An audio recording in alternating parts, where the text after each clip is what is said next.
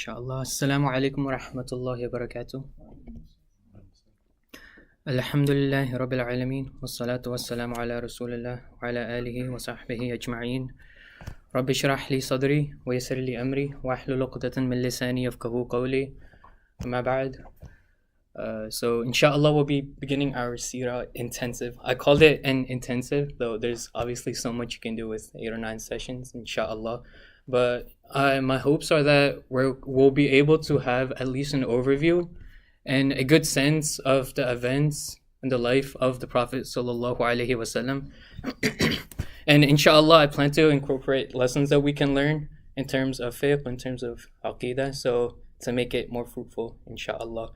And so before I start with the actual life of the Prophet sallallahu alaihi wasallam in the seerah, I want to give a brief overview of the political, the religious, the cultural landscape of Arabia at this time, the geographic area where the Prophet sallallahu alaihi wasallam was born. And so I want to start off by going over the genealogy of the Arabs. So the scholars say that the Arabs, they mainly branch from 2 tribes. You could say the 2 tribes, and they are known as Al-Arab Al-Ba'ida, which means the perished Arabs, and Al-Arab Al-Baqiyya, which means the remaining Arabs. In Urdu we have a word to Baqi, which means like the remaining Arabs.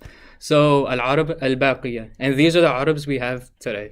And Al-Arab Al-Ba'ida, the perished Arabs, the scholars say that these are the ones that the Quran states as Ad and Thamud, which lived according to Ibn Khaldun around 3000 to 5000 BC. So this is way before the time of the Prophet sallallahu alaihi wasallam, and this group of Arabs, it doesn't remain any longer today. However, in terms of Al-Arab Al-Baqiyya, which means the remaining Arabs, so this branch, it's Al-Ba'ida and Baqiyya. The Ba'ida are done. The Baqiyya, they're still remaining, and under them are 2 branches. So under Baqiyya, there's 2 branches. One of them is Adnan, the Adnanis, and the other is Qahtan, the Qahtanis. And the Qahtanis, they're mainly in Yemen, and they're also said to be the original Arabs, because the son of Qahtan was Ya'rab, and some say Ya'rib. So the word Arab comes from the son of Qahtan. And the other branch that we talked about under Ba'ida is Adnan. And this is the ancestor of the Prophet sallallahu alaihi wasallam. And they say that the Prophet sallallahu alaihi wasallam is his 20th grandson. And there's ijma' on this as well. So there's consensus that he is the 20th grandson. So in terms of the political landscape, we know that Ibrahim alayhi salam, he went to Mecca. And he visited Mecca, and he's the one who built the Kaaba there. And he is also the one who made it a haram. Okay, he made it a sacred place, a haram. So I want to ask, does anyone know why we say haram to refer to this place? Because the word haram, it comes from the same root as haram. So what's the relation there? Does anyone know? Polar opposites? It's not that. Go ahead.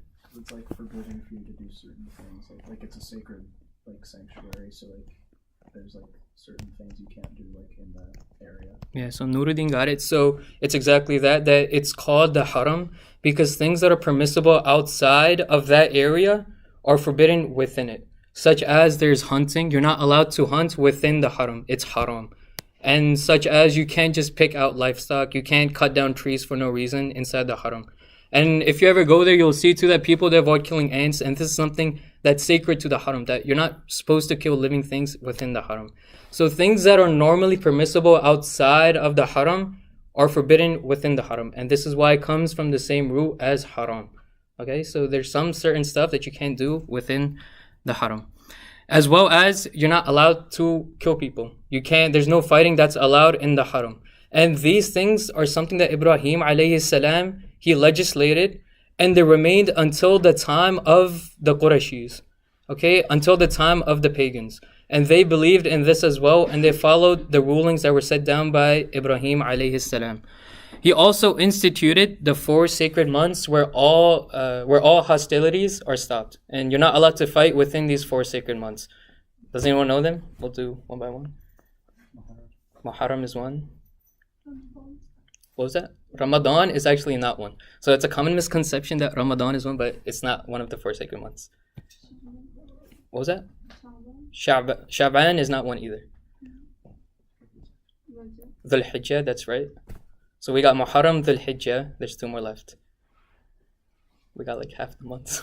The other 2 are Dhul Qa'dah and Rajab. Right? So these are the 4 sacred months in which all hostilities are ceased. And the pagans of Arabia, they believed in this as well. So during these 4 months, it was like well known that you would not go out and fight another tribe during these 4 months. Okay, he instituted also the Hajj pilgrimage and all of its rituals. Because we know in the Seerah as well that the pagans, they would do tawaf around the Kaaba. And so where did they learn how to do this? Where they even had their own talbiyah. Where did they learn this? It came down at the time of Ibrahim alayhi salam. However, they modified it and they obviously added in practices that weren't supposed to be there.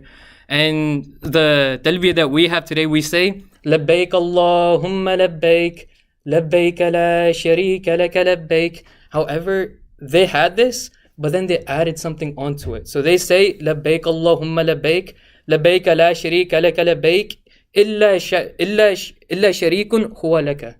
So this phrase, illa sharikun huwa laka, it means thou has no associate save the one who is already yours. And so they're referring to their idols. So they're saying that Allah has no associate except illa, those who are already within His power. So meaning these other idols. And so they included this into their talbiyah, which was not at the time of Ibrahim alayhi salam. And this is where they obviously went the wrong way. So who caused these Arabs to go the wrong way? Who was it that started this introduction of all this stuff that was not monotheistic, that was not upon the religion of Ibrahim alayhi salam? Go ahead. You want to take a guess? No? Alright. Anyone else? Who was it that changed the religion of Ibrahim alayhi salam? Yeah, so it was Amr ibn Luhay.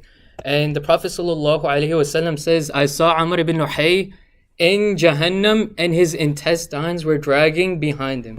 This is Amr ibn Luhay, and this is the punishment that Allah subhanahu wa ta'ala gave to him for introducing paganism to the Arabs.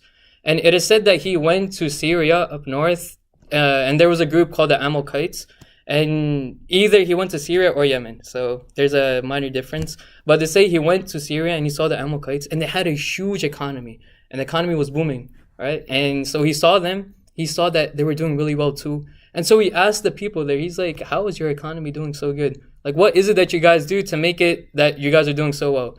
And they say that we have a God and his name is Hubal. And it's an idol that we worship, and it's because of Hubal that we have everything that we have. And so he took the idol with him, Hubal, and he brought it back to Mecca. And this is where idol worship began in Mecca. Okay, and this is Amr ibn Luhay. And so Abu Raja' radiallahu anh, he narrates about their idol worship. He says that before Islam, they used to worship idols. And he says we used to worship rocks, actually. And he said when we found a rock more beautiful than the rock we had, we used to throw our old rock away and then worship the new one. Like, subhanAllah, this is what they're considering gods. And they're just switching it like every other day. They see a more better rock, so they just throw the old one away. And then he says if we're traveling and we don't have a rock with us, or we lost our rock to worship, then we would gather the sand in a pile and we would use a camel's milk or sheep's milk to harden that sand. And then we would do tawaf around that pile of sand. All right, just to have something to worship. And after that, he goes on to say that this is what we used to do during the time of Jahiliyyah, during the time of paganism. And now I have a question that the father of the Prophet sallallahu alaihi wasallam, anyone know his name? Abdullah, that's right. So his name is Abdullah, which means servant or slave of Allah. So I want to ask, how is it that they have Allah within their culture? How is it that they have a God named Allah? Go ahead. They still worship Allah, even though they also added other deities. That's right. So they also, at that time, they did worship Allah subhanahu wa ta'ala. They had a God who was named Allah, and this God was also the highest. It was above all the other idols that they had. And they called it Allah, and they worshipped Allah subhanahu wa ta'ala before as well. And something to note is that they saw these other idols as intercession between them and Allah subhanahu wa ta'ala. So they saw these idols to be a form that they can go to and make dua to them, so that they would make dua to Allah subhanahu wa ta'ala. And one thing to note is that they didn't have an idol for Allah subhanahu wa ta'ala. Because subhanAllah, even they realized that Allah is too above for an idol, for there to be a figure of Allah subhanahu wa ta'ala. So they didn't have any figure of Allah subhanahu wa ta'ala, not even during their Jahili days. And Allah subhanahu wa ta'ala references in the Quran, He says in Surah Yunus, وَيَعْبُدُونَ مِن دُونِ اللَّهِ مَا لَا يَضُرُّهُمْ وَلَا يَنْفَعُهُمْ. And they worship other than Allah that which neither harms them nor benefits them. وَيَقُولُونَ هَؤُلَاءِ شُفَعَاؤُنَا عِنْدَ اللَّهِ. And they say that these are our intercessors with Allah subhanahu wa ta'ala. So they're worshipping them as a form of intercession between them and Allah subhanahu wa ta'ala. And this is stated in Surah Yunus as well. So we know that pagans existed during this time in Mecca, during the birth of the Prophet sallallahu alaihi wasallam and before that. However, there was another group also present, and we call them the Hunafa, the Hanifs of Mecca. And these Hanif were people who were on the Abrahamic religion. They weren't Christians or Jews, because these people, subhanAllah, they realized that idol worship, Christianity and Judaism, that it has been modified from the time that it came down. And so they followed a Abrahamic religion. And we also know that the tribes of Medina, the Jewish tribes, a lot of the people were there because they had in their books, they had in their Torah that there will be another Nabi that is coming down. And that's because there was no other reason for the Jews to be in Medina, other than they had some sort of intuition from their books that there would be a Nabi coming down in that area. And that's why they settled down there. And when the Prophet ﷺ, I'm fast forwarding, when he went to them and he told them that it's in your books, so why aren't you believing in me? They said, we only do it because we didn't think that you would be from amongst the Arabs. So it was arrogance that made them disbelieve. They said, we thought that you would have been from amongst us. Alright, so this is that. And I want to say, so these, the Hunafa, the people who follow the Abrahamic religion, some of their names are, we went over them in the Sahaba Halaqa series, if anyone remembers them. Any of the Hunafa, the Hanif of Mecca. So one was Zayd ibn Amr ibn Nufail, and he was perhaps the most popular. Another one was Waraqa ibn Nawfal, who inshallah will come up in a bit. Ubaydullah ibn Jahsh, Umayyah ibn Abi Salt, Uthman ibn al-Huwayrith, and Qus ibn Sa'ida. Qus ibn Sa'ida. And Qus ibn Sa'ida, I'll just mention him, is that he was one of the most famous Hanif. One of the most famous Hunafa. Why? Because he was famous, not because he was a Hanif, but because he was a poet. So he was a really, really famous poet, perhaps one of, if not the most famous poet in Arabia. And one thing you have to know is that the Arabs, they absolutely love poetry. It was their number one hobby. They love to read poetry, they love to write poetry. Everyone loved poetry. And Qus ibn Sa'ida, he was a celebrity pretty much. And it's narrated that one time he came to an annual festival of the Qurayshis, of the Arabs, and it was known as the Suq al-Uqad, the Suq of Uqad. And over there, they would have competitions. There would be wrestling competitions that Umar ibn al-Khattab would take part in. They would have poetry competitions as well. And one of the years, Qus ibn Sa'ida came, and he was probably an honorary guest because no one's going to beat him in a poetry competition. And he recited one whole stanza of poetry. And many, many years later, the Prophet ﷺ recalled it. And he asked the Sahaba, he says, does anyone remember that line of poetry that Qus ibn Sa'ida said at the Suq of Uqad? And it was Abu Bakr radiallahu anhu who recited the whole poem. And just to give you a brief overview of it, I'll just allow you to hear it because subhanAllah, even if you're not Arab, you can still appreciate just by hearing it how good the poetry is.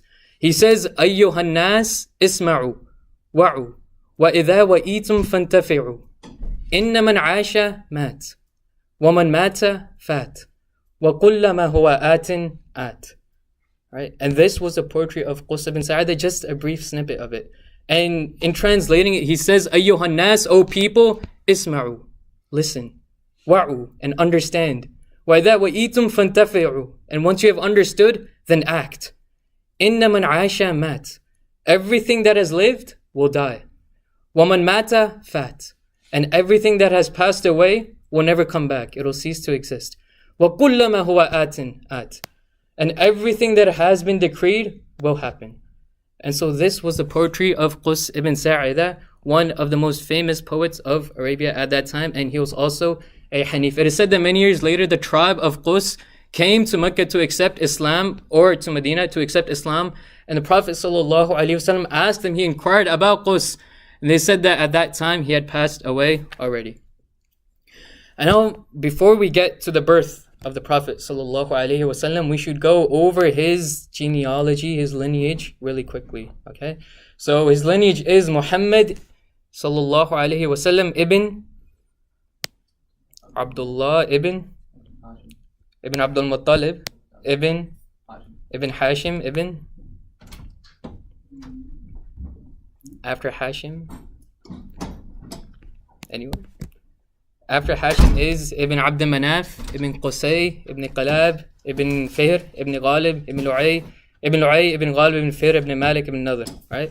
So that's the genealogy of the Prophet ﷺ, all the way up to Adnan, who then connects to Isma'il alayhi salam, who connects to Ibrahim alayhi salam, all the way to Adam alayhi salam, just like all of us.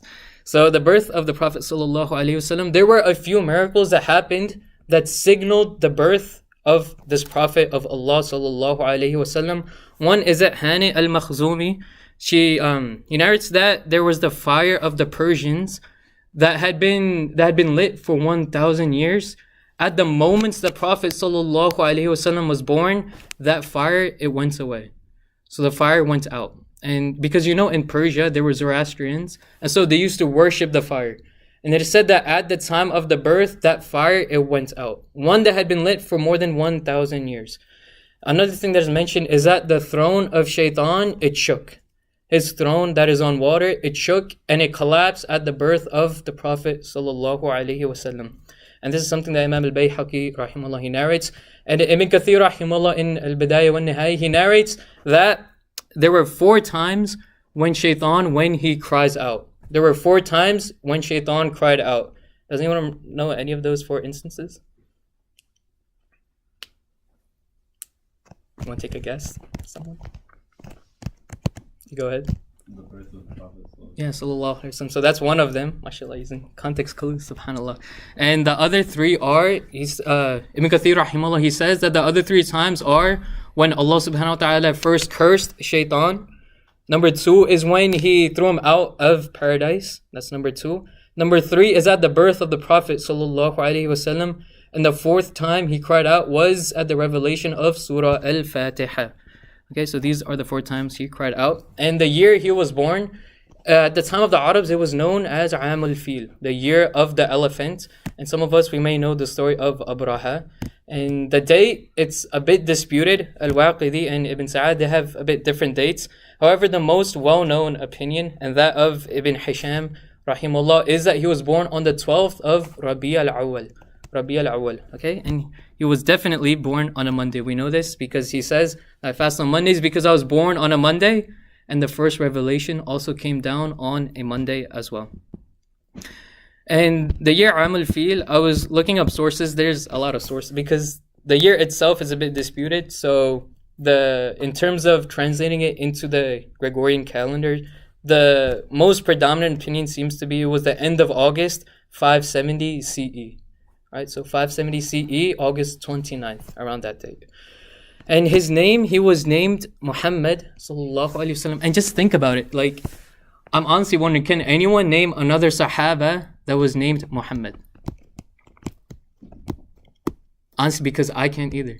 It was such a unique name at that time that it was very, very uncommon for a child to be named Muhammad, which means praiseworthy in Arabic.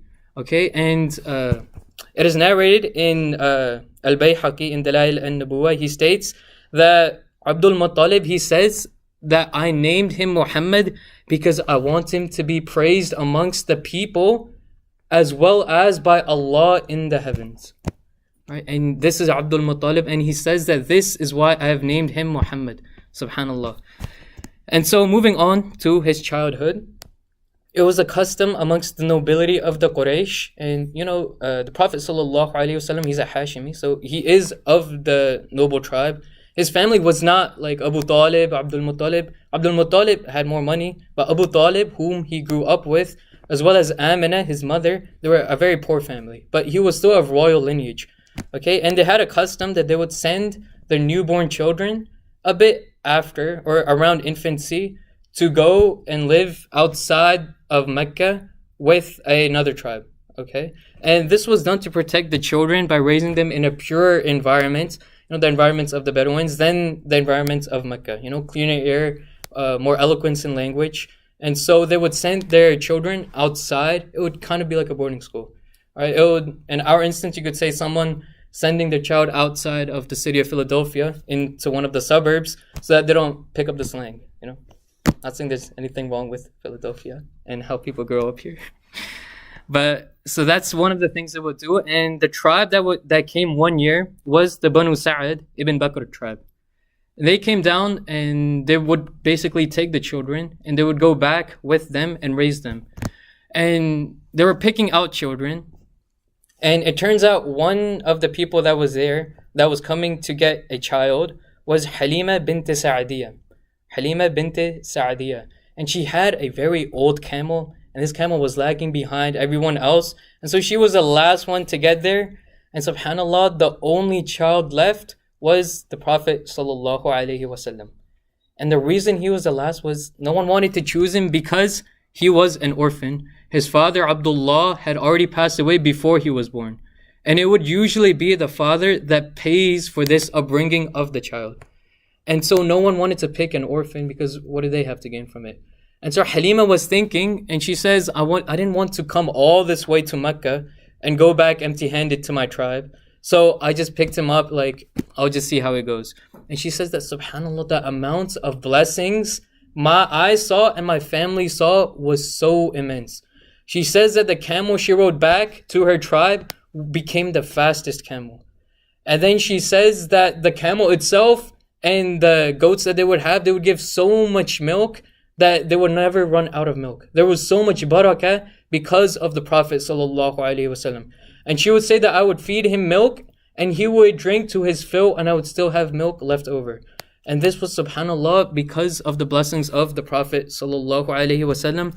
So many blessings that she persuaded Amina time and time again to let him remain with her for a little bit longer. She said, just allow him to remain a bit longer. And her husband would even say that, I believe, oh Halima, that you have brought a blessed soul into this house. And so she would beg Amina, just let me have him for a little bit longer, because she didn't want to return him and lose the blessings. Until one day, it is said, the Prophet sallallahu alaihi wasallam, he was playing with a group of children. And they're just playing, and then Jibreel alayhi salam, he comes down. And all the other kids, they see him and they run away. All of them, they run away. And so he grabs a hold of the Prophet sallallahu alaihi wasallam and he extracts his heart and his soul, and there's a black spot on it. And he removes that black spot and then puts his heart back in, his soul back in. And then the Prophet sallallahu alaihi wasallam, after this, he goes back to Halima, and Halima became scared at this story because she didn't know what just happened. And so she gives him back to Amina after this event, because she didn't want anything to happen to him while he was under her care. So what is this black spot? This black spot is the ability of sinning. And this is why the majority, we say that the Prophet ﷺ, they're not capable of doing sins. They may make mistakes, but they're not capable of doing what we call sins. And so Jibreel alayhi salam, he removed this spot from the heart of the Prophet ﷺ. And the ulama, they say that every time a child is born, Shaitan, he pricks them. He pricks them, and this is what causes that black spot to form.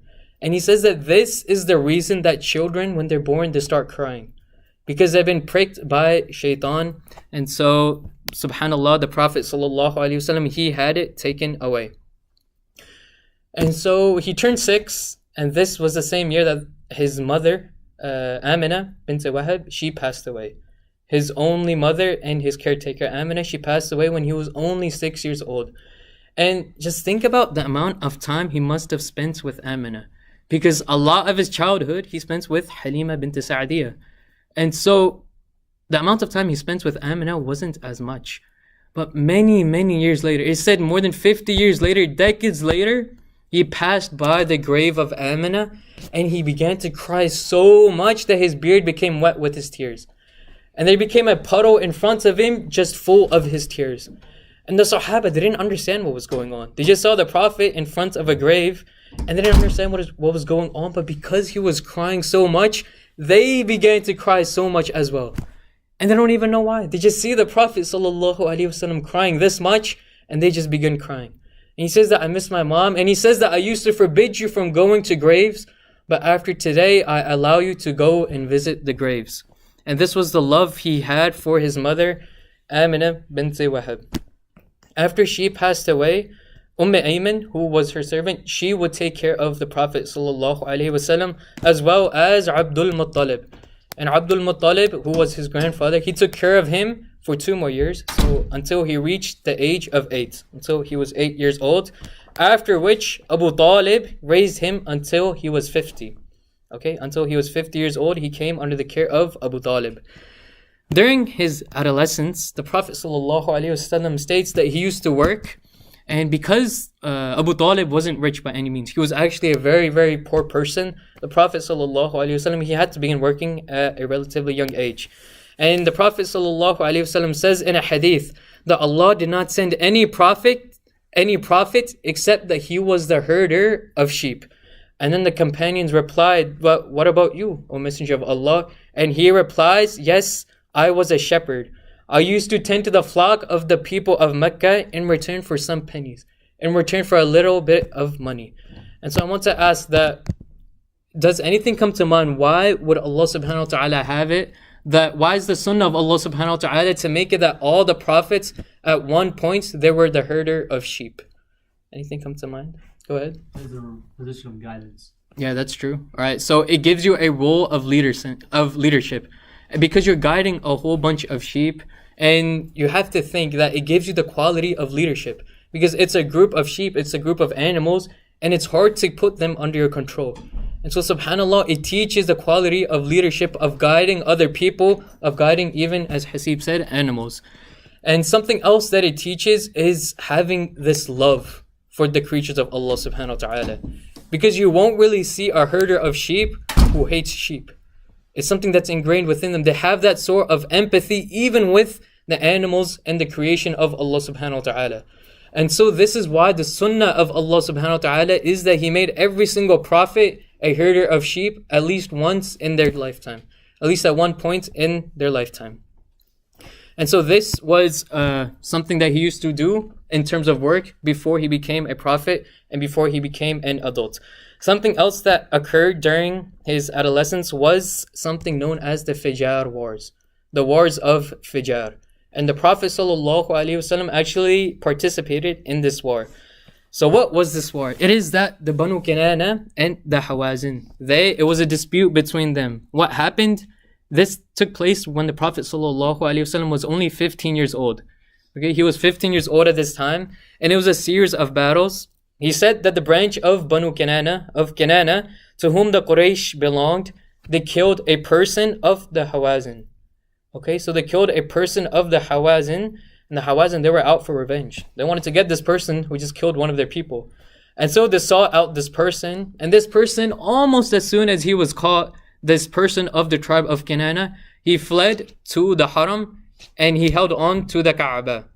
And then the Hawazin, they killed him there. Okay? So why would this make the Quraysh extra mad? Does anyone know? Go ahead. Yeah, that's right. So because it was at the Kaaba, and before we were going earlier that it's called the Haram because there's some stuff that you're not allowed to do in the Haram as you are outside of it. And it's haram to hurt or to kill someone within the Haram. And so when the Hawazin did this, the Quraysh, they basically called all-out war, even though it was their person that killed one of theirs. So they called all-out war. And the Prophet ﷺ recalled these events at a later date. And he says that I remember participating in the Fijar wars. I would collect and return arrows for my uncles. And then he says this, he says, and I do not regret participating in this war. So what do the ulama extract from this end portion? That I do not regret participating in the war. And this is something that Ibn Hisham states in the Seerah al-Nabawiyah. And the ulama, they say that it is permissible to help someone who's being treated unjustly, even in a way that's not related to deen. Because the Prophet ﷺ says that I do not regret participating in this war. Whenever there's someone whom injustice is being done to, obviously when we're thinking about this, we're thinking about right now in Palestine, but that's something tied to the religion. That's as part of the religion, you're supposed to help them. But I'm talking about outside of the religion. So let's say the Native Americans fighting against the colonial Americans. If you're a Muslim at that time, you could help the Native Americans. It's something that's definitely allowed, even though their dispute was having nothing to do with religion. But because they are the oppressed, the Muslims, they will always side on the side of the oppressed against the side of the oppressor. The ulama, they do have a sort of difference on how much you're able to help out the oppressed in cases where it's not related to deen. But obviously in terms of monetary wealth, you are allowed to help them in terms of monetary wealth. And so our last portion for today, I'll talk about the Hilf al-Fudul. The Hilf al-Fudul. Okay, the Hilf al-Fudul is the name of a treaty that was made, a pact between the tribes of Arabia. And the story starts that a Yemeni man, he came to Mecca to perform the Hajj. Okay, and to fund his travels, he came to Mecca, as a lot of people would do, they would trade. And so to fund his travels, he sold a lot of his armor, his swords, armory and items to Al-As ibn Wa'il. Al-As ibn Wa'il, the father of Amr ibn Al-As, the grandfather of Abdullah ibn Amr ibn Al-As. And radiyallahu anhum, both of them became Sahaba. Al-As, he never became a Sahaba, and he was actually a strong opponent of the Prophet sallallahu alaihi wasallam. But look how his son and his grandson, they became such amazing supporters of Islam. Like Abdullah ibn Amr ibn al-As, he's known as one of the Abadila, and subhanAllah, the amounts of karam that Allah subhanahu wa ta'ala had blessed him with, that was Abdullah ibn Amr ibn al-As. So this is Al-As ibn Wa'il, the grandfather of Abdullah. And it is said that when this Yemeni man, he sold his stuff to Al-As ibn Wa'il, Al-As, he didn't really give him the payment. He didn't give the payment that he had promised this Yemeni man. He kind of held on to it, and he's like, I'll just give it to you later.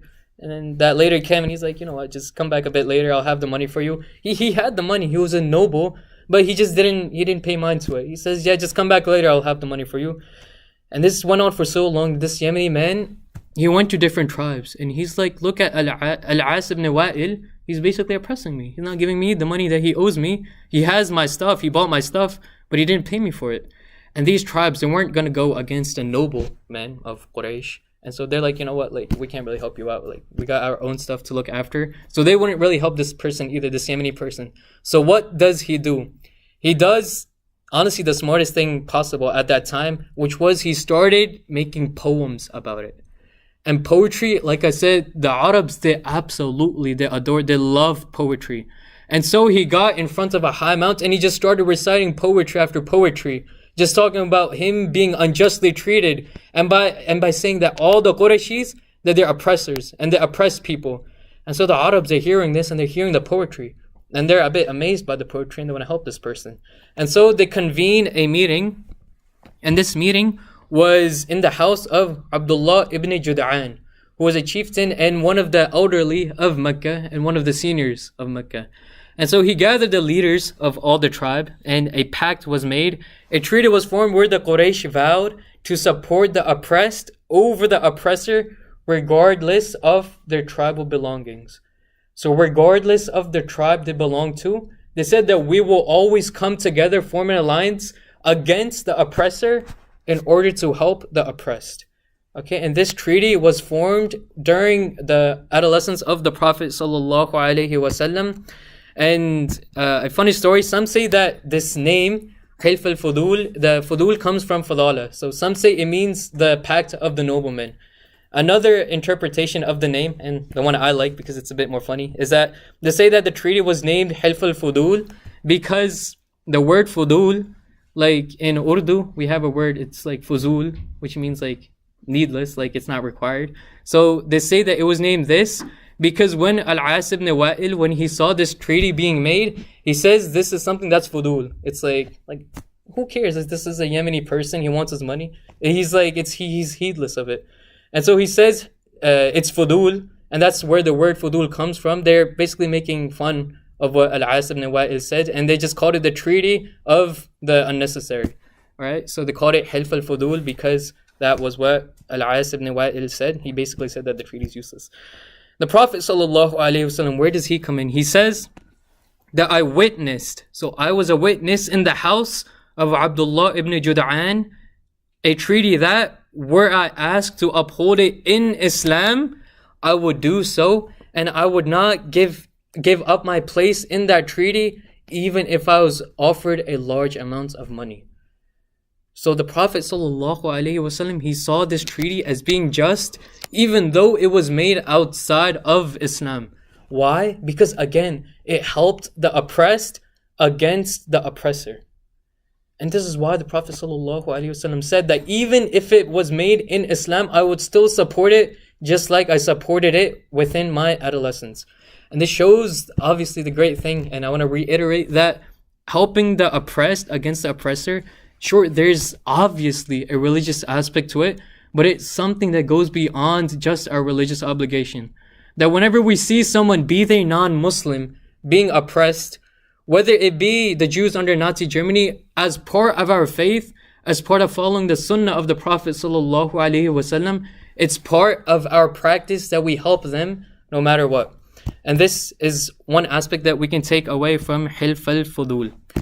And so this is, inshallah, where I'll stop. And next session we'll go over with his adult life and his marriage to Khadija radiallahu anha. سبحانك اللهم وبحمدك أشهد أن لا إله إلا أنت أستغفرك وأتوب إليك. Before I finish off, does anyone have any questions? No? Alright, inshallah. So we'll stop here. And Jazakallah khair for coming. We'll spend the rest of the time until Maghrib making dua and asking for repentance. Jazakallah khair for coming. Assalamu alaikum wa rahmatullah. Okay, so during this time we stopped at the adulthood of the Prophet sallallahu alaihi wasallam. So this is past, we're now past his adolescence. And I want to start by talking about his marriage with Khadija radiallahu anha. His marriage with Khadija radiallahu anha. And it is recorded that one day the sister of Khadija, does anyone know her name? So her name was Hala. And Hala, she comes up in the Seerah again. She's a minor character, but the thing is, whenever she visited the Prophet sallallahu alaihi wasallam after the passing of Khadija, he would always become so happy. And he would always have a big smile on his face whenever Hala came to visit, because it would remind him of Khadija radiallahu anha. And he became so happy that Aisha radiallahu anha, she narrates that whenever Hala came to visit us in the house, I would become a little jealous, because I would see how much love the Prophet sallallahu alaihi wasallam had for Khadija because of how he talked and treated Hala radiallahu anha. So it is narrated that Hala, one day she hired the Prophet sallallahu alaihi wasallam in order to herd sheep. And we know that herding was something that the prophets did. That it was the sunnah of Allah subhanahu wa ta'ala that whenever there was a prophet, he would make them the herder of animals. And we know that this is how the Prophet sallallahu alaihi wasallam earned an income. So it stated that one day Hala, she hired two people. One was Muhammad sallallahu alaihi wasallam and another man. And she told them to herd her animals. And so they went out and herded the animals, after which the person whom the Prophet sallallahu alaihi wasallam was with, he says, all right, Muhammad sallallahu alaihi wasallam, we're done. So let's go back to the house of Hala to take our payment, to take what she owes us. And then after this, Muhammad sallallahu alaihi wasallam says to his friend, he says to his companion that you go to the house of Hala and collect the payments on my behalf as well. And so the companion's like, all right, I'll do it. And so he goes to the house of Hala and he tells Hala, he's like, my companion's not here with me because he told me to go and collect the payments on his behalf. I know Hala, she's thinking, she's like, I hired two people and I want to make sure that he's not taking the due that is owed to Muhammad sallallahu alaihi wasallam as well. And so she asks him, then where is your companion? Why isn't he coming to collect the payments? And then the companion says, he says that Muhammad sallallahu alaihi wasallam told me that he is shy in meeting women. That he sent me because he says that I am modest and I am too shy in meeting a woman. And that is why he has sent me. And listening in the back to this whole conversation in the house was Khadija radiallahu anha, because obviously she lives in the same house as Hala. And Khadija, she knew the character of the Prophet sallallahu alaihi wasallam. Because as we know, what was the nickname of the Prophet during this pre-Islam time? Does anyone know his nickname? Yeah, Sadiq al-Amin. Na'am. So meaning the truthful, the sincere one. And Khadija, she knew this as well. And this is exactly, we can say it's a coincidence, but Qadr Allah, this is exactly what Khadija radiallahu anha needed for her business. Because she was a very affluent businesswoman. And mashallah, Allah subhanahu wa ta'ala had put barakah into her business. And she gained lots of wealth. But one problem that she would always have is that she would send a caravan, but she would make someone else in control of that caravan in order to trade it. So she would hire someone else to take this caravan full of goods in order to trade it in the other lands. This is a form of business known as mudaraba, where which she provides the capital and then someone else takes it and trades it. And the one problem she would always run into is that whenever someone would go and trade, they would take a bigger share of the profits than they had agreed upon. So they would basically cheat her out of her portion of the profits. And so when she heard of the Prophet sallallahu alaihi wasallam, someone known as the truthful, someone known as Al-Amin, who would not cheat her out of her due, she hired him and she told her servant Maysara to accompany him on the trading as well, just so that he could look at his character.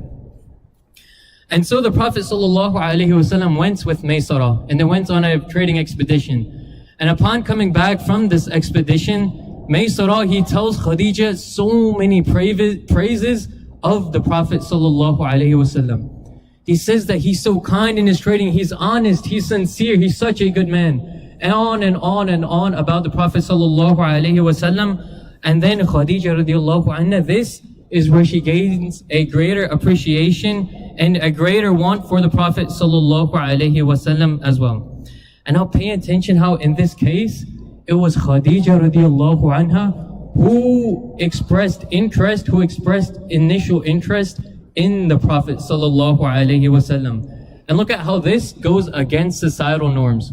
Where nowadays, where we see, if we ever see or hear of a sister making an initial interest in a brother, we're often like, astaghfirullah, where's the haya? But look how in this case, it's Khadija radiallahu anha who is expressing that interest in the Prophet sallallahu alaihi wasallam, showing how Islam, it goes way above societal norms and how it's above all of that. And so subhanallah, she expressed her interest by calling one of her friends. And she told her friend Nafisa, and she talks to her and tells her about her interest in the Prophet sallallahu alaihi wasallam and to ask him what he thought of Khadija. And now Nafisa is listening to this, and subhanallah, obviously, the sisters, they love this type of talk. So Nafisa, she jumps on it. And she meets the Prophet sallallahu alaihi wasallam with all this tea that she has. And now I want all the wingmen, all of you guys, you should be taking notes, because subhanallah, Nafisa, she goes to the Prophet sallallahu alaihi wasallam. And she says to him, she says, why did you not get married yet, O Muhammad sallallahu alaihi wasallam? And then the Prophet sallallahu alaihi wasallam replies that I have not yet gotten married because I don't have enough money. I don't have enough money to get married. Recall that Abu Talib, he wasn't very affluent. Even though he came from a royal lineage, he didn't have much money, which is why the Prophet sallallahu alaihi wasallam had to work as a herder from a very young age. So he didn't have much money. And also that he had to take care of Ali radiallahu anhu, who was much younger than him, and it was basically almost like a son to him. And so he didn't have much money. And then Nafisa says to him, she says, if there is a woman who is pretty, wealthy, and honorable, would you agree? And then the Prophet sallallahu alaihi wasallam, he's thinking, he's like, she's definitely thinking about someone. So he asks her that, who are you thinking about then? Who do you have in mind? To which Nafisa replies, I have in mind Khadija bint Khuwaylid. And then the Prophet ﷺ replies that how can I attain this? Because Khadija, she's from a royal lineage as well, but she also has a large amount of money. And so he asks Nafisa that how can I attain this? To which Nafisa replies that just leave this to me, don't worry about it. She didn't tell him that we already talked about it, but she's like, just leave it to me. I got it under control. And then the Prophet ﷺ says to Nafisa that, oh Nafisa, if Khadija agrees to this in marrying me, then I agree to it as well, and you can let her know. And so Khadija radiallahu anha, she hears of this news, and obviously she's delighted, and they get married, and it is stated that Abu Talib and Hamza radiallahu anhu, because Abu Talib never became a Sahaba, accompanied the Prophet sallallahu alaihi wasallam, and Khadija radiallahu anha, she was accompanied by her uncle, and some say Waraqa ibn Nawfal as well. And at this time, he was 25 and she was 40, according to Ibn Sa'd and Ibn Ishaq, which again goes against the societal norms of the man being older than the woman in marriage.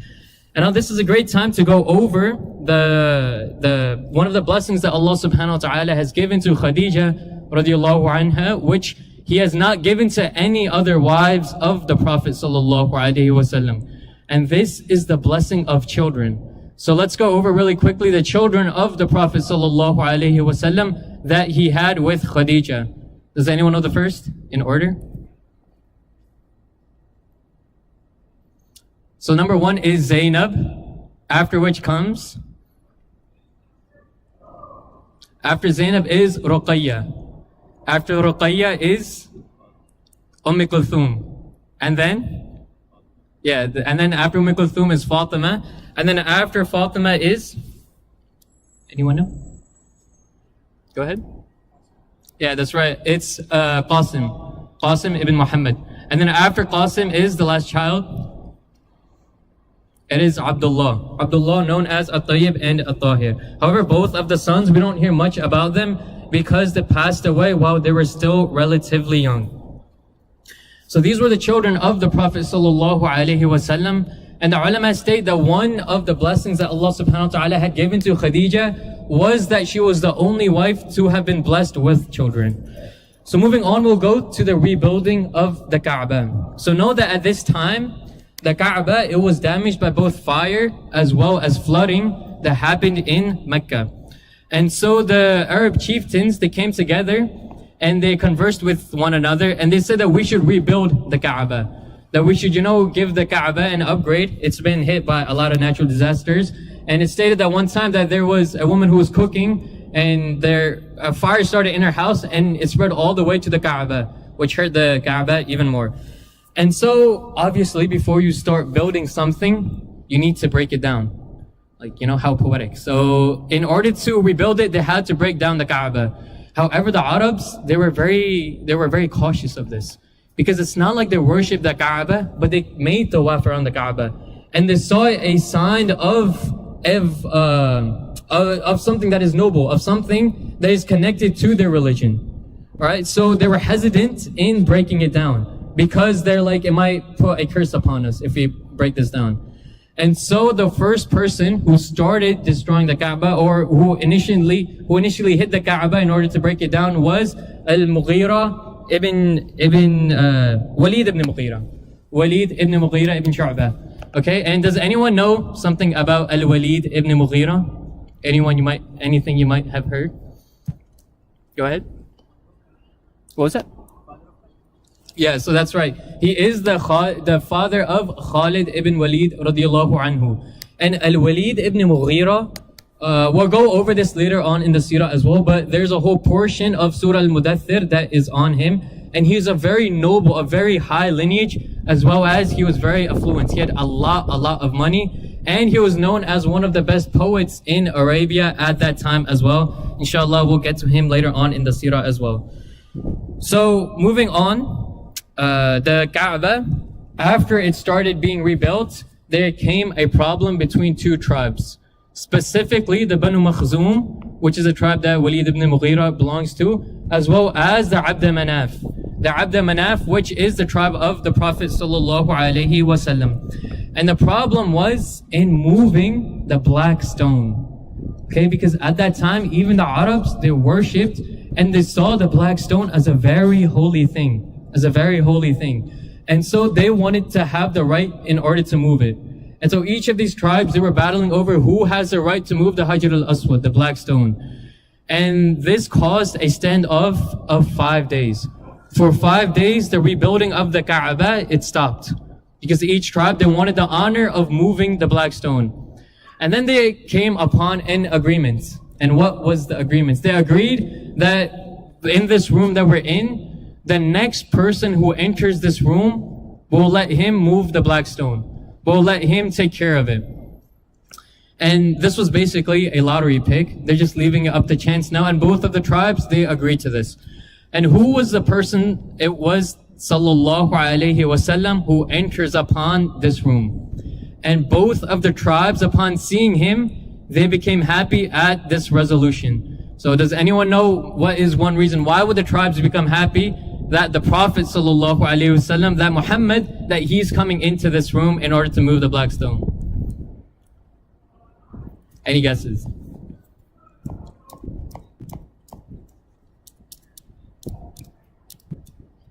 Alright, because as we went over his character pre-Islam in Arabia, everyone knew him to be of perfect character. He was known as As-Sadiq al-Amin, he was known as Al-Amin, so no one would ever have any issue with Prophet Muhammad sallallahu alaihi wasallam moving the stone. So they were all very happy. And so the Prophet sallallahu alaihi wasallam, he comes up with a solution. He brings a mat and he tells the leaders of each tribe to hold on to one corner of the mat.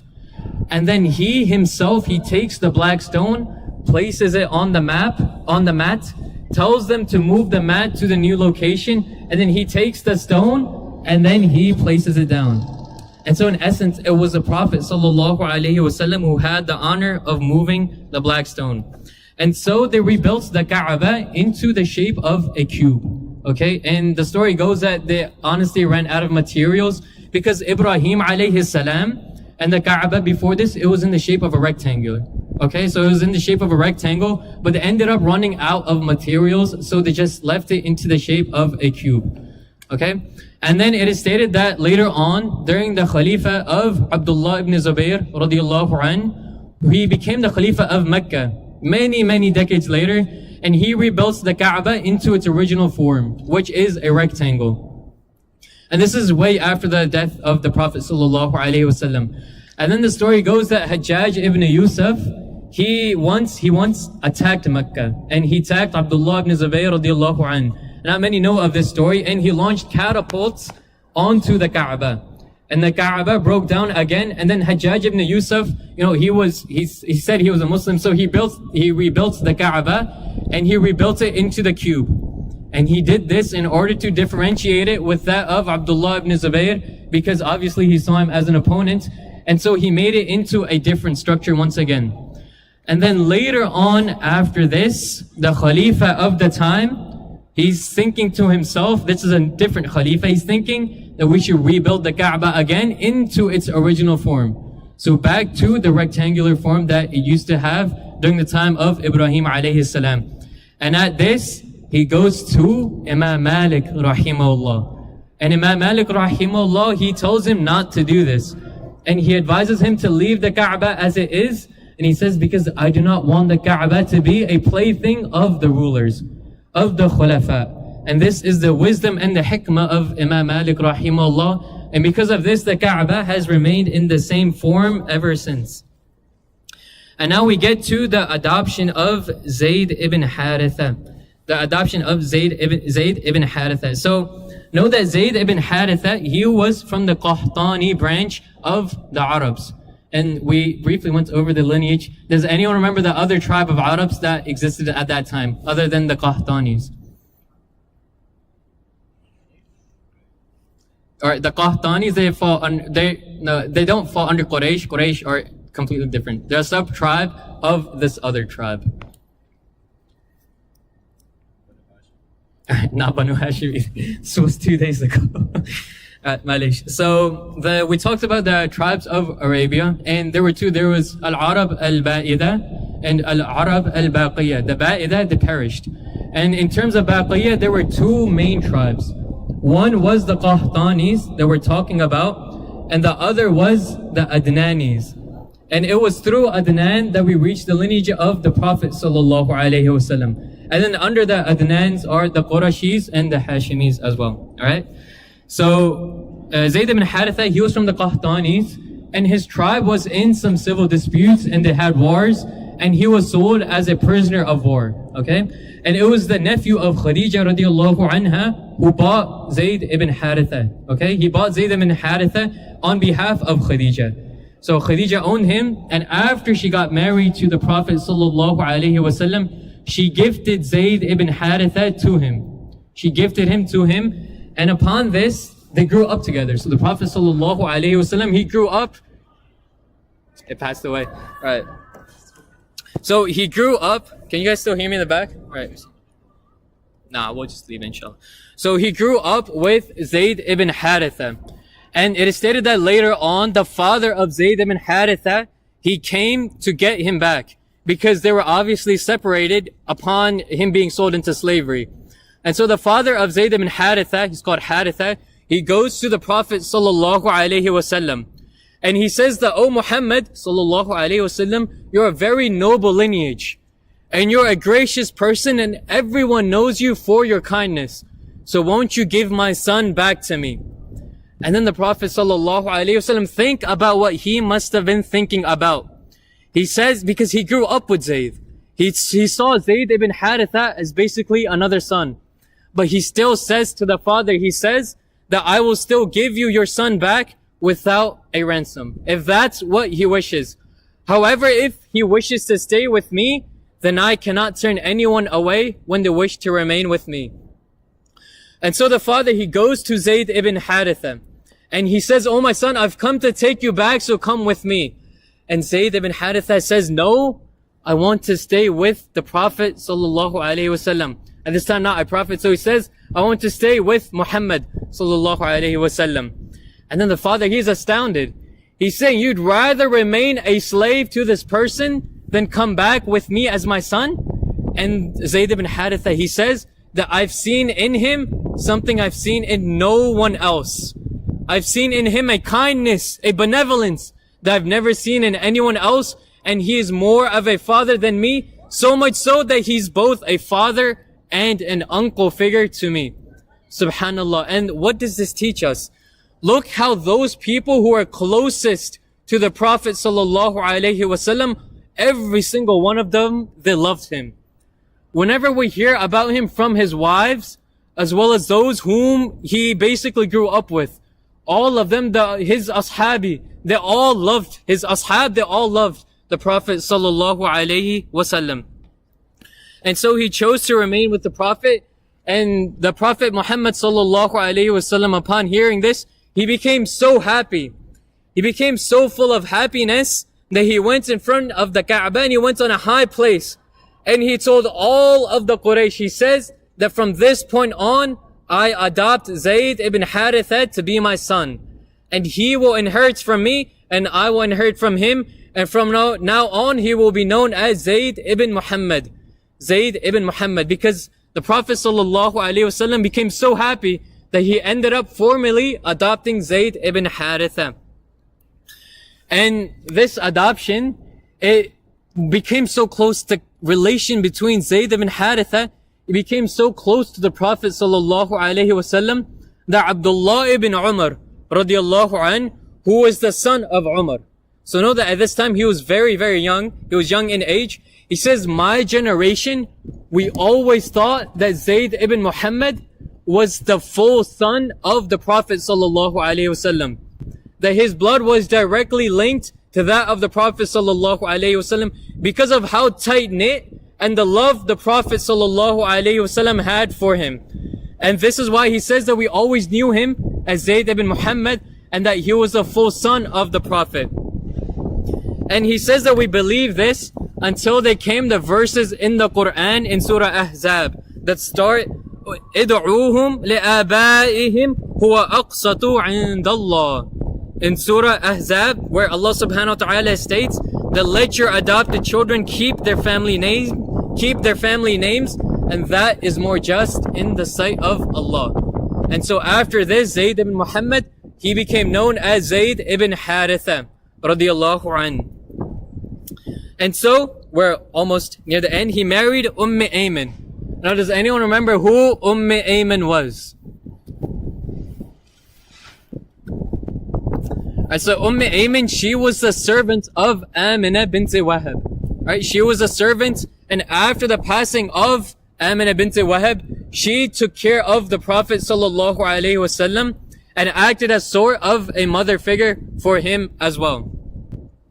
And so the story goes as the Prophet sallallahu alaihi wasallam asked that who amongst you wants to marry a woman from the women of Jannah?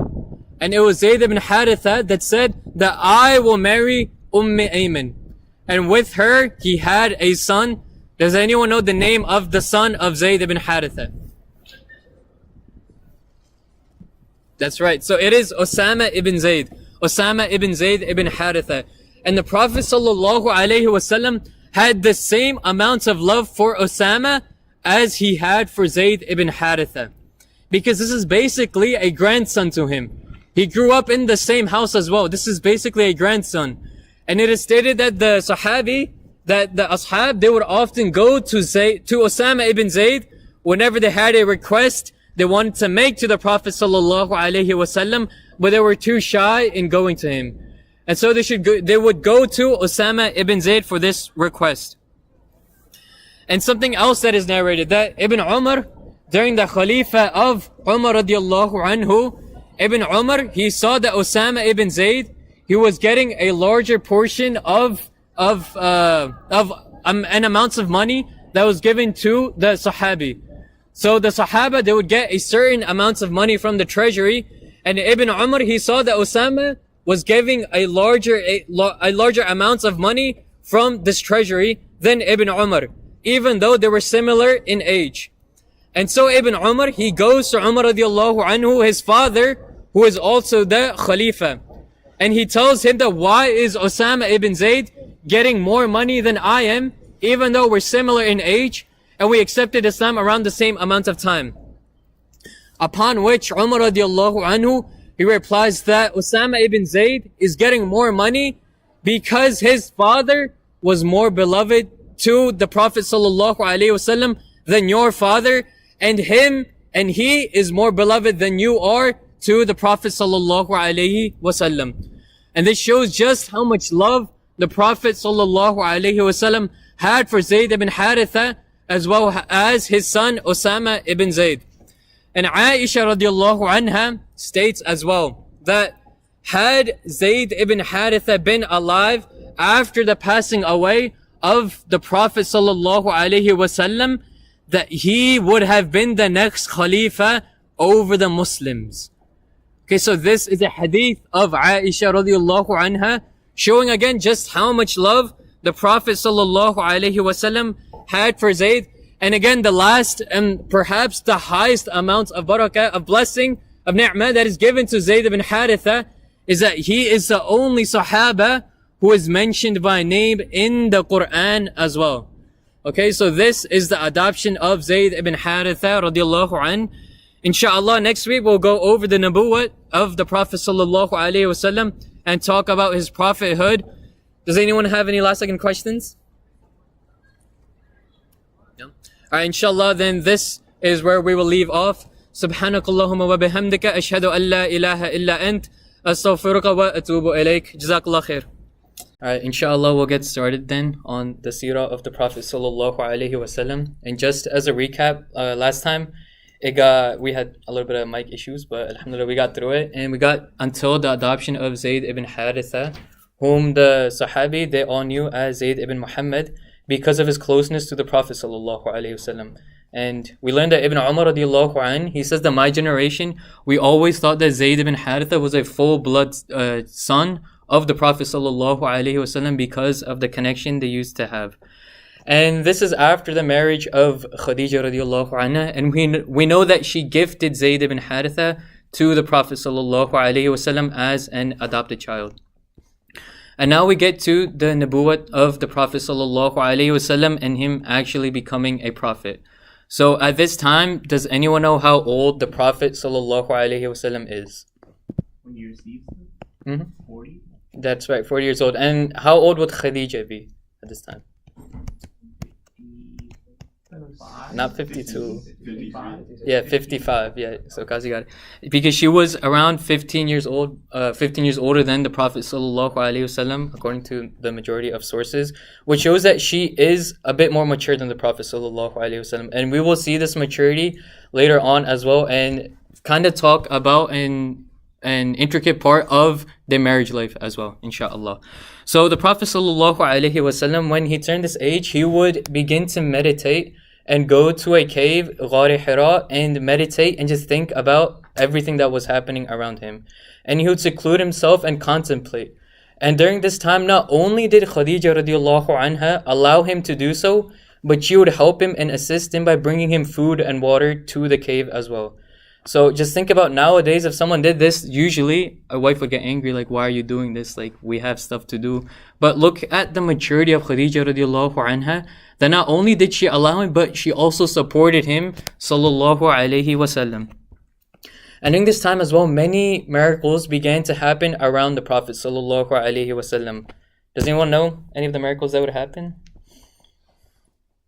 This is the time before the Prophethood. Like the total time? Or like any miracle that happened during this time. Didn't he got his heart transplanted or something, right? Yeah, so he did have his heart removed. This was during his childhood, and it is a miracle, and that was Jibreel alayhi salam, or an angel that took away the spot that commits sins, so he was not able to do sins. Something that happened closer to the time of him receiving the first revelation is that he noticed that the rocks themselves of Mecca would begin to say salam to him. So he'd just be walking, and even a stone would give him salams.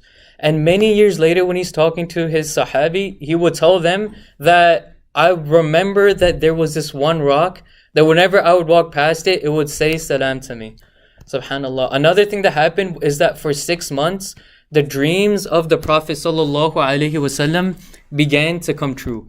And we know that the dreams of the Prophets, they're special because they always come true, that they're usually a sign. And so the Prophet ﷺ for 6 months before the first revelation, he would see a dream, and this dream would end up coming true.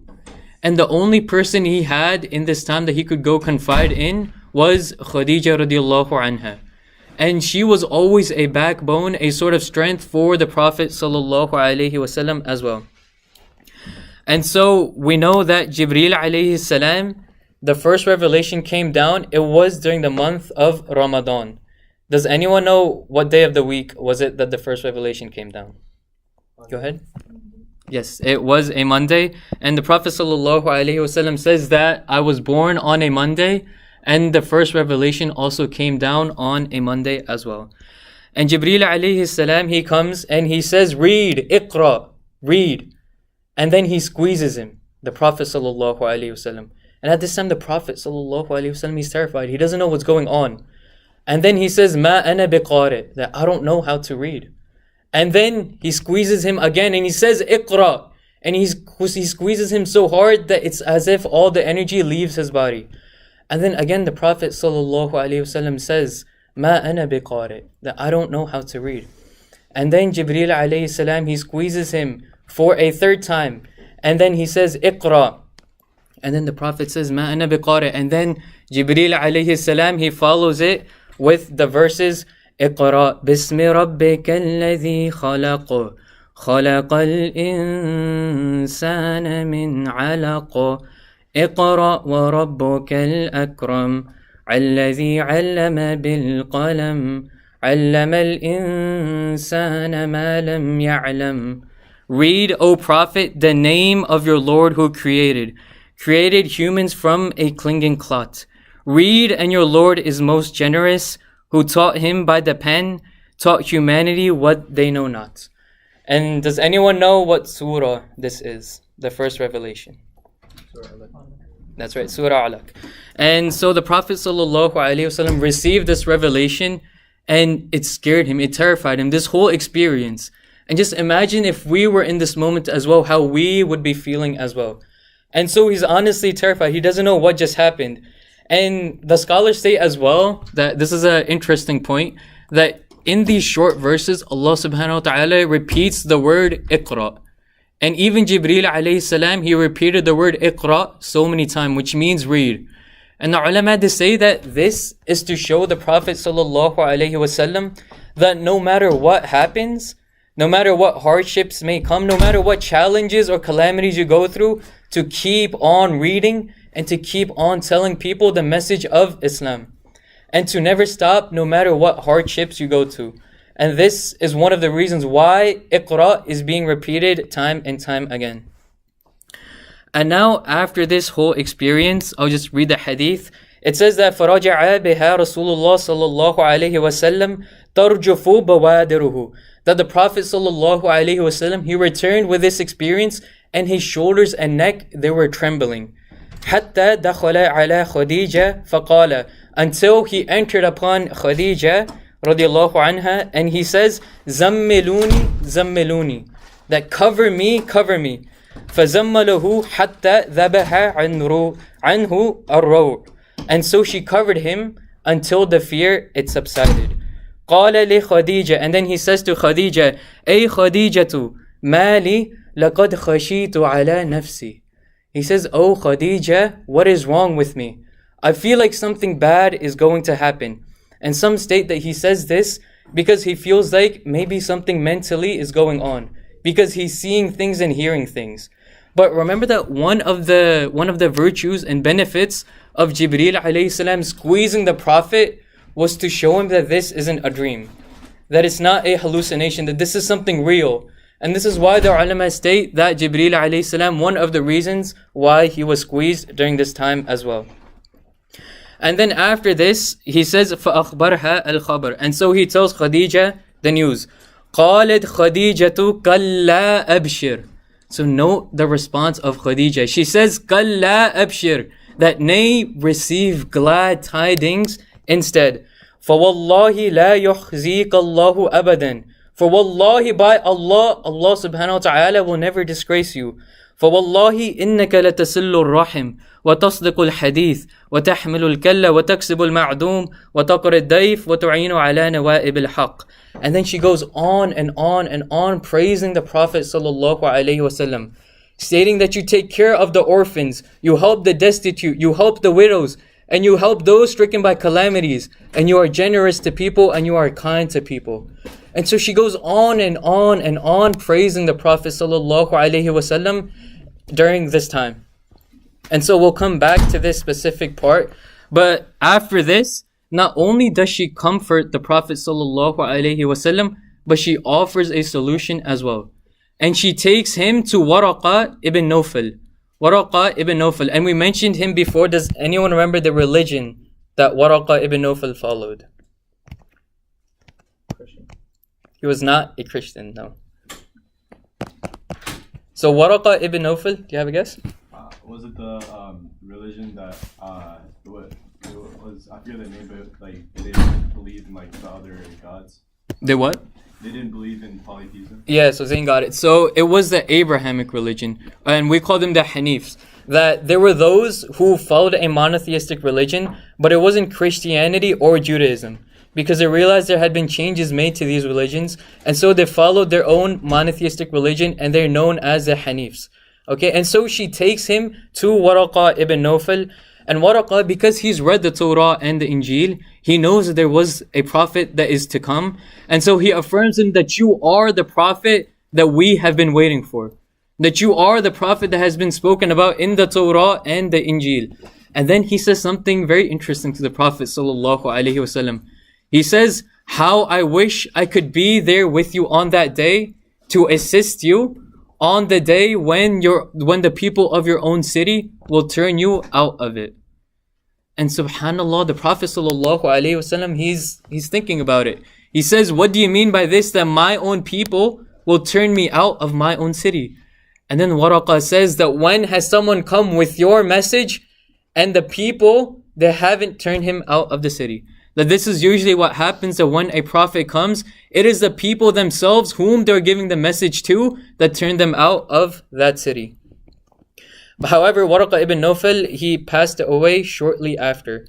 And so what are the takeaways? And I want to mention one of the takeaway, perhaps the biggest one, is that for the Prophet sallallahu alaihi wasallam, Khadija radiallahu anha was a source of comfort. And we need to keep this in the back of our mind anytime we go over the seerah, because it's hard to go into depth the amount, that bond that the Prophet sallallahu alaihi wasallam had with Khadija during this short time. It's hard to go over that whole bond they share, but just for us to keep in the back of our minds that it's something that meant a lot to the Prophet sallallahu alaihi wasallam. That whenever a calamity struck him, or whenever he was in a hardship, she was a rock for him. Someone that he could always go to and find support, and she would never ridicule him, as we often see. And subhanAllah, what a woman she was, because not only did she comfort him, but she also offered a solution, which was to go to Waraqa ibn Nawfal. I think also the time it takes to walk from Ghar Hira, from the cave itself, on top of the mountain, to the house of Khadija. If anyone's been, it takes about 1.5 to 2 hours. And during this time, the hadith states that that his neck and shoulders, they were trembling during this whole time. And only when he reached Khadija radiallahu anha and she covered him, did his fear subside. And so it is only the comfort of Khadija radiallahu anha that was able to comfort the Prophet sallallahu alaihi wasallam during this time. And so why do I bring this up? Because it is important for us, especially at our age, to know that as brothers, we should be looking for someone who would be able to be a source of comfort for us. Someone that would be able to give us comfort. And for the sisters to be people whom the husbands can go to and find comfort in. That this is one of the virtues and the biggest virtue of a marriage. That the spouses are there for each other in order to be a form of comfort. And this is actually something the Quran teaches us itself, where Allah subhanahu wa ta'ala says, وَمِنْ آيَاتِهِ أَنْ خَلَقَ لَكُم مِّنْ أَنفُسِكُمْ أَزْوَاجًا. That we have created you from yourselves, and one of His signs is that we have created you spouses. We have created for you spouses. Why? And then Allah subhanahu wa ta'ala says, لِتَسْكُنُوا. لِتَسْكُنُوا, so that you're able to find in them comfort and find in them ease. This is the word sukoon, it comes from لِتَسْكُنُوا, and we have this word in Urdu as well. And so Allah subhanahu wa ta'ala is directly telling us that we have been created in spouses so that we're able to find comfort in one another. And this is something that Imam Ibn Hajar rahimahullah, as well as Imam Nawawi rahimahullah, they state as well, where Ibn Hajar, he says that this incident of Khadija, it shows us what a big comfort she was for the Prophet sallallahu alaihi wasallam. And Imam Nawawi also states that one of the ni'mah, one of the virtues of Khadija was that she was always a comfort for the Prophet sallallahu alaihi wasallam. And now moving on, after his meeting with Waraqa, the Prophet ﷺ didn't receive revelation for a few months, for a certain amount of time. And he would go back to this cave time and time again and wander around Mecca, waiting for another sign to come. And then one day the Prophet ﷺ heard his name being called, and he began to look around, but he didn't see anyone. And then he looks up at the sky and he sees Jibreel alayhi salam ala kursi bayna as-sama'i wal ard, on top of a throne between the heavens and the earth. قال رسول الله صلى الله عليه وسلم فجئت منه فرقا فرجعت فقلت زملوني زملوني. And so when he saw Jibreel alayhi salam, he was terror stricken. He became terrified again, and then he came back to Khadija, and then he again says زملوني زملوني, that cover me, cover me.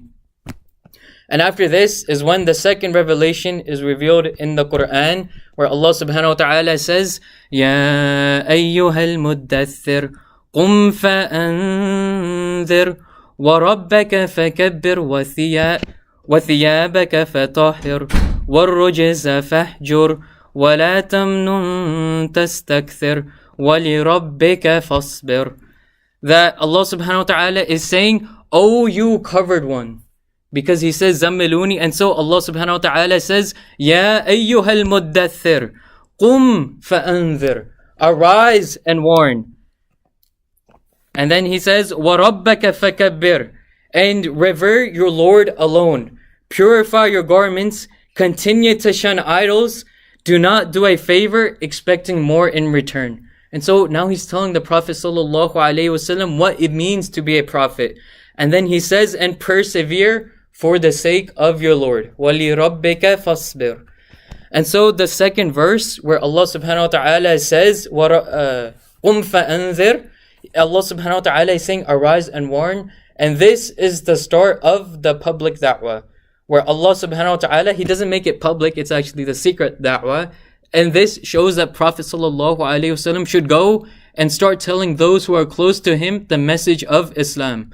It is the second verse that revealed this to the Prophet sallallahu alaihi wasallam. And we know that Khadija radiallahu anha, she was the first to accept Islam. And who, after this verse, was the first amongst the adults to accept Islam, amongst the free adults? That's right, it was Abu Bakr as-Siddiq radiallahu anhu, who was the first child to accept Islam. That's right, it is Ali radiallahu anhu, who was the first freed slave to accept Islam. It is not Bilal. Zayd? That's right, it is Zayd ibn Haritha, because he was living in the house of the Prophet sallallahu alaihi wasallam. And this is stated by Imam Abu Hanifa. This is how he ranks the people who accepted Islam first. And so I want to go over really quickly the virtues of Abu Bakr as-Siddiq radiallahu anhu, in that he was the first free man and adult to accept Islam. And the Prophet sallallahu alaihi wasallam says in a hadith, وَلَوْ كُنْتُ مُتَّخِذًا خَلِيلًا غَيْرَ رَبِّي لَأَتَخَذْتُ أَبَا بَكْرٍ, that if I were to take a Khalil other than Allah subhanahu wa ta'ala, then I would have taken Abu Bakr to be my Khalil. And a Khalil is like a close confidant. But then he says that I'm not able to because Allah subhanahu wa ta'ala has taken me to be his Khalil. And what a blessing this is for Abu Bakr as-Siddiq. Another is that he is mentioned indirectly in the Quran, and here is perhaps his biggest blessing that Allah subhanahu wa ta'ala has given him. Where Allah subhanahu wa ta'ala states in the Quran while they are making the Hijrah that إِلَّا تَنْصُرُوهُ فَقَدْ نَصَرَهُ اللَّهُ إِذْ أَخْرَجَهُ الَّذِينَ كَفَرُوا ثَانِيَ اثْنَيْنِ إِذْ هُمَا فِي الْغَارِ إِذْ يَقُولُ لِصَاحِبِهِ لَا تَحْزَنْ إِنَّ اللَّهَ مَعَنَا. So Allah subhanahu wa ta'ala in three instances. The first he says ثَانِيَ اثْنَيْنِ, that it does not matter if you believers do not support him, for Allah did in fact support him when the disbelievers drove him out of Mecca, and he was only one of two. And the second is Abu Bakr, because they both made the Hijrah together. إِذْ هُمَا فِي الْغَارِ إِذْ يَقُولُ لِصَاحِبِهِ, that when they were in the cave, the Prophet ﷺ says to his sahib, to his friend. And this affirms the status of Abu Bakr radiallahu anh as a Sahabi. Allah subhanahu wa ta'ala himself is affirming the status for him. لِصَاحِبِهِ لَا تَحْزَنْ إِنَّ اللَّهَ مَعَنَا, that do not worry, do not grieve, إِنَّ اللَّهَ مَعَنَا, indeed Allah is with us. And so this shows again the blessing of Abu Bakr, where Allah subhanahu wa ta'ala himself is saying that I am with the Prophet and Abu Bakr. Inna Allah ma'ana, that he is with us. And so this shows the virtues of Abu Bakr radiallahu anh, and this solidifies his position. No matter what any group, no matter what any people say about him, this itself is alone to solidify his position as the best amongst the Sahaba. And the ulama of Ahl Sunnah wal Jama'ah, they also state that there is ijma' on this matter, that the best amongst the Sahaba was Abu Bakr as-Siddiq radiallahu anh. And another one of his virtues is that the next converts that came was from his own da'wah. So he would go himself and preach to these people. And some of their names are Sa'id ibn Abi Waqqas, Uthman ibn Affan, Zubayr ibn al-Awwam, and Abdurrahman ibn Auf radiallahu anhum. All of them, they all accepted Islam at the hands of Abu Bakr as-Siddiq radiallahu anhu. Now, does anyone know what is something interesting about all these Sahaba that I have mentioned? Does anything come to mind? Sa'ad ibn Abi Waqqas, Uthman, Zubair, and Abdurrahman ibn Auf. Yeah, that's right. So I heard in the back that they are Ashara Mubashara, the 10 promised paradise. And this makes sense that the earliest were the ones who were promised paradise by Allah subhanahu wa ta'ala and by the Prophet sallallahu alaihi wasallam because of how they assisted in this religion of Islam. And now what group other than the Ashara Mubashara, think politically, what group do all of these people I named belong to? Does anyone know? Go ahead. I heard some. Some of them are from the Umayyads, but you are narrowing it, so they're basically from the Quraysh. And not only are they from the Quraysh, but they're from the noble tribes. So like you said, the Banu Umayyah, there's from the Quraysh, from the Banu Hashim as well. So they're from the noble tribes of Quraysh. And what does this show? It shows that Islam was not only accepted by those who were downtrodden, but it was also accepted by those of the nobility. And something that's very important to take away from this is that the nobles, the nobility, they often have a lot more to lose in accepting the religion. So it's a lot tougher for them to accept. However, we see that because the message of Islam was right, and because it was a true message, that even the nobles, they dropped all the wealth they had in order to accept the message of Islam. And so the next class after this were the servants, and inshallah we'll come to their story. I'll just mention their names right now. It is Abdullah ibn Mas'ud, the servants of Uqba ibn Abi Mu'ayt, and Bilal ibn Rabah, Khabbab ibn al-Arat, Yasir ibn Amir alongside his wife Sumayya and his son Ammar ibn Yasir. And so this da'wah went on for 3 years, and this was private da'wah. So the Prophet sallallahu alaihi wasallam did not make the da'wah public yet. And does anyone know what is the reason the Prophet sallallahu alaihi wasallam kept it secret and did not make the da'wah public? Anyone know? It's actually a pretty simple answer. This answer is that because Allah subhanahu wa ta'ala did not give him permission to make it public yet. Because no, the prophets are not able to make these types of movements in terms of religion without Allah subhanahu wa ta'ala directly commanding them to do so. And so 3 years the da'wah was private. And in terms of the religion itself, in terms of like the deen, the Prophet sallallahu alaihi wasallam was teaching them the basics. So he was teaching them to fulfill the ties of kinship, to be good to one's family.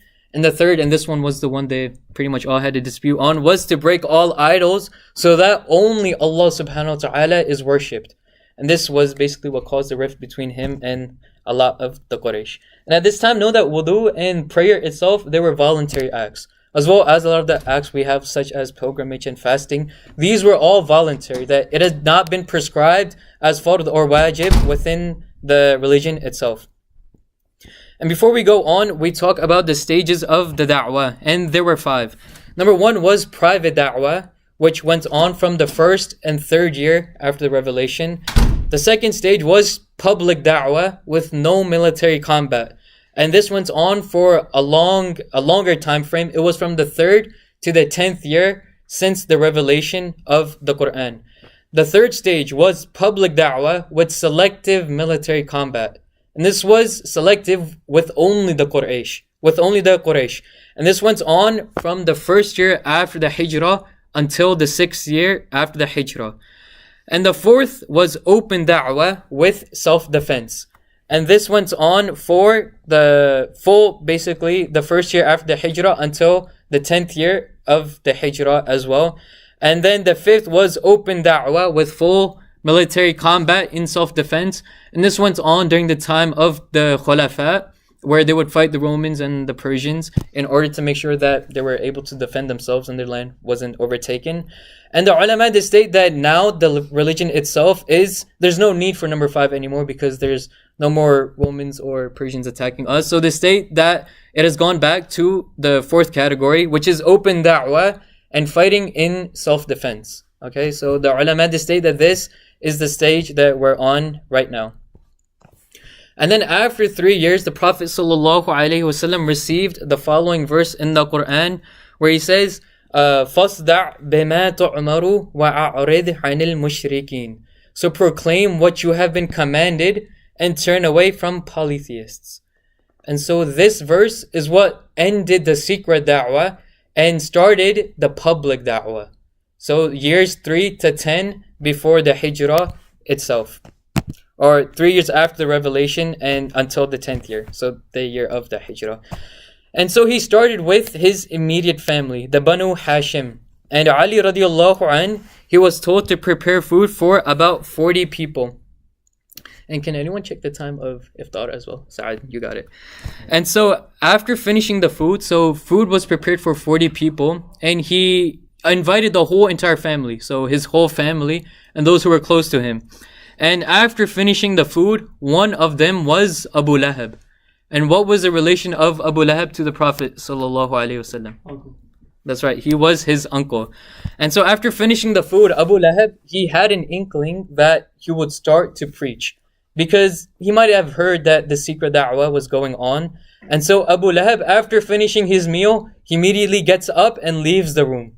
Right? Because he's like, I'm not going to sit around waiting for any preaching. And so he leaves the room, and the other people, they're saying he's like a chieftain, he's a higher up. So they end up following him as well, and they leave the room as well. So the Prophet ﷺ was not able to preach to them. What time is it? 7:10. 7:10? Alright, inshallah. And then the Prophet ﷺ, he repeats this. So he invites these 40 people again to his house for a full dinner. And Ali radiallahu anhu, who's still a child, was told to make all the food. And I wonder how he must have been feeling that he's got to cook again for all these people. And then before they're able to finish the food, the Prophet ﷺ, now he begins to preach. And he starts with the khutbatul hajah, what we start the khutbah of Friday as well, where he says, all praise is due to Allah, I praise Him and seek His help. I believe in Him and rely upon Him alone. I testify that there is no God but Allah alone, without any partners. Inna alhamdulillah nahmaduhu wa nasta'inu wa nastaghfiruh. And that whole khutbah is given to them.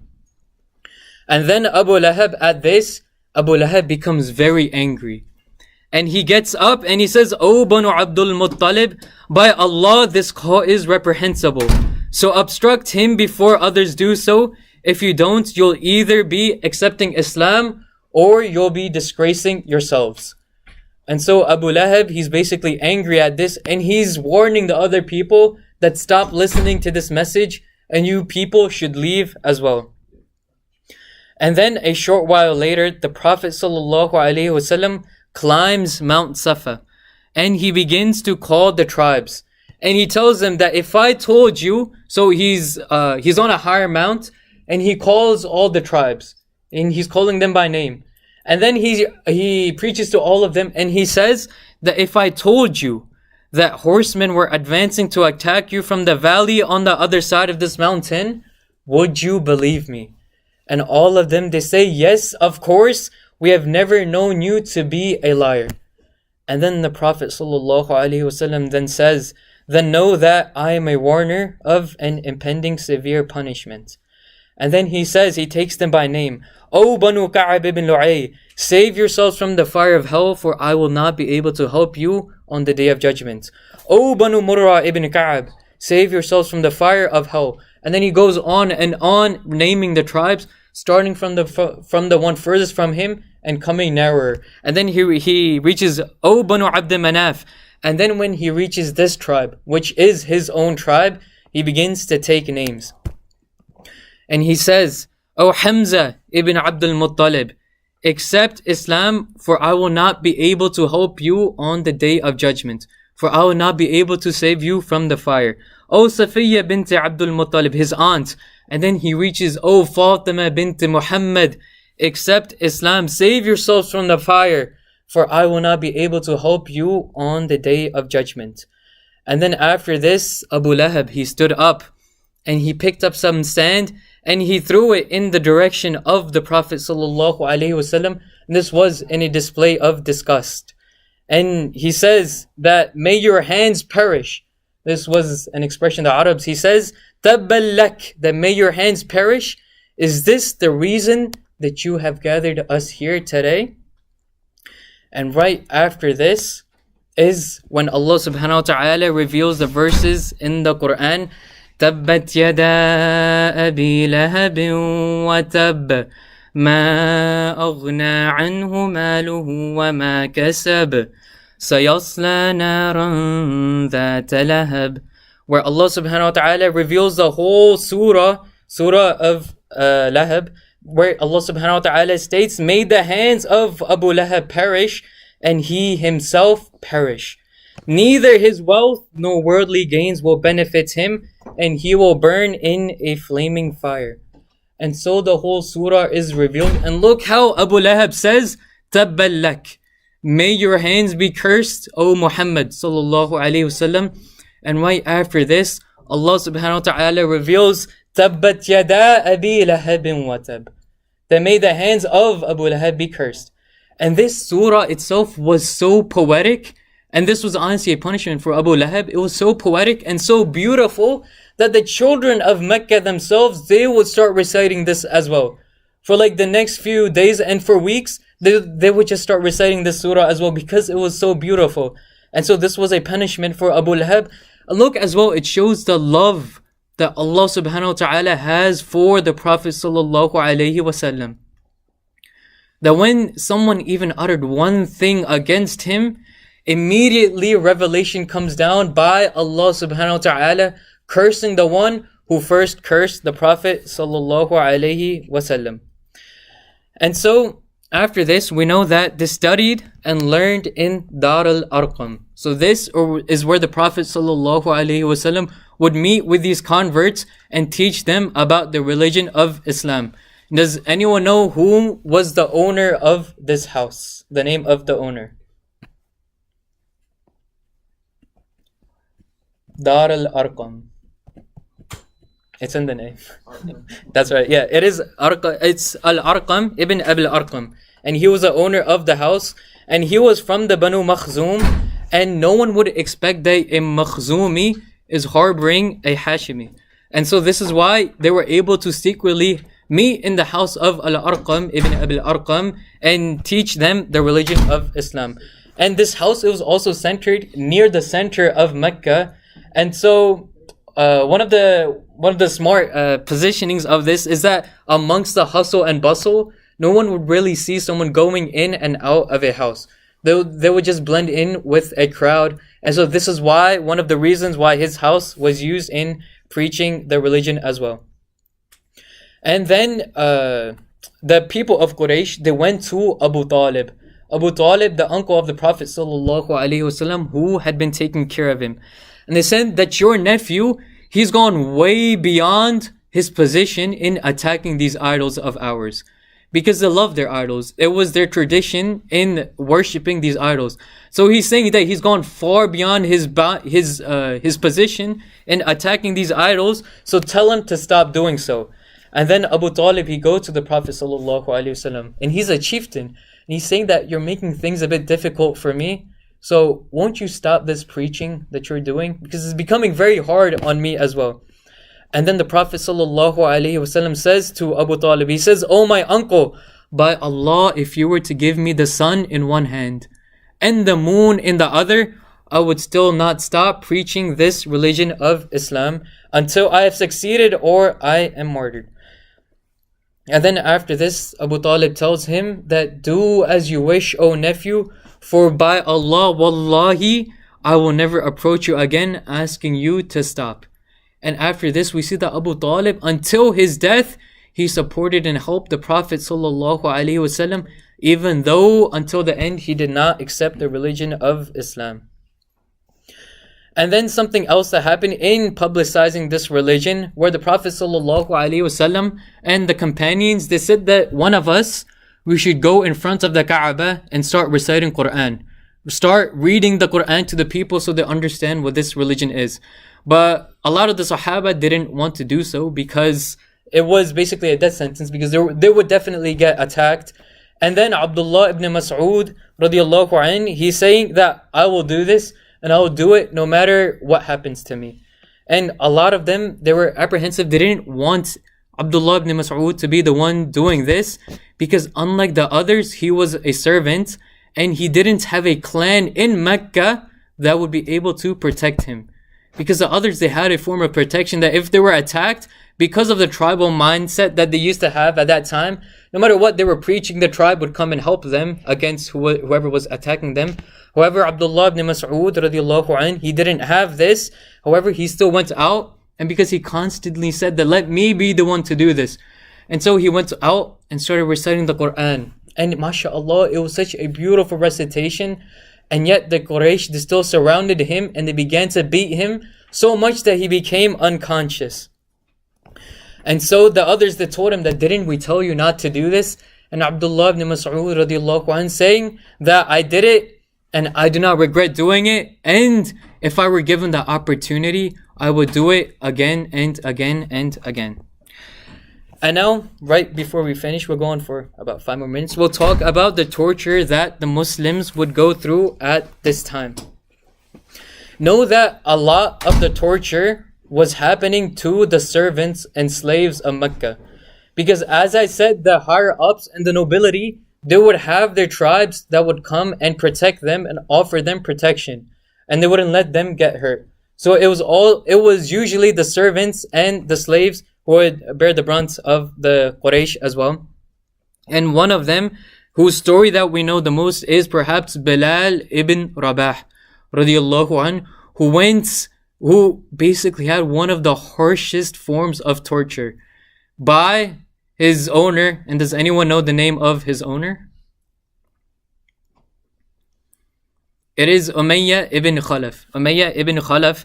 And his torture was so bad that he would take Bilal ibn Rabah radiallahu anh out on a desert, and he would put him on a hard rock. He would tie him up and place him on a hot rock. You know, the rocks in the desert, they're steaming.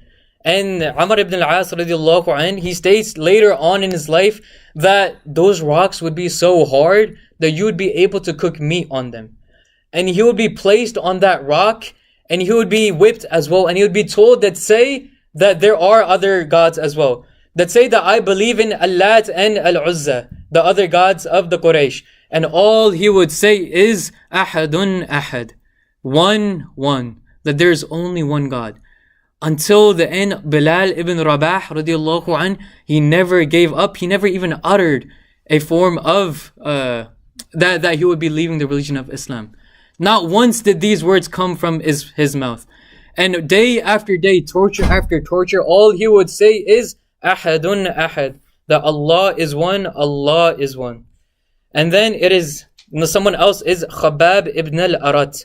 Khabbab ibn al-Arat radiallahu anhu, who was also one of the first 10 people to accept Islam. And he was an Arab of Yemeni origin, and his owner was Anmar. Anmar. And what she would do is similar to Bilal.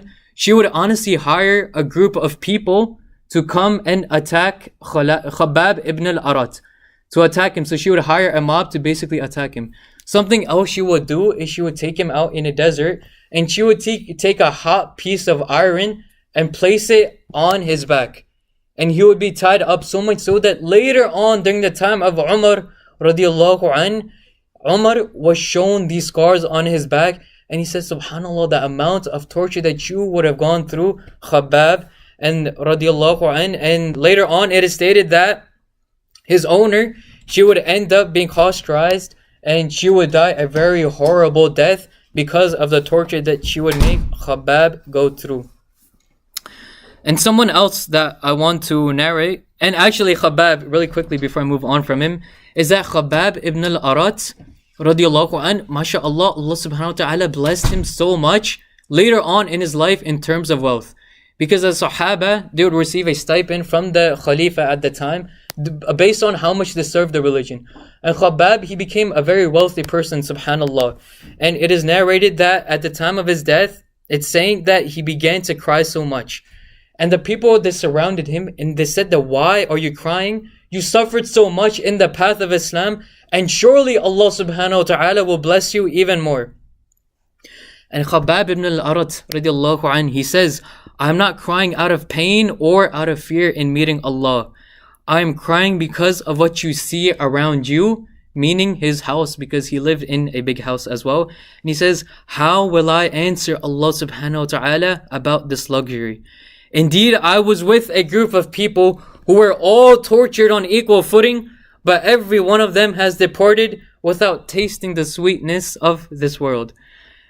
And Allah has left me to enjoy the fruits of this world. And I'm scared that because I've enjoyed the fruits of this world, my share of the hereafter will be less than that of my companions. And then he says that as he prepared his coffin, he began to cry once more. And he says, by Allah, wallahi, I remember Hamza, the uncle of the Prophet sallallahu alaihi wasallam, and he did not even have a cloth. He did not even have a cloth for his own coffin. Yet here I am with this luxurious coffin in front of me. And what will I do when I meet Allah subhanahu wa ta'ala? And how will I answer to Allah subhanahu wa ta'ala about this luxury? And there are a few more stories. Inshallah, we'll stop here for today.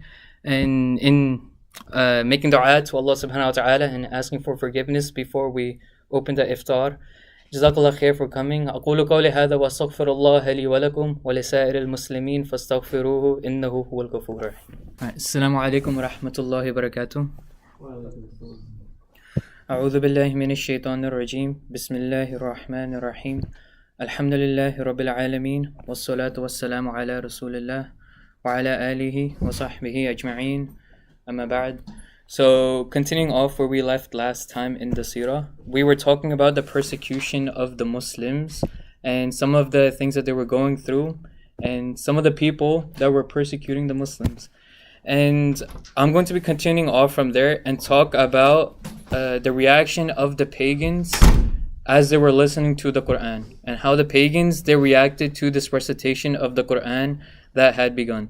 So, three of the senior leaders of the Quraysh, Abu Jahl, Abu Sufyan, and Al-Akhnas, they were chieftains, they were higher ups, and they would go and listen to the Quran. But because they were higher ups in nobility, they didn't want to do this in public. So they would secretly sneak out of their houses at night. And we know that the Prophet ﷺ, he would always pray tahajjud. He would never leave the night prayer. And so they would secretly go out and listen to the Prophet ﷺ's recitation in secret. And then coincidentally, while they would go back to their homes, they would run into each other. And each time, one would say to the other that this is the last time I'm coming here, let's not do this again. Because it's embarrassing for us to listen to this beautiful recitation and not accept the message. And so each time they said this, and then the next day they would come back and meet each other again. And they would make the same promise. So Al-Akhnas, after a few days, he asks Abu Sufyan first, and then he asks Abu Jahl. And he says that, oh Abu Jahl, what do you think about this message? This message of the Quran that the Prophet ﷺ, he says, he doesn't say the Prophet, he says Muhammad ﷺ is revealing to us. And Abu Jahl, he thinks, and he says that we, the Banu Makhzum, because he was part of the Banu Makhzum, and the Banu Abd Manaf have always been in competition. Such that when the Banu Abd Manaf started feeding the pilgrims that came for Hajj, we would start feeding them too. And when they started giving them water to drink, we started giving them water to drink as well. And we are like two horses that are racing towards the finish line. And then he says that now the Banu Abd Manaf, they say that we have a prophet who receives revelation from Allah subhanahu wa ta'ala, and how are we able to compete with that? And so this shows one of the other reasons why Abu Jahl, why he was so adamant in not accepting Islam. And so how would they combat this message then? This message of Islam. What excuse could they come up with in order to falsify it in their standards? And they would regurgitate, they would say the same lies. Regurgitate the same lies. They would say like, he is crazy. He's a madman. He's a fortune teller. He's a magician. He's bewitched. And it is of course impossible for madness to be the reason. Because no person can be insane in one aspect and be perfectly sane in the other aspects. And one thing to note is that none of these people, none of the Qurayshis ever accused the Prophet ﷺ of lying. This is one thing. They would say everything else, but they would never call him a liar. Because he was known as a Sadiq al-Amin. And even to them, this seemed like something that is way beyond him. Like, it wouldn't even cross their mind that he's a liar, because he was not known to be a liar, and they never knew him to be a liar. And so they would use all these other excuses, but they never, not even once, would someone accuse him of lying. And subhanAllah, this shows how sometimes now, in terms of like academia or Christians and Jews, when we talk to them, this is their go-to excuse. They would say, oh, that he was just making this stuff up.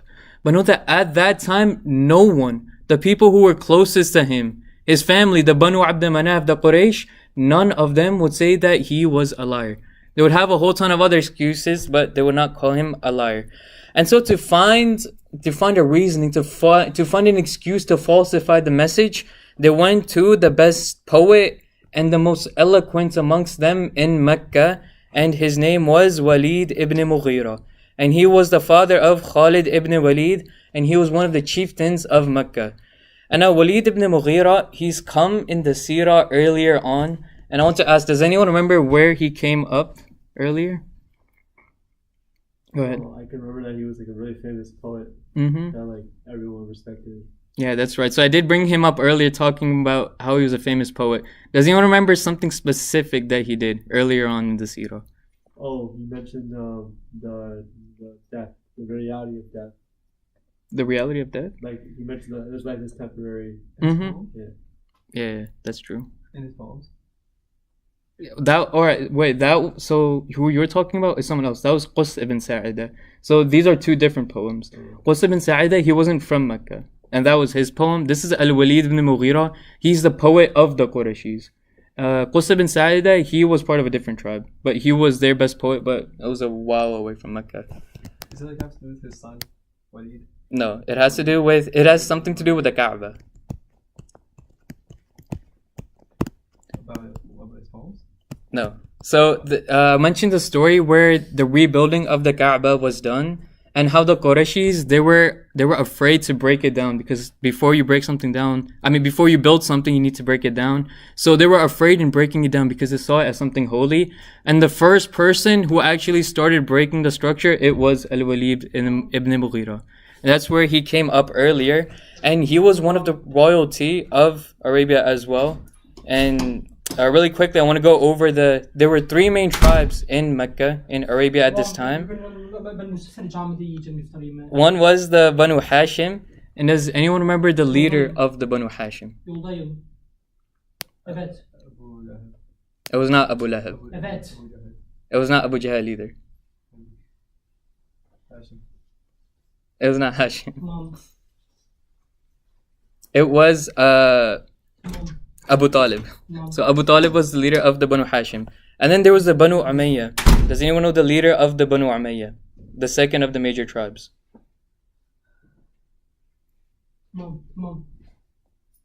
This was Abu Sufyan. Right? Abu Sufyan. And the third one is the Banu Makhzum. And who is their leader? I just mentioned his name.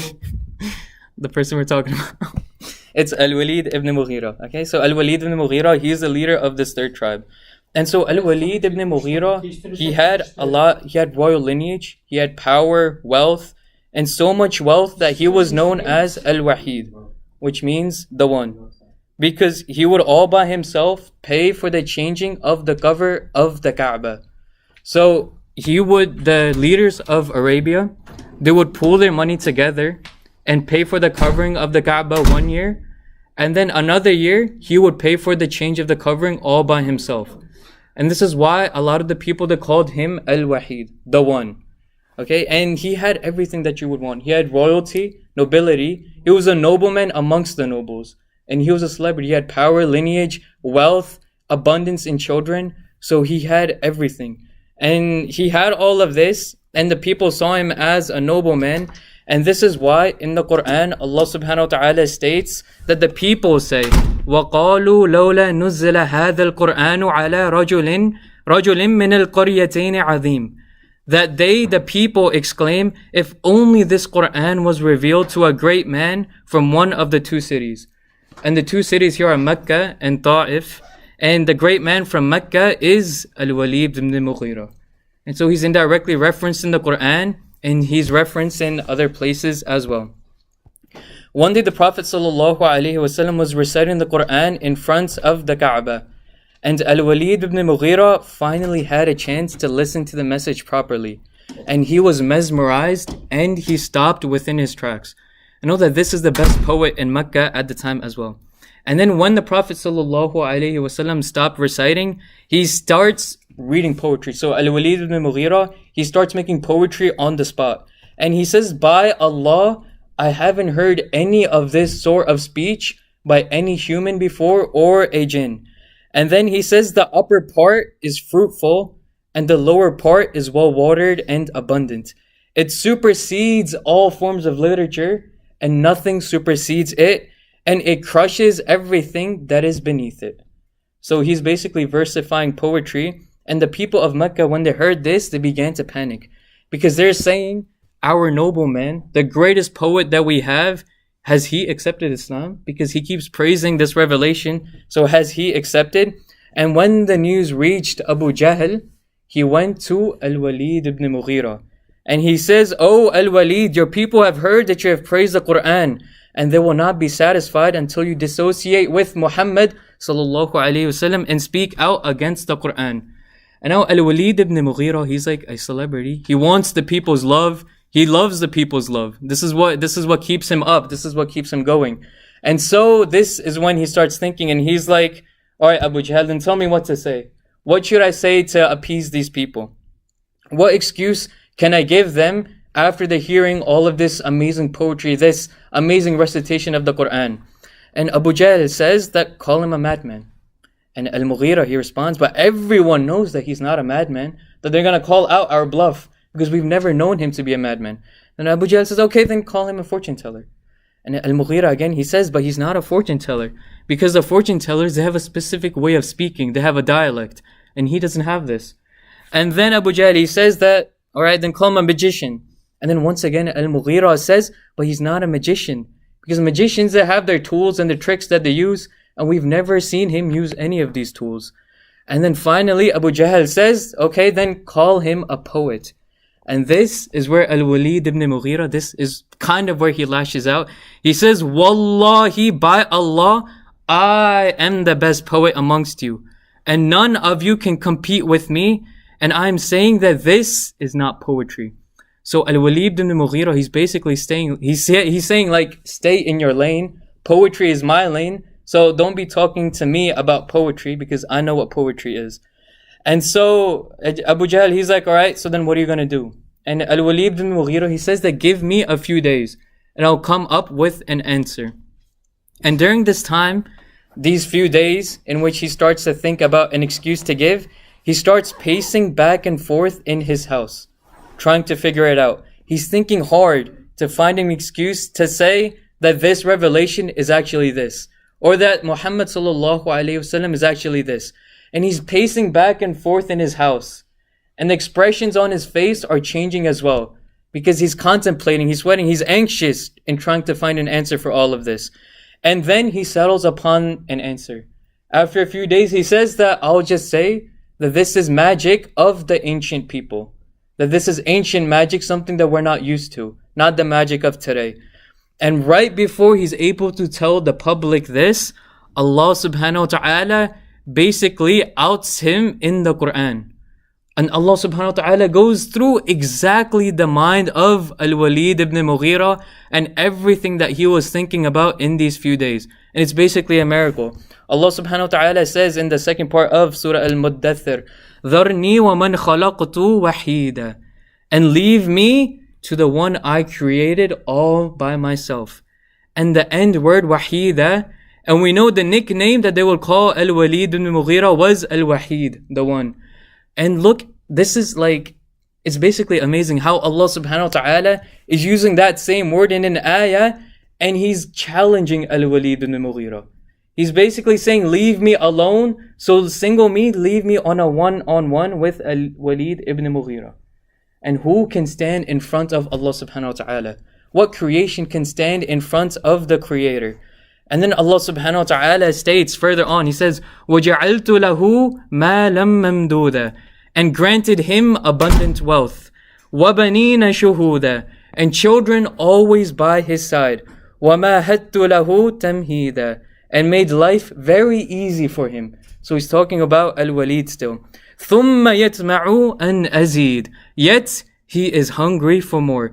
كَلَّا إِنَّهُ كَانَ لِآيَاتِنَا عَنِيدًا, but no, for he has truly been stubborn with our revelations. سَأُرْهِقُهُ سَعُودًا, I will make his fate unbearable. إِنَّهُ فَكَّرَ وَقَدَّرَ, and now Allah subhanahu wa ta'ala is going into the mind of Al-Walid. إِنَّهُ فَكَّرَ وَقَدَّرَ, for he contemplated and determined the degrading label for the Quran. فَقُتِلَ كَيْفَ قَدَّرَ, may he be condemned, how evil was his determination. ثُمَّ قُتِلَ كَيْفَ قَدَّرَ, may he be condemned, how evil was his determination. ثُمَّ نَظَرَ, then he recontemplated in frustration. ثُمَّ عَبَسَ وَبَسَرَ, then frowned and scowled. ثُمَّ أَدْبَرَ وَاسْتَكْبَرَ, then turned his back on the truth and acted arrogantly. فَقَالَ إِنْ هَذَا إِلَّا سِحْرٌ يُعْثَرُ, saying this Quran is nothing but magic from the ancients. إِنْ هَذَا إِلَّا قَوْلُ الْبَشَرِ, this, what Al-Walid is saying, is no more than the word of a man. سَأُصْلِهِ سَقَرَ, soon he will be in the fire. And this is honestly amazing, and it's honestly scary for someone to be on a one-on-one with Allah subhanahu wa ta'ala. It's scary for Al-Walid ibn Mughira as well. And this was the recompense of Al-Walid because of his arrogance. So the Quraysh would ask the Prophet ﷺ to do miracles and to show them that he is a prophet. And they were shown many miracles, such as the splitting of the moon. And the Quran itself is a miracle as well. But a lot of the time, some of the miracles they would ask for, such as they would ask that turn this mountain into gold, or turn our houses into gold, or make the sky itself fall down and scatter into pieces. However, the Prophet ﷺ will not give them these miracles. And what is one of the wisdoms in Allah subhanahu wa ta'ala not allowing the Quraysh to see these miracles? Does anyone have any answers? Why is it that not all the miracles that they would ask for be granted to them?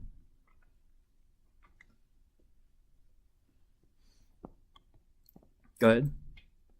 Because then it wouldn't be, their belief wouldn't be founded on faith. Yeah, so Zayn pretty much got it exactly right. Because if they were shown these miracles, then what is there left of a test?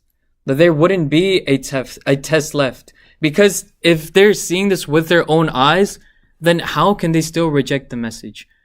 And it turns out this is actually a mercy from Allah subhanahu wa ta'ala.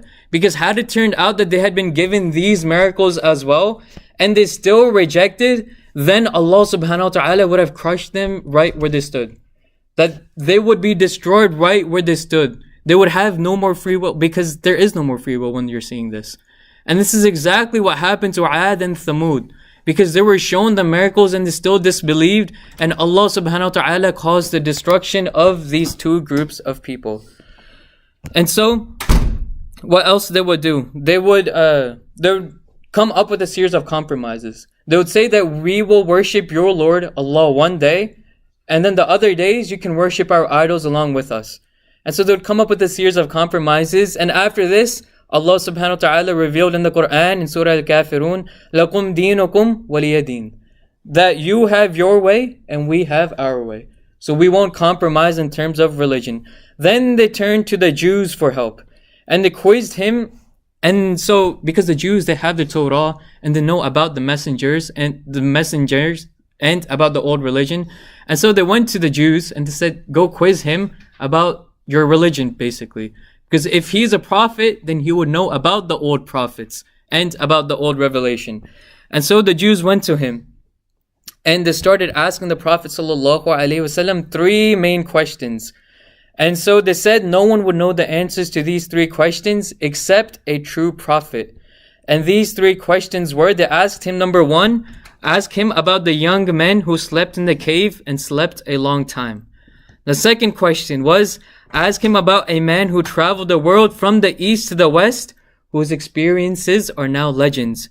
And then the third question they asked him was about the ruh, about the soul and what is the true nature of the soul.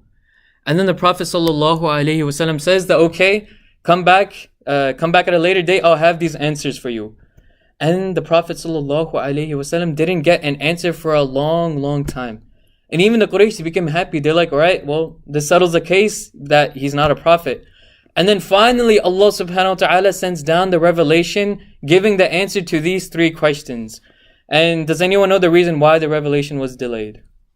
Because he didn't say inshallah, so the revelation said, like, say inshallah if you was not. Yeah, that's right. So Aman got it. Because the Prophet ﷺ did not say insha'Allah when he told them to come back and that he would have an answer for them. So Allah subhanahu wa ta'ala is kind of chastising the Prophet ﷺ to say that no, like your place and this is the place of Allah subhanahu wa ta'ala. That it is Allah who gives the revelation and that this isn't basically your territory.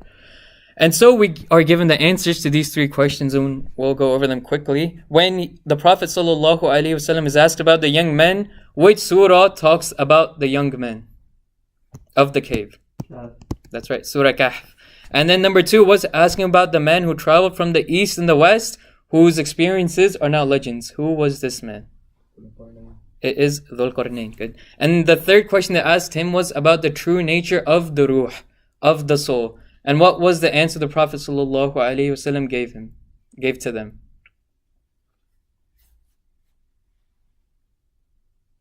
So he told them that its nature is known only to my Lord Allah subhanahu wa ta'ala, and humanity has only been given a small portion of it.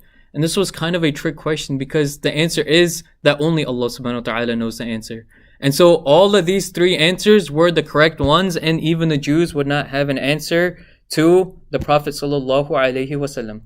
And now there were attacks against the Prophet sallallahu alaihi wasallam as well. And these are physical attacks. So right now we've been talking about verbal attacks. There were also physical attacks done as well.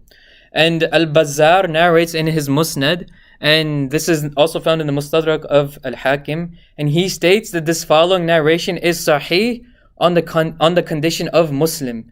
And Imam al-Dhahabi rahimahullah agrees with him as well. What is this narration? It is stated that one day a Sahabi, this is much after the death of the Prophet sallallahu alaihi wasallam, he was given a sermon to the people that were in front of him. He was giving them a speech. And he says to them that, tell me, who is the bravest of men? Who was the bravest amongst the ashab? And the people who are watching this Sahabi, they said, it must have been you. Right? You must have been the bravest of the Sahabi. And then he says that as for me, no one ever wronged me except that I took my due from him. But tell me, who is the bravest amongst all the companions? And they said that if you're saying this, then we don't know who it is.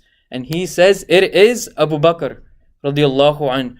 Because I saw one day the Messenger of Allah sallallahu alaihi wasallam and the Quraysh, they grabbed him. And they started fighting him, they started beating him.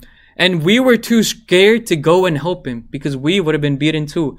Except for Abu Bakr as-Siddiq. For Abu Bakr, he got up and he started throwing people one after another off the Prophet sallallahu alaihi wasallam. And he was doing this, and all he would say is, أَتَقْتُلُونَ رَجُلًا أَن يَقُولَ رَبِّيَ اللَّهِ. That will you kill a man simply because he says his Lord is Allah? And this verse, this is actually part of a verse in the Quran as well, because this same phrase was said from the believer amongst the people of Fir'aun to Fir'aun as well. And so the Sahabi, he is giving this narration, and he says that only Abu Bakr was fighting them. He was throwing one person down and then grabbing another and then throwing him down as well. And then the Sahabi, he raises his cloak to his face and he starts crying so much that his beard became wet with his tears as well. And he says, I adjure you by Allah, is the believer of the people of Fir'aun better or Abu Bakr? And people were silent. He says, will you still not answer? For 1 hour of Abu Bakr as-Siddiq is better than 1,000 hours of the believer of the people of Fir'aun. And now who is this Sahabi who was giving this narration? It is Ali radiallahu an. And this is what he is saying about Abu Bakr as-Siddiq radiallahu an. And this is just one extra reason why we disassociate with anyone who says anything bad about Abu Bakr as-Siddiq radiallahu an. And this truly shows the love that Ali radiallahu an had for Abu Bakr as-Siddiq radiallahu an. That just thinking about this experience is bringing him to tears. And now we are also known. Another instance was one of the Prophet sallallahu alaihi wasallam was praying in front of the Kaaba. And Uqba ibn Abi Mu'ayt. I know that Uqba ibn Abi Mu'ayt, he was basically the most vile of the Quraysh in terms of what he would do to the Prophet sallallahu alaihi wasallam. That he would take it to a next level, and his method of hurting was filthy. It was filthy pretty much. There's no other way to describe that. Amongst the people that would hurt him, he was perhaps the most vile of them. And it is stated that one day, the Prophet ﷺ was praying, and he takes his outer garment, and this is Uqba, he throws it across the neck of the Prophet ﷺ. He ties it around his neck, and he begins to strangle him while he is praying. And now the people, they've become scared. And so they go to Abu Bakr as-Siddiq and they let him know what happened. And Abu Bakr as-Siddiq, he runs over and he grabs Uqba and he throws him down as well. And then again he states, أَتَقْتُلُونَ رَجُلًا أَن يَقُولَ رَبِّيَ اللَّهِ. That will you kill a man simply because he says his Lord is Allah? And so we are shown here again how Abu Bakr as-Siddiq radiallahu anhu always supported the Prophet sallallahu alaihi wasallam. And we're shown many other instances as well. I'll quickly gloss over them, where the Prophet sallallahu alaihi wasallam, one time he was going into sajda, and Abu Jahl said that the next time he goes into sajda, I will step on his neck. And when he went into sajda, Abu Jahl, he moves up, and then he sees a fire emerge in front of him. It's a vision that he's seeing a fire of Jahannam in front of him. And this stops Abu Jahl within his tracks. Another time an angel appeared, and this terrified Abu Jahl as well. And this shows how sometimes even Allah subhanahu wa ta'ala, and honestly throughout, it is Allah subhanahu wa ta'ala who is protecting the Prophet sallallahu alaihi wasallam. And after all of these tests, not only the Prophet but the servants of the Quraysh as well. And Khabbab ibn al-Arat, one day he goes and he asks the Prophet sallallahu alaihi wasallam that for how long, O Messenger of Allah, for how long will we be tortured like this? You are the Messenger of Allah, so why don't you ask Allah for help? And then the Prophet sallallahu alaihi wasallam, who was leaning against the Kaaba, he sits up straight and he says, indeed the people before you were tortured far worse than this, such that one of them would have their flesh stripped from their bones by a comb of iron, and another would be cut in half by a sword, and still this did not make them turn them away from the worship of Allah subhanahu wa ta'ala. And we know that the believers of Isa alayhi salam, of Jesus, may peace be upon him, that they were tortured worse as well. That the disciples themselves and the true followers of Isa alayhi salam, they were tortured as well. And now we get to the 5th year of the da'wah, that the persecution of the Muslims, it got worse. And so the Prophet ﷺ told the companions that you should head to Abyssinia, that there is a negus in Abyssinia, and he is a just king. Even though he is Christian, he is still a just king. And so he will allow you to worship Allah without interference. And so these people, a lot of them, they went and immigrated to Abyssinia. And think about, at this time, it's not easy to emigrate, right? You don't have airplanes, you don't have suitcases to help you. So they're basically loading everything on, and they're taking a journey that will take them days and weeks and months maybe even to travel to Abyssinia. So now it's not easy for them, but they have to, because the Quraysh, they won't stop persecuting them. And so they reached the Najashi, and the Najashi is actually a title for the leader of Abyssinia. Does anyone actually remember the real name of Najashi? So the real name of Najashi is actually Ashama with a Sad. And Ja'far ibn Abi Talib, the brother of Ali radiallahu anhu, he goes to Najashi and he gives him da'wah. And Najashi, he basically accepts Islam as well, but he keeps it a secret to make sure that he retains the power to protect the Muslims that are now living in his land. And now a certain instance and event comes up where 3 months after they migrated, the Prophet ﷺ was reciting Surah An-Najm in public. And I encourage everyone, you can call it homework if you want, I don't really give out homework, but after this, go home and read Surah An-Najm from the start to the finish. Because subhanAllah, with the translation as well, because the verses, they add up onto one another. And the Prophet ﷺ, he was reciting this beautiful surah, Surah An-Najm, and the verses that add on to each other. And it's honestly a beautiful surah as well. And the verses that captivate the listener and accumulate until the very end, at which point everyone in Mecca, they fell into sajda. The verses that kept on building onto one another until the end, and at the end everyone fell into sajda. And even when we're reciting the surah as well, some of us know that we have to do a prostration at the end of the surah as well. And so the hadith states, فَمَا بَقِيَ أَحَدٌ مِنَ الْقَوْمِ إِلَّا سَجَدَ, that no one remained in that vicinity except they fell into prostration. Not only the Muslims, but the Quraysh as well, but the pagans as well, except for one person. And this one person was Al-Walid ibn Mughira. And because of his pride, what he did is he just took some dust off the ground and he sprinkled it on his forehead, because he's saying that I'm too noble to prostrate. وَقَالَ يَكْفِنِي هَذَا, and then he says that this is sufficient for me. But everyone else, they prostrated. And so news of this reached Abyssinia, and a rumor began that all of Quraysh, they had become Muslim. That this rumor started coming up and being spread. And so these Muslims in Abyssinia, they went back to Mecca only to realize that this rumor was false, and it was only like a one-time thing, that they had become emotional and they did this. And so a lot of them, they went back to Abyssinia, and others, they just ended up remaining there. They're like, we already made this huge journey, and so we might as well just stay here. And after this is the timing when the conversion of two huge integral parts of Islam accepted Islam. Two integral Sahaba accepted Islam. And one of them is Hamza radiallahu an. That there were less Muslims living in Mecca. And one day Abu Jahl, he began to curse the Prophet sallallahu alaihi wasallam in a way that he had not done before. That he just went on and on and on with his curses. And he continued to verbally abuse him until the women of Banu Hashim, they went to Hamza. And they said, did you hear what Abu Jahl is saying to your nephew? How he is cursing him? And so Hamza, he just came back from hunting. He goes to Abu Jahl and he strikes him across the face with his bow.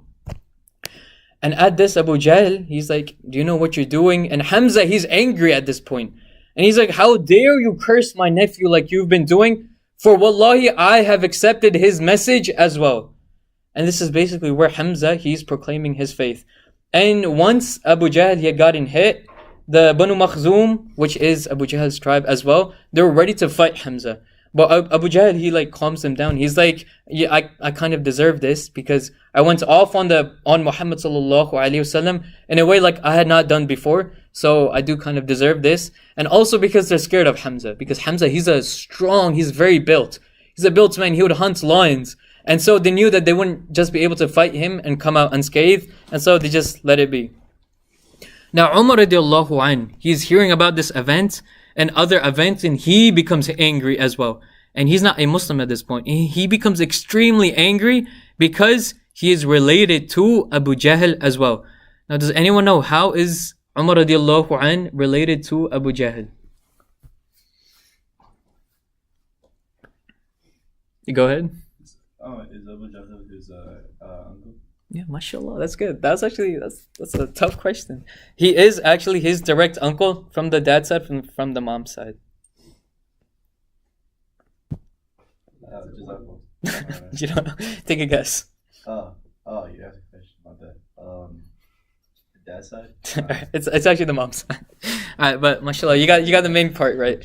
So Umar radiallahu anh, his mom was actually Hanthama bint Hisham ibn al-Mughira. And Abu Jahl, his actual name is Amr ibn Hisham ibn al-Mughira. And so Abu Jahl is actually the uncle of Umar from the mother's side. And so Umar radiallahu anh, he set out to kill the Prophet sallallahu alaihi wasallam but he was told that his sister as well has accepted Islam. And so he goes to her. And does anyone know the name of his sister, of Umar?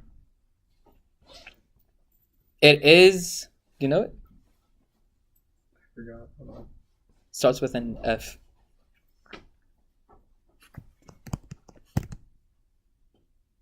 Alright, it is Fatima. Right, so Fatima is the sister of Umar, and she was married to Sa'id ibn Zayd. Sa'id ibn Zayd, who's also one of the 10 Ashara Mubashara, the 10 promised paradise. And she gave him Surah Taha to read, and Umar radiallahu anh, he reads the surah and he accepts Islam. And this was the answer to the dua that the Prophet sallallahu alaihi wasallam had made. Allahumma a'izz al-Islam bi ahabbi hadaini ar-rajulaini ilayka bi Abi Jahl aw bi Umar ibn al-Khattab. Oh Allah, strengthen Islam with one of two men whom you love more, Abu Jahl or Umar ibn al-Khattab. And Allah subhanahu wa ta'ala loved Umar more, and so he strengthened Islam with the acceptance of Umar. And Abdullah ibn Mas'ud radiallahu anh has also said, مَا زِلْنَا أَعِزَّ مُنْذُ أَسْلَمَ عُمَرٍ, that we have been powerful, we have had izzah since the accepting of Islam of Umar radiallahu anh.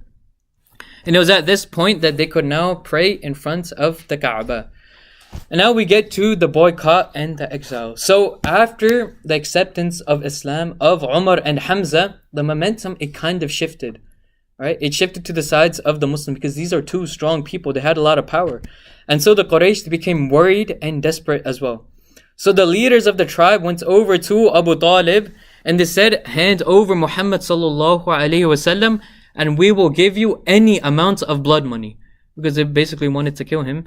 And if you do not, we will cut you off from the Quraysh. And so Abu Talib, he refused, and so the boycott, it began. And the chieftains of Arabia, of Mecca, they wrote a treaty that none of the tribes, they could do business and no longer trade with the Banu Hashim. Shops could no longer sell to them. No one could marry into the Banu Hashim. And socially, they were even denied access to water and to food. And so Abu Talib, he took his tribe and he went to a valley the valley was known as the Valley of Abu Talib. It was a small piece of land that he owned and it was known as Shi'ab Abi Talib. And the rest of the Banu Hashim followed again due to their tribal tendencies, though in this case it actually worked out for the Banu Hashim. And so they followed them into this form of exile, except for one person. Now, who was the one person part of Banu Hashim who didn't come to the Valley of Abu Talib? Go ahead. Was it Ali? It was not Ali. Ali actually came. The son of Abu Jahl. It was not the son of Abu, because Abu Jahl's part of the Banu Makhzum, so he's not part of Banu Hashim. So they weren't part of this boycott anyway. Someone part of Banu Hashim who refused to come and join this exile. It was one person. An uncle of the Prophet sallallahu alaihi wasallam. It was not Abu Talib. It was Abu Lahab. So Abu Talib, and this is actually surprising too, that Abu Talib, he chose to put himself in an exile just to support the Prophet sallallahu alaihi wasallam. This is like the sort of love that Abu Talib had. Like his love, he was basically a father figure for the Prophet sallallahu alaihi wasallam, and he chose to go through so many difficulties just to support Muhammad sallallahu alaihi wasallam. And the conditions they faced were horrible. And they relied on shrubbery and rainwater for food and water. And they barely had anything to eat for days. For days, there would be huge famine. Honestly, for their entire time, there was a famine basically. That they wouldn't have enough to feed everyone in this small valley. And due to the scarcity of nutrients, that the Sahabi, the companions, later on they state that our droppings, they became like those of sheep. They became watery because we had nothing to eat. We would have nothing to eat. We would just chew on dates, on basically whatever was left of dates, and and the sap of trees as well, of like stalks of trees. That we would just chew on that and hope that it would fill us up. And at times there were some people of the Quraysh who were sympathetic, and they would send food and provisions to the side of the Muslims. And two of their names, one is Mut'im ibn Adi, and the other is Hakim ibn Hizam. And they would sometimes send camels full of food secretly at night, because this was not allowed according to the treaty, and they would send them to the Prophet sallallahu alaihi wasallam and to the tribe as well. I know that Mut'im ibn Adi, he was one of the elders of Mecca, and he was an old person, but he would always try to support, or often he would try to support the Prophet sallallahu alaihi wasallam. So much so that at the Battle of Badr, and we'll come to this, when the Prophet sallallahu alaihi wasallam saw the hostages, he said, had Mut'im ibn Adi been alive right now, and had he said just one word, I would have freed all of these hostages. And look, the Prophet sallallahu alaihi wasallam, he's honoring someone who never accepted Islam. Not only did he not accept Islam, but he was a mushrik, and he was basically committing the greatest sin that ever is to exist, which is shirk. And still Allah, the Prophet sallallahu alaihi wasallam is honoring him. And so it shows how even the mushrikeen, there can be good people in them, and that we can maintain ties with them as well. And so almost 2 or 3 years later, some of the Qurayshis, including Mut'im ibn Adi, they had enough. And they made a plan, and there was an assembly, and one day, one person stood up, and he said, for how long will we continue to persecute our own people? Like, isn't it about time that we let them join our city as well? And then someone else stood up and said the same thing. And then a third person stood up and said the same thing, and this was basically a coordinated plan. And Abu Jahl, he calls him out. He's like, this is something that you have coordinated, but in any ways, the public opinion, it shifted. And now the people, they're like, this punishment has gone on for too long, so let's just leave them be and let them come back into society. And then the Prophet ﷺ, he goes to Abu Talib, and he says that the treaty that the tribes have written and placed within the Kaaba, the insects, they have basically eaten it up, except for a small phrase. Does anyone know that small phrase? So the small phrase was actually Bismillah, in the name of Allah. And only that portion remains. And so Abu Talib goes to Abu Jahl, and he tells him this. And Abu Talib says, if it's as Muhammad sallallahu alaihi wasallam says, and only this portion of that original treaty remains, then end this boycott and let us return to society. And Abu Jahl, if it turns out that the treaty still remains intact, then we'll give to you Muhammad sallallahu alaihi wasallam, and you can do with him as you wish. Now Abu Jahl, he's obviously going to take this bet. This is amazing news to him. He's like, of course I'll take this bet. And so they go to the Kaaba, and it's just as the Prophet sallallahu alaihi wasallam states. The whole treaty had been eaten up except for the small phrase Bismillah, in the name of Allah. And so, however, reluctantly, this boycott, it ended, and they were allowed to return to society. And right at this point is when the year of sorrow, it began. A year known as Amul Huzn, because 2 major sad events occurred during this time within the span of just 40 days. And one was the death of Abu Talib, someone who had been a father figure and supported the Prophet ﷺ even through all the hate of the Quraysh and the boycott and everything that it did to Abu Talib. And the Prophet ﷺ, he loved Abu Talib like a father. So much so that on his deathbed, the Prophet ﷺ says to him, Ya Ammi, قل لا إله إلا الله كلمة أشهد لك بها عند الله. Oh uncle, say, none has the right to be worshipped but Allah. Just this one sentence, so that I shall be a witness and I'll argue on your behalf on Yawm al-Qiyamah, before Allah subhanahu wa ta'ala. And Abu Talib, he's about to say this. So this phrase, it's on his tongue, and he's about to say it and became Muslim. And then Abu Jahl, who was watching Abu Talib, he comes over to Abu Talib and he says, Oh Abu Talib, will you leave the religion of Abdul Muttalib in your final moments? Because Abdul Muttalib, he was basically a celebrity at this point. Everyone loved Abdul Muttalib. And it was a form of pride that Abu Talib had, that he was the son of Abdul Muttalib. And so he didn't say this word of becoming a Muslim. And this is how he passed away as well. That it was his pride at the end of the day that made him not accept the religion of Islam.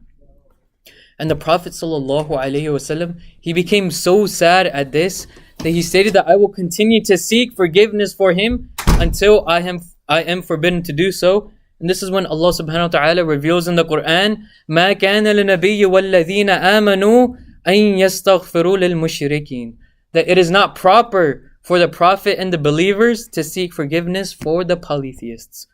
And this event, it shows another important aspect of Aqidah, of theology as well. Though I don't really go into Aqidah, but it shows us how Abu Talib, he believed in the Prophet sallallahu alaihi wasallam. And he knew that the Prophet sallallahu alaihi wasallam was truthful and that the message he came with was the right message.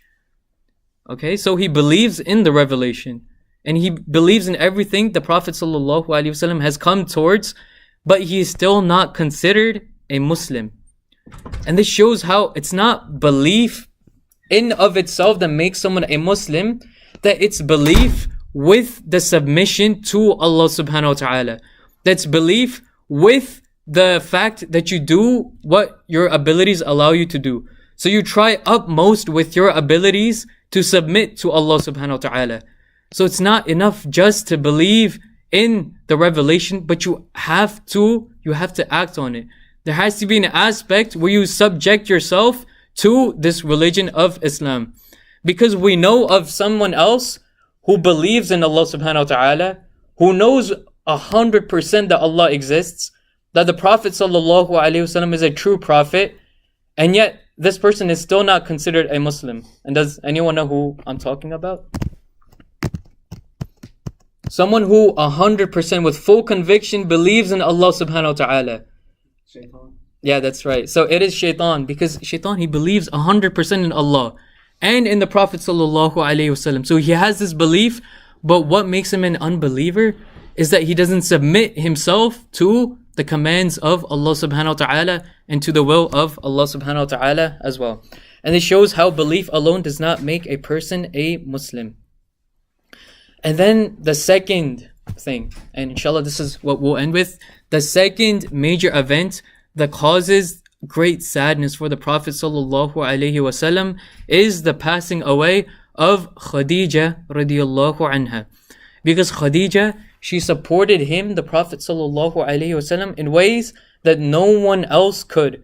And if it was Abu Talib who prevented physical harm from reaching the Prophet sallallahu alaihi wasallam, it was Khadija radiyallahu anha who prevented emotional and mental harm from reaching him.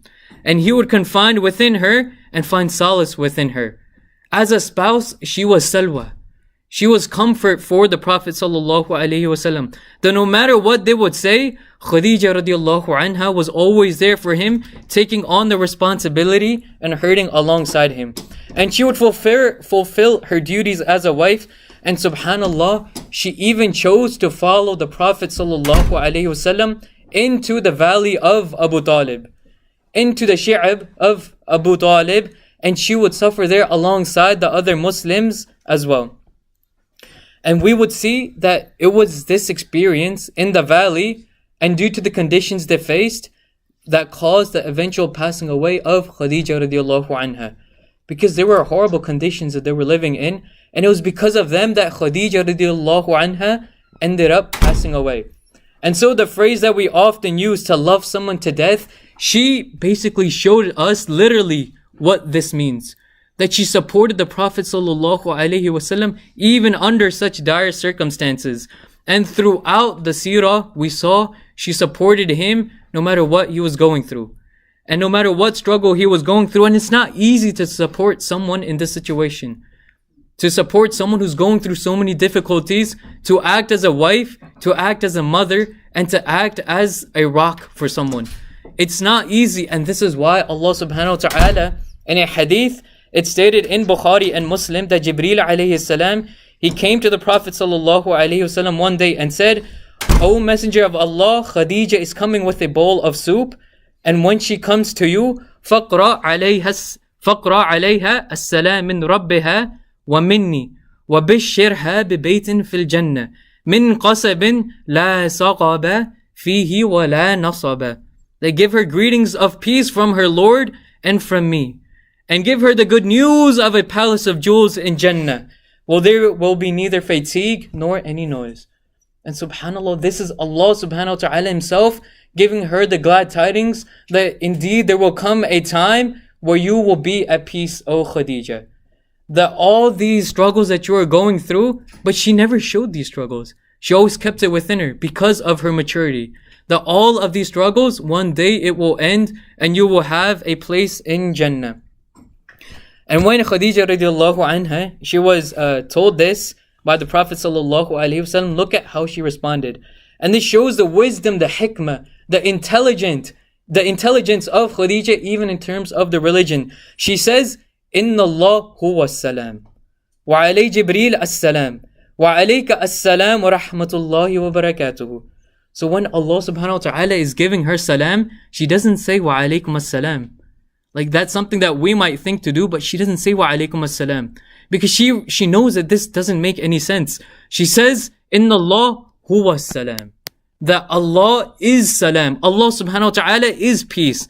And then she says to Jibreel, be peace, and to you peace with the mercy and blessings of Allah. And this shows the hikmah, the religious wisdom that Khadija radiallahu anha possessed, that she knows that Allah subhanahu wa ta'ala is the creator of peace. And only with Allah subhanahu wa ta'ala will someone find peace.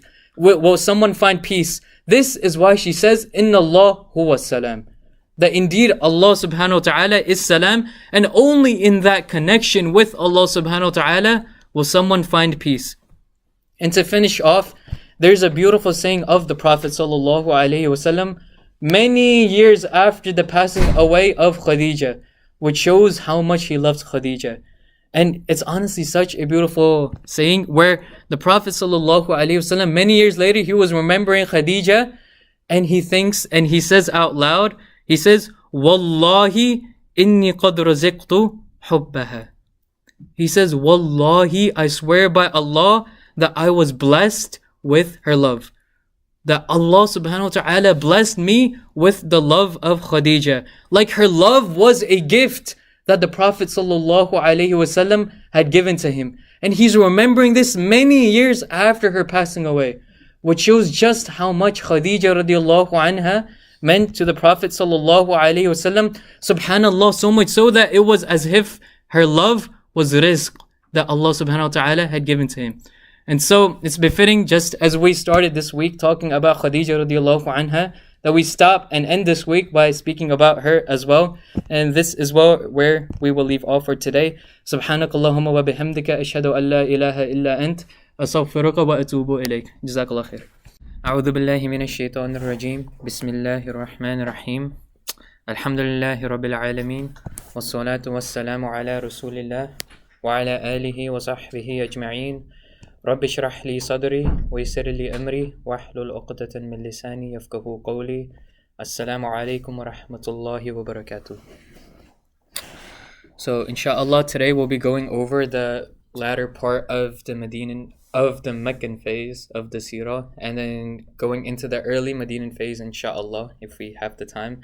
And we stopped at Amul Huzn, which was the year of sorrow for the Prophet sallallahu alaihi wasallam, which was about 10 years after the da'wah began.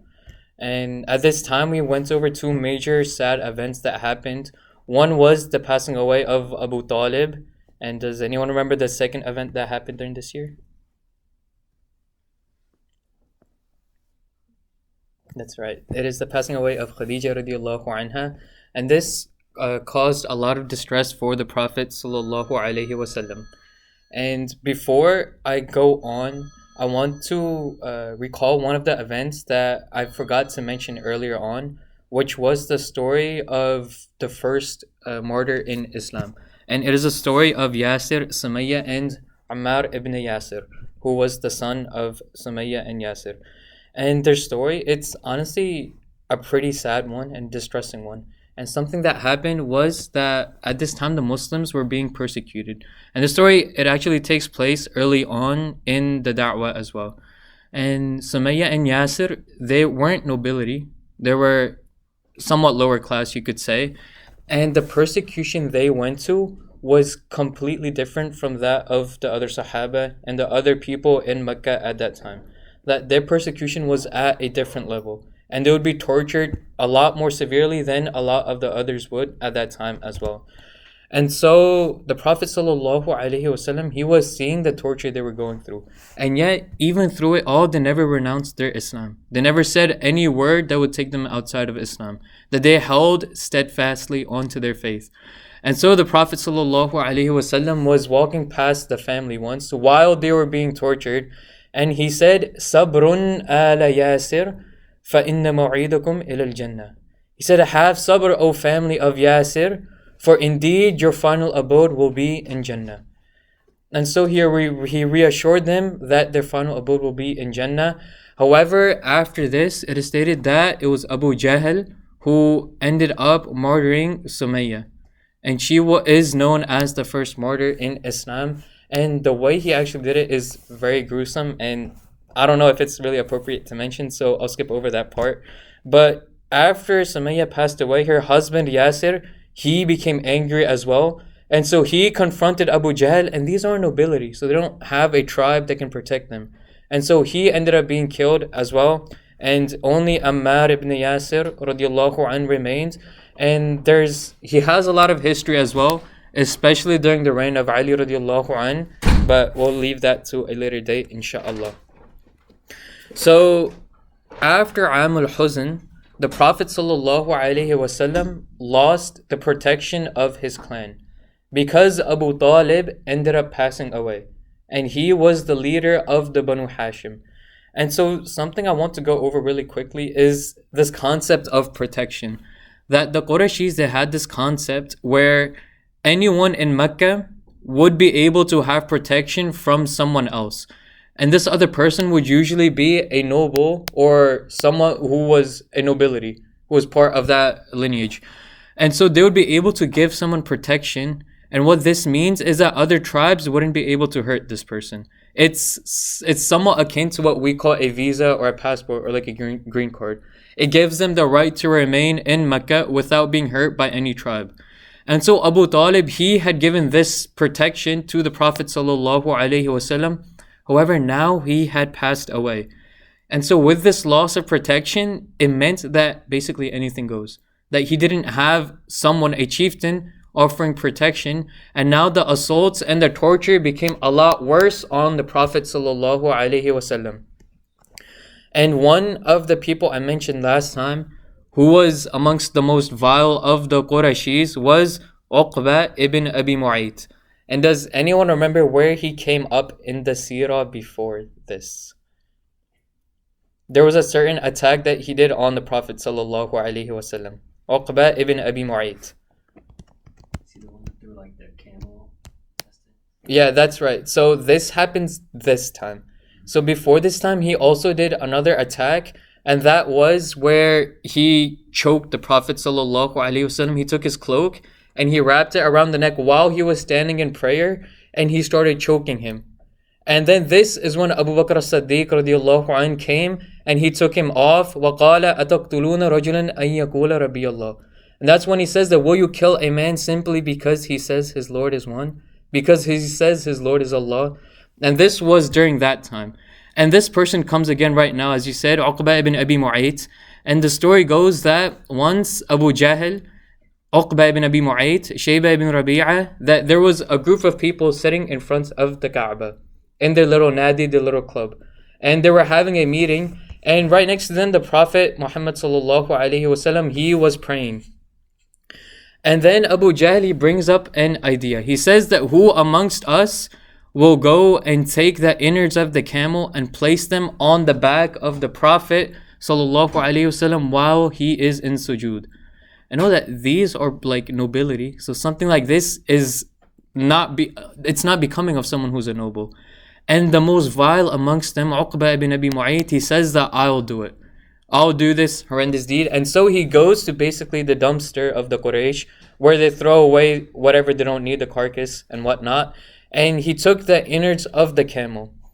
And this is, again, a nobleman. And it just goes to show the amount of hate they had for the Prophet ﷺ, even though all he came with was Allah subhanahu wa ta'ala is one and only worship Allah. This is all he came with, and this is the amount of hate they had for him. And so Uqba ibn Abi Mu'ayt, he brings the innards of the camel, And the Prophet ﷺ goes into sujood. And then he places the innards on top of him. And this is so heavy that the Prophet ﷺ isn't able to stand up from sujood. That he's not able to sit up from sajda because it's so heavy on his back. And the person narrating this hadith is Abdullah ibn Mas'ud radiallahu anh. And he states that I wasn't able to do anything at this time because I was a mawla, I was a servant. And if I did even one small thing, that I would have been killed on the spot. And so he says that I wasn't able to do anything. And some of the ashab, they went to Fatima radiallahu anha. And Fatima at this time, she was very, very small. She was maybe 5-7 years old. And she was very young at this time. And yet she goes crying to the Prophet ﷺ while they're in sajda, while he's in sajda. And she's crying because, no, this is her dad. This is someone she looks up to. This is someone she loves. And so she's crying like a little girl would. And she's wiping the back of the Prophet ﷺ, basically taking this stuff off of his back. And while she's doing this, she's crying. And then the Prophet ﷺ finishes the prayer. And this was basically kind of like, you could say, the last straw. Because it's difficult to take persecution upon yourself, to feel pain yourself. But when it's someone else crying on behalf of what's happening to you, or when it's someone that's dear to you, like your own daughter Fatima, who's crying because of what's happening to her father, this amount of pain, it just continues to multiply. And so after he finishes the prayer and he sees Fatima crying because of what's happening to him, the Prophet ﷺ, look, he becomes upset, but he doesn't curse these people that are in front of the Kaaba, and they're laughing right now. They're laughing and mocking what's happening. And he doesn't insult them at all. And this shows the adab of the Prophet ﷺ, that even in such an instance, he doesn't curse them. He doesn't say something that comes out of his mouth that is bad, like what we would say a cuss word. And what he does is he makes dua to Allah subhanahu wa ta'ala, and he says, Allahumma alayka al-mala'il min Quraysh. Allahumma alayka Aba Jahil ibn Hisham, wa Utba ibn Rabi'a, wa Shayba ibn Rabi'a, wa Uqba ibn Abi Mu'ayt, wa Umayyah ibn Khalaf. And so he's naming them one by one, and he's saying, Oh Allah, I leave them to you. That I leave to you the affairs of Abu Jahl. I leave to you the affairs of Uqba ibn Abi Mu'ayt, and so on. And he names all of them, and at the end of the hadith, Abdullah ibn Mas'ud radiallahu anh, he states that I saw all of them, and they all died during the battle of Badr. And so after basically this persecution, and he's seeing these attacks really ramp up after the passing away of Abu Talib, Abu Lahab, who becomes now the chieftain of which tribe? Go ahead. Do you know? That's right, the Banu Hashim. Because after Abu Talib, the chieftain now becomes Abu Lahab. Abu Lahab, he sort of feels a soft spot for the Prophet ﷺ. Because at the end of the day, this is someone who's part of his clan. And so he feels something in his heart as well. And so Abu Lahab, he goes to the Prophet ﷺ, seeing his nephew, his own nephew being hurt in such a manner, that he says, O Muhammad ﷺ, be as you were under Abu Talib, and I offer you my protection. And then this made Abu Jahl upset. And so he goes to Abu Lahab and he says, have you accepted this message of Islam? And Abu Lahab says, no, but I'm only protecting my own flock. Meaning that I'm only protecting someone from my own tribe. And then Abu Jahl says that, do you know what he says about Abdul Muttalib? And know that Abdul Muttalib, he's the father of Abu Lahab. And he's basically a celebrity. Everyone knows Abdul Muttalib. He's perhaps the most famous Arab person ever. And so he says, I don't know what he says. So he goes to Muhammad sallallahu alayhi wasallam. And he says that, what do you say about Abdul Muttalib? What do you say about his fate? And the Prophet sallallahu alaihi wasallam, he says, and it's a really smart response. He says, he is with his people. And so Abu Lahab, he's fine with this response. And then Abu Jahl, he goes to him, he's like, you're such a fool. Don't you know that what he means by this is that Abdul Muttalib is with his people and his people are in the fire. And so after hearing this, Abu Lahab, he says that I revoke my protection and I take it away from you, O Muhammad sallallahu alaihi wasallam. And now with no protection, the Prophet ﷺ needs to go to somewhere where he is more safe. And so he ends up going to Ta'if, the city of Ta'if, which it's close to Mecca. And basically Ta'if and Mecca, they had basically a rivalry going. So it's not too far away, but they didn't really seem to get along, or it seemed that they didn't get along too well. And so the Prophet ﷺ thought that this would work to his advantage. And he goes to the leaders with Zayd ibn Haritha. And Zayd ibn Haritha was his adopted son, his servant. And he goes to this city and he meets up with the three leaders of the city. And he tells them this message of Islam. And each of them, they basically mock the message.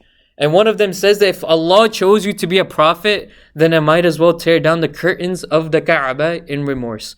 The other said that has Allah not found anyone better than you to make a prophet? And then the third one also mocked the message, and he says that if you truly are a prophet, then you are someone much too noble for me to be speaking to. And if you are a liar, then you are someone way too beneath me to be speaking to. So I won't listen to your message. And they're basically mocking the Prophet ﷺ. And he says, it's fine if you don't want to accept my message. Just don't tell the Quraysh that I came here asking you for help.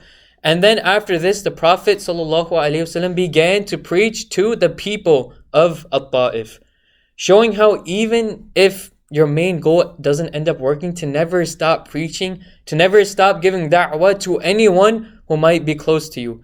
And he starts giving them da'wah, and some of them, they warm up to the idea of Islam and end up warming up to this message.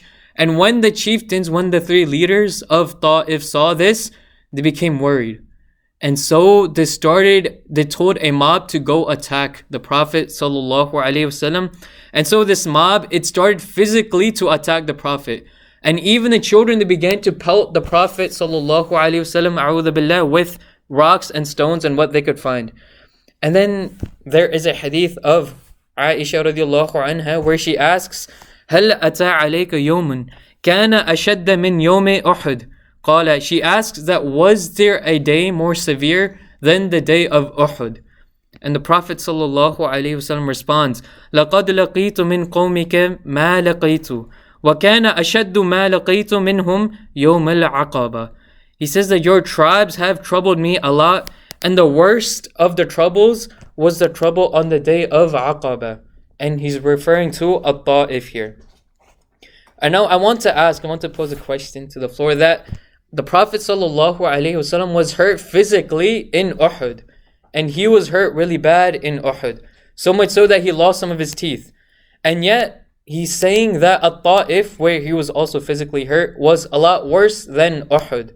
And so does anything come to mind? Why do you think this incident at Ta'if was worse than that of Uhud? Go ahead. Because it was like children that were throwing stones at. Yeah, so that has to do with it. Something else come to mind. Why was Ta'if worse than the day of Uhud?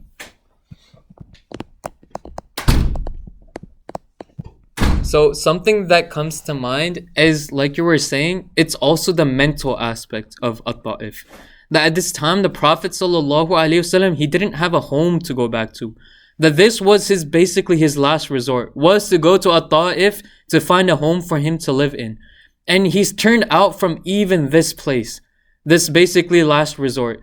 And not only that, but these children, they're basically pelting him. And who is he? He's a prophet of Allah. And he's a nobleman as well of the Quraysh. And so this deeply hurts the Prophet ﷺ, not only physically, but in a mental way as well. Because this comes right after Am al-Huzn, the year of sorrow. And he's lost the two people who are closest to him, Abu Talib and Khadija. And so not only the physical aspect, but the mental aspect as well, that caused the Prophet ﷺ hurt. And then the hadith goes on, فَانْطَلَقْتُ وَأَنَا مَحْمُومٌ عَلَى وَجْهِ. So I departed and there was overwhelming sorrow showing on my face. And then he recited the following dua. And although some say it is a weak narration, but it's found in Ibn Hisham, Al-Khatib al-Baghdadi, wa At-Tabarani on the authority of Abdullah ibn Ja'far. And it's fine to act on weak hadith as well. And it's such a beautiful dua, and it teaches us the etiquettes of making dua as well. And subhanAllah, it's so beautiful. It starts, and I'll try my best with the Arabi. There was no tashkil on this. But the dua goes that the Prophet sallallahu alaihi wasallam says, Allahumma ilayka ashku da'fa quwwati wa qilta hilati wa hawani ala nas ya arhamar rahimin anta rabbil mustad'afin wa anta rabbi ila man takilni ila ba'idan yatajahimuni am ila aduwa malaktu amri in lam yakun bika alay ghadab فلا أبالي ولكن عافتك هي أوسع لي أعوذ بنور وجهك الذي أشرقت له الظلمات وصلح عليه أمر الدنيا والآخرة من أن تنزل بي غضبك أو يحل علي سخطك لك العتبى حتى ترضى ولا حول ولا قوة إلا بك. And he says, Oh Allah, to you I complain of my weakness and my humiliation before men. You are the most merciful of all those who have mercy. You are the Lord of the humble, and you are my Lord. To whom do you entrust me? To a stranger who receives me with hostility, or to a close relative you have given power over me? As long as you are not angry with me, I do not care. But your protection is easier for me. I seek refuge in your face by which all darkness is illuminated, and from all the affairs of this world and the hereafter are rightly guided. May it never be that I incur your wrath or be subject to your anger. It is your right to criticize until you are content, and there is no power nor strength except through you. And subhanAllah, the dua of the Prophet sallallahu alaihi wasallam, he's only saying that as long as this is happening and you are not angry with me, which shows that the tawakkul of the Prophet sallallahu alaihi wasallam. And this is shown to us in the hadith as well, where we are told that every affair of the believer is good for him, because anything that happens to him, he has patience, and he knows that anything that happens to him is through Allah subhanahu wa ta'ala, and so he has patience. And so this shows tawakkul and true belief in Allah subhanahu wa ta'ala. And after this, he finds shade under a tree, and he says that I look up and I see Jibreel alayhi salam. And Jibreel alayhi salam says to me, and this is in Sahih al-Bukhari, he says, Allah has heard your people saying to you, and how do I have hearded you? And Allah has sent the angel of the mountains to you so that you can order him to do what you want. And the angel of the mountains called me and greeted me. This is Jibreel alayhi salam. And then said, O Muhammad sallallahu alayhi wasallam, order what you wish. If you would like, then I will make these two mountains collapse onto the city of Ta'if because of what they have done to you. And then after this, the Prophet sallallahu alayhi wasallam said, فَقَالَ النَّبِيُّ صَلَّى اللَّهُ عَلَيْهِ وَسَلَّمَ بَلْ أَرْجُو أَنْ يُخْرِجَ اللَّهُ مِنْ أَصْلَابِهِمْ مَنْ يَعْبُدُ اللَّهَ وَحْدَهُ لَا يُشْرِكُ بِهِ شَيْئًا. No, but I hope that Allah will let them beget children who will worship Allah alone and will worship none besides Him. Which shows the mercy of the Prophet sallallahu alaihi wasallam, that perhaps from their progeny there will come people who worship Allah subhanahu wa ta'ala. And we see today the whole city of Ta'if, it's basically all Muslims. The whole population has become Muslim, which shows the dua of the Prophet sallallahu alaihi wasallam was accepted. Now, as he's returning to Mecca, there is a meeting with jinn, where the Prophet sallallahu alaihi wasallam was reading reading Tahajjud, the prayer of Tahajjud, and the jinn, they surrounded him. And something else this shows is that the Prophet sallallahu alaihi wasallam, he rarely ever, and you might be able to find maybe two instances where he leaves the Tahajjud prayer. Maybe. Because we see that every night the Prophet sallallahu alaihi wasallam, he never left this prayer of Tahajjud, even when he was traveling. He would never leave this prayer. And so the jinn are listening to him, and they're saying to each other that listen quietly, that this is someone who is a prophet. And so this message of Islam reached the jinn as well. And so the jinn said to each other that we have truly heard the scripture that is to be revealed after Musa alayhi salam. And so these jinn, they became Muslims. Which shows that in every affair, there can be goodness within it if you have sabr. And as the Prophet ﷺ had sabr in Ta'if, So too these jinn, they became Muslim and followed the religion of Islam. Now as he's returning to Mecca, he's sent some emissaries to talk to some people to offer him protection. Because Abu Lahab, he revoked his protection. And Abu Talib, he's passed away. And so some people were Al-Akhnas ibn Shurayk and Suhail ibn Amr, but they rejected because they were scared that something bad would happen to them if they offered protection to the Prophet ﷺ. And now, who was the person who ended up giving his protection to the Prophet? Does anyone know his name? Was it Hamza? It was not Hamza. Because Hamza, at this time, he could give protection, but because he was a Muslim, it wouldn't really work out because they would attack him anyways. They're like, we don't really accept your protection because you're a Muslim, and so we're not really going to take it, and we're not really going to accept it. Even though it's something he could have done, but it wouldn't have been as legitimate. Yeah, it's right. So it was Mut'im ibn Adi. And Mut'im ibn Adi, he sends his 2 sons, or some say 4 sons, and he sends them fully armored to protect the Prophet ﷺ. And the thing with Mut'im is that he was a chieftain and he was an elderly person as well. He could be perhaps the most elderly person in Mecca at this time. And so everyone respected him, and so they respected his amanah, his protection as well. And we see that Mut'im, he helped the Prophet ﷺ at certain times throughout the seerah. Does anyone remember another time where he helps the Prophet? We mentioned it very briefly. So it was during the Shi'ab of Abi Talib when the Muslims, they were boycotted. Mut'im, he was one of the people who would send camels loaded with food secretly at night to help them out when they faced a famine in the valley of Abu Talib. And after this is when the Prophet ﷺ, he reaches Mecca and he's approached by Khawla bint Hakim. And she says that, O Messenger of Allah, don't you feel sad at the death of Khadija?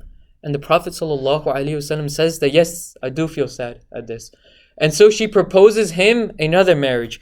And that is with Sauda bint Zam'a, or with Aisha radiallahu anha. And because of her maturity and because he had children that needed to be taken care of, he agrees to marry Sauda bint Zam'a. And later he married Aisha radiallahu anha as well. And this marriage, it was decreed by Allah subhanahu wa ta'ala in a dream that the Prophet sallallahu alaihi wasallam saw. And now we get to the next moment in the seerah, which is the Isra wal Mi'raj. And we know that a concept that we see and a sunnah of Allah subhanahu wa ta'ala is that إِنَّمَا الْعُسْرِ يُسْرًا, that after hardship comes ease.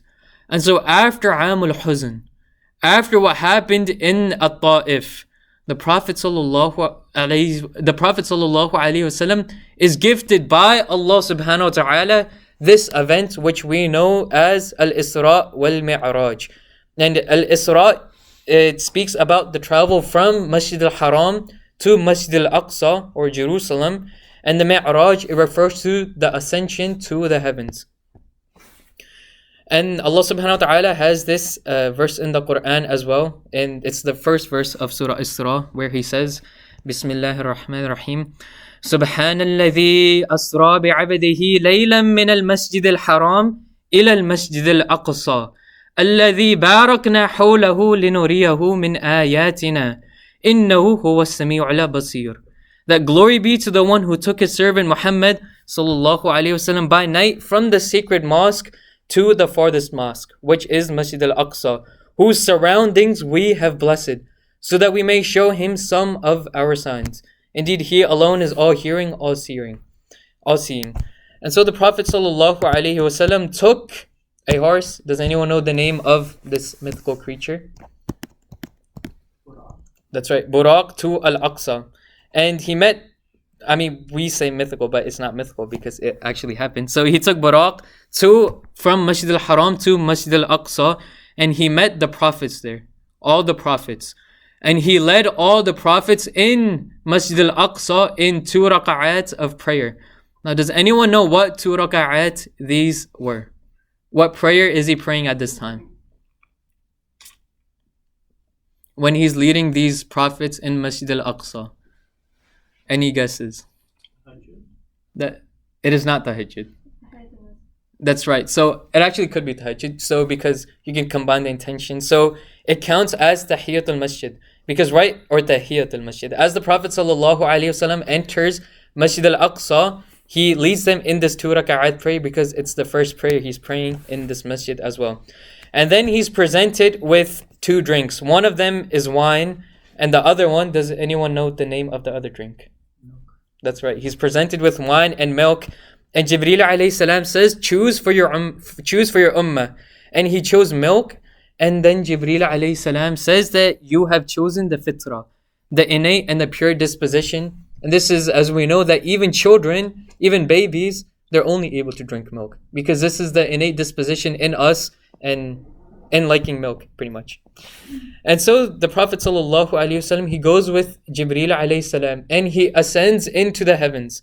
I know that there's 7 heavens. There's a common misconception that Jannah itself, the paradise, is 7 levels, but this isn't really right. There are 7 heavens, and the lowest heaven, it includes the universe and the stars as we know it.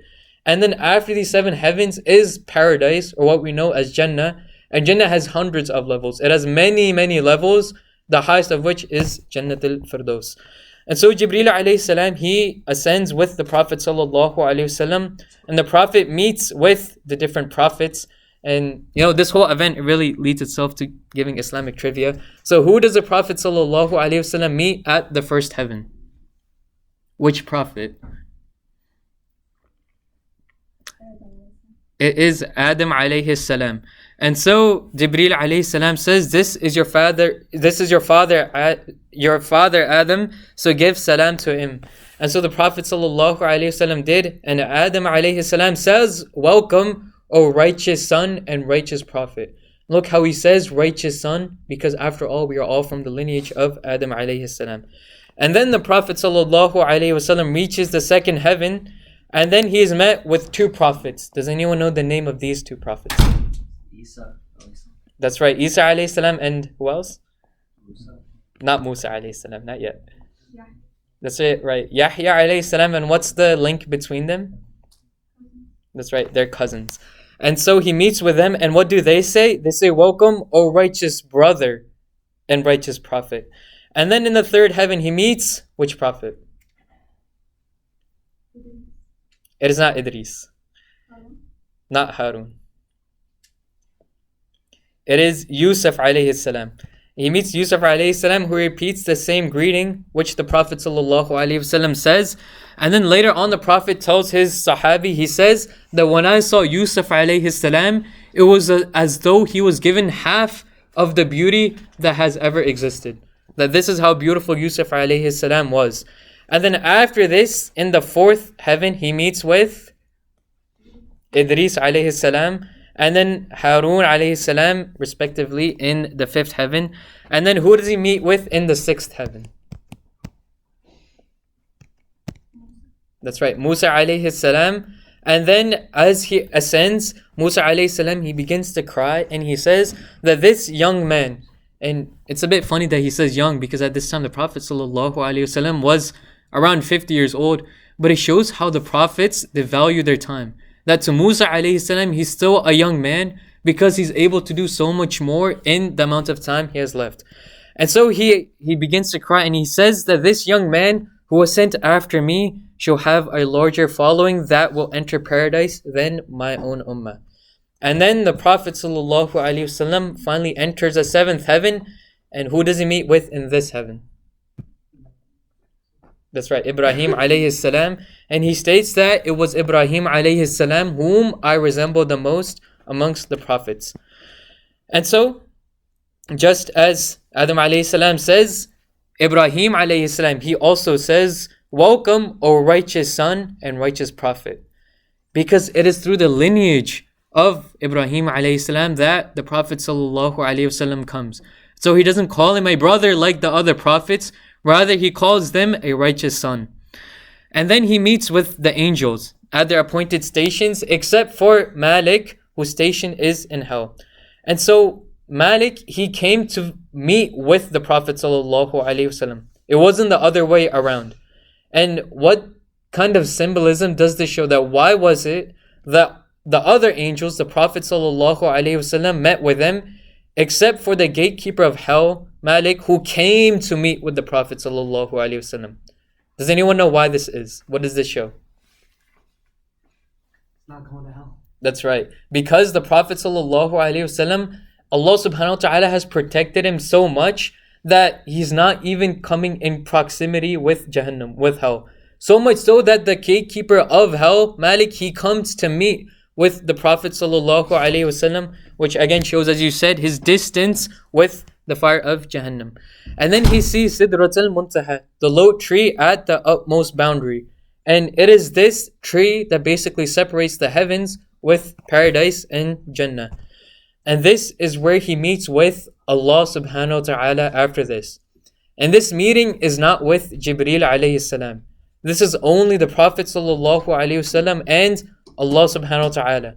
And the actual conversation they had is something that honestly there's no really authentic narrations that are able to tell us what conversation happened between them.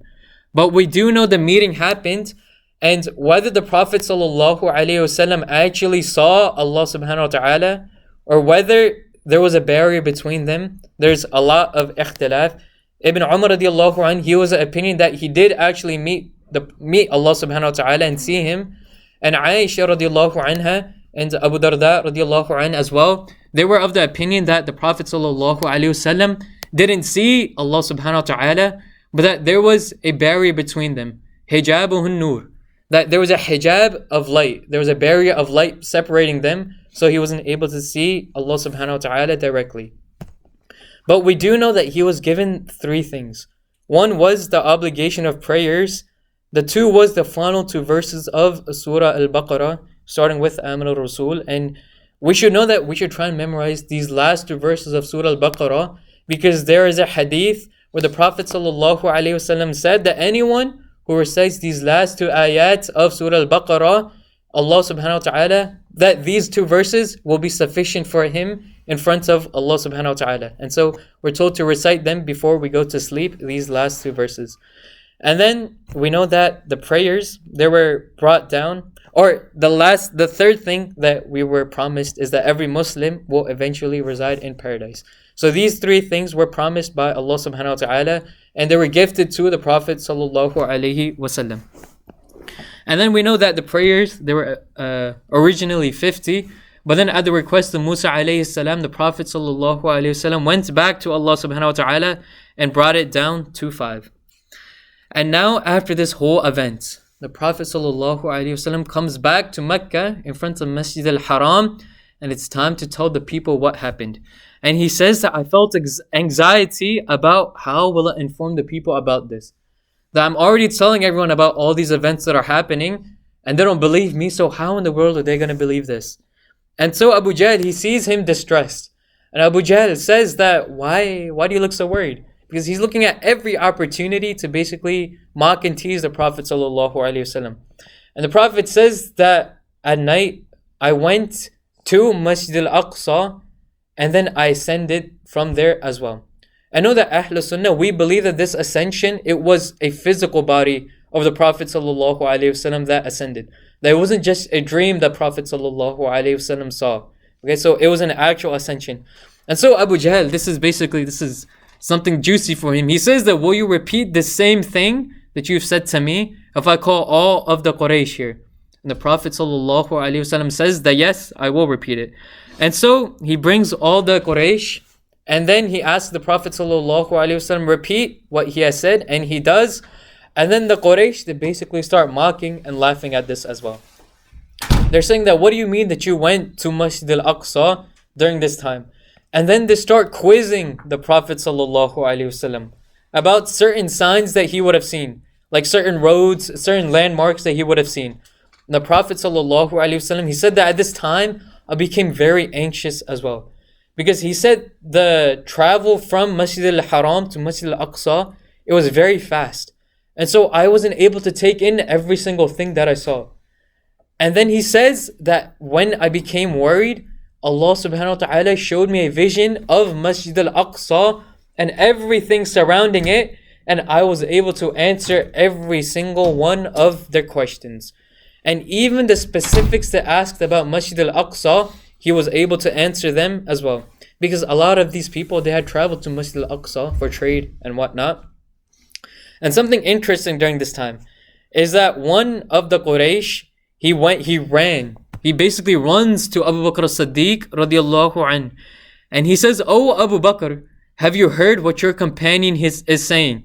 He's saying that he has gone all the way to Jerusalem and back to Masjid al-Haram in just one night. And so he's saying that, do you actually believe that your companion said this?" And then, so he's saying, "Atusaddiquhu," that do you actually believe that this happened? That do you think he's being truthful? And then Abu Bakr as-Siddiq radiallahu anh says that if this is what he is actually saying, I do believe in him. Because I believe in him when he says something a lot more extraordinary than this, which is that Allah subhanahu wa ta'ala sends revelation down to him. So he's saying that believing in this is nothing compared to what I have already believed in him to be. And it is stated that after this, or this is one of the instances that led to the nickname of Abu Bakr to be As-Siddiq, the truthful and the sincere one, because he always believed in the Prophet sallallahu alaihi wasallam. Now with no protection, and Mut'im ibn Adi, he was close to passing away because he was a chieftain, he was an elderly man. So with no protection, the Prophet sallallahu alaihi wasallam began to visit the tribes that would come for the pilgrimage of Mecca, and he would start preaching to them. And he would take with him Abu Bakr as-Siddiq radiallahu anh, because Abu Bakr, he was educated and very knowledgeable about the genealogy of different tribes, ilmul ansab. And so he would be able to educate him on the different tribes that come. And then there was one tribe. There came one tribe known as the Khazraj, and they came from Yathrib. And six people had come from this tribe of Khazraj. And these 6 members, they didn't make a formal public declaration of conversion, but when the Prophet ﷺ preached to them, they accepted Islam and they vowed to return the following year. And then the next year they did come back. So we fast forward 1 year. They come back the next year, and this is the 12th year of the Prophethood, and they come with 12 people. And they say these 12 people, we are all ready to accept Islam. And these 12 people included both the Khazraj and the other tribe of Arabs living in Yathrib, which we know as Medina. And now what is this other tribe? Does anyone know? One of them is the Khazraj. Does anyone know the other tribe? It is the Aus. That's right. So these 12 people, it had both the Khazraj and the Aus. And so it basically showed how the tribes, both of them, they were willing to leave aside the differences and come together in accepting this message of the Prophet sallallahu alaihi wasallam. And so the Prophet sallallahu alaihi wasallam, he takes a pledge from these 12 people. And this pledge happened at night time, and he took with him Abbas ibn Abdul Muttalib radiallahu anhu, who is not yet a Sahabi, but Al-Abbas, he was sympathetic to the cause of his nephew, and he never hurt the Prophet sallallahu alaihi wasallam. He was very similar to Abu Talib in how he helped the religion. And so Al-Abbas, he talked to these people from Yathrib first, and he tells them, this person you're taking with you, because the plan had come to mind that the Prophet sallallahu alaihi wasallam would escape to Medina. And so Al-Abbas, he says to them that this nephew of mine, he's a noble person, so please I ask that you take care of him. That I'm leaving him in your care now, so take care of my nephew. And so they say that we will take care of him, and we will even fight if the need comes. However, in this first covenant, it is known as the covenant of Aqaba, or the pledge of Aqaba, because it took place on the plains of Aqaba during Hajj, and it is known as the pledge of the women. Because what they were pledging at this time was not that they would go to war, but that they would fulfill the ties of kinship, they would follow Allah subhanahu wa ta'ala alone. And basically, it was the pledge of women because they didn't give the pledge to fight. Because women wouldn't give the pledge to fight, because the women, they wouldn't fight. But they would give the pledge that they would follow the teachings of Islam. So this is what the first pledge of Aqaba it was for. And then he sent Mus'ab ibn Umayr radiallahu an to the people of Yathrib. Because the people of Yathrib, these people that came, these 12 people, they said, give us one Sahabi who's knowledgeable so that he's able to teach us and the people of Yathrib the religion as well. And so he sends Mus'ab, and Mus'ab, he reaches Yathrib, and subhanAllah, through his da'wah, 40 people, at least 40 people converted and accepted the religion of Islam. At which point the Prophet ﷺ instructed them to pray the Friday prayer. And this is one of the reasons that the Hanafis, they say that the minimum required for Jum'ah, that one opinion is that 40 people is required in order to have the Jum'ah prayer. And so it shows how the Prophet ﷺ, he wasn't present at the first day that Jum'ah, the khutbah of Jum'ah was given.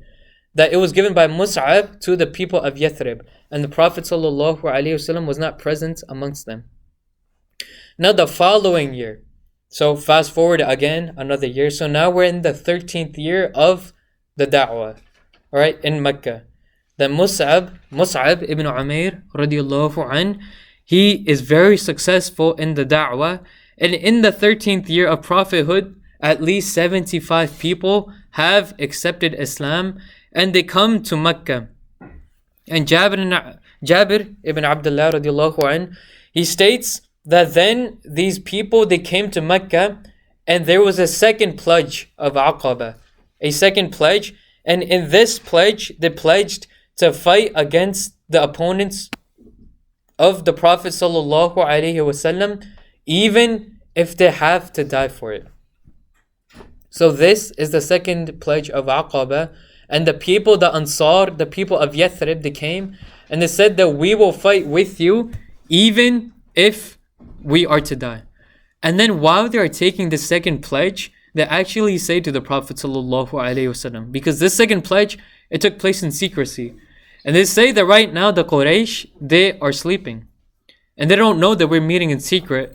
And we brought our weapons with us as well. So if you order us, then we can go and we can basically kill them in their sleep and take over the city of Mecca. And the Prophet ﷺ says, no, because I have not been commanded to do so.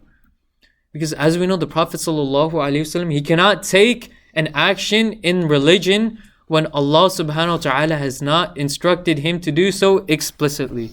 And so they basically go back, and this is when, close to when the Hijrah is being announced.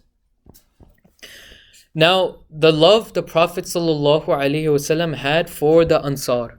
There's so many ahadith where we are shown the virtue of the Ansar. These people that came from Yathrib. And they basically begged the Prophet ﷺ to come back with them out of the persecution that he's facing and to come live with them. And we're given a whole lot of ahadith. I'll just mention a couple where the Prophet ﷺ says, Ayatul Iman Hubbul Ansar wa Ayatul Nifaq Bu'dul Ansar. That the sign of a believer, that the sign of belief is to love the Ansar. And the sign of hypocrisy is to hate the Ansar. And then another hadith where the Prophet ﷺ says, Allahumma antum min ahabbi an-nas ilayya. That by Allah, you are the most beloved people to me. Talking to the Ansar. And then there's even a third hadith where he says that if all of mankind took one path, and the Ansar, they took another path, that I would follow the path of the Ansar. Because of how much help they had given to the Muhajirun and to the Prophet ﷺ. And so the people were told to make the Hijrah, as they were told to make the Hijrah to Abyssinia, in order to escape the persecution. And we know a lot of the companions, they made the Hijrah. Amongst them is Abu Salama and Salama. And Ali ibn Abi Talib radiallahu anh, he has a hadith in which he states that I don't know of anyone who made their Hijrah public except for, does anyone know the companion? That is, except for Umar radiallahu anh.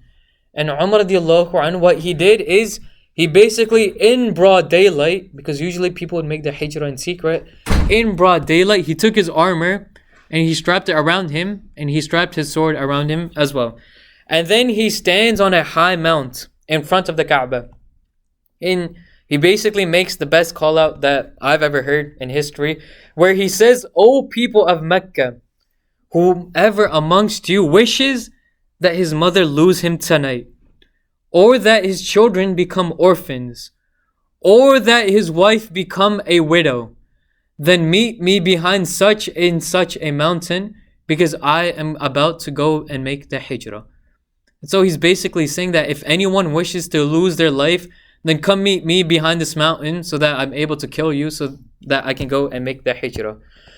And now on the 27th of Safar, the Prophet ﷺ begins preparations to make the hijrah as well. Let me just quickly make time for you.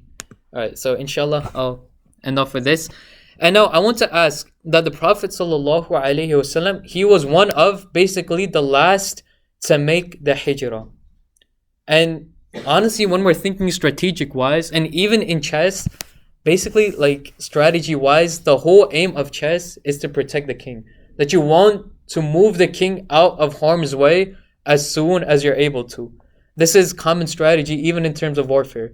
So why is it that the Prophet ﷺ wasn't the first to leave Mecca, but rather he was the last to leave Mecca? Does anything come to mind? Why do you think this was?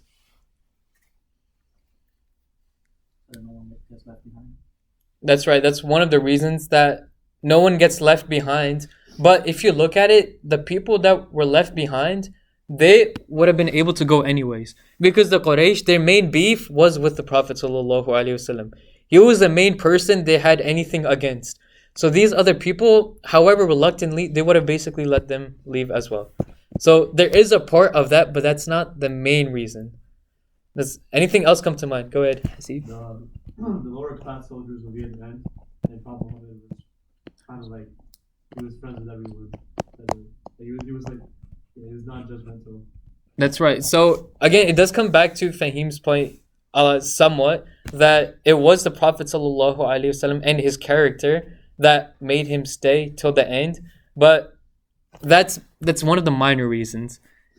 There's still a major reason why the Prophet ﷺ chose to remain until the very end.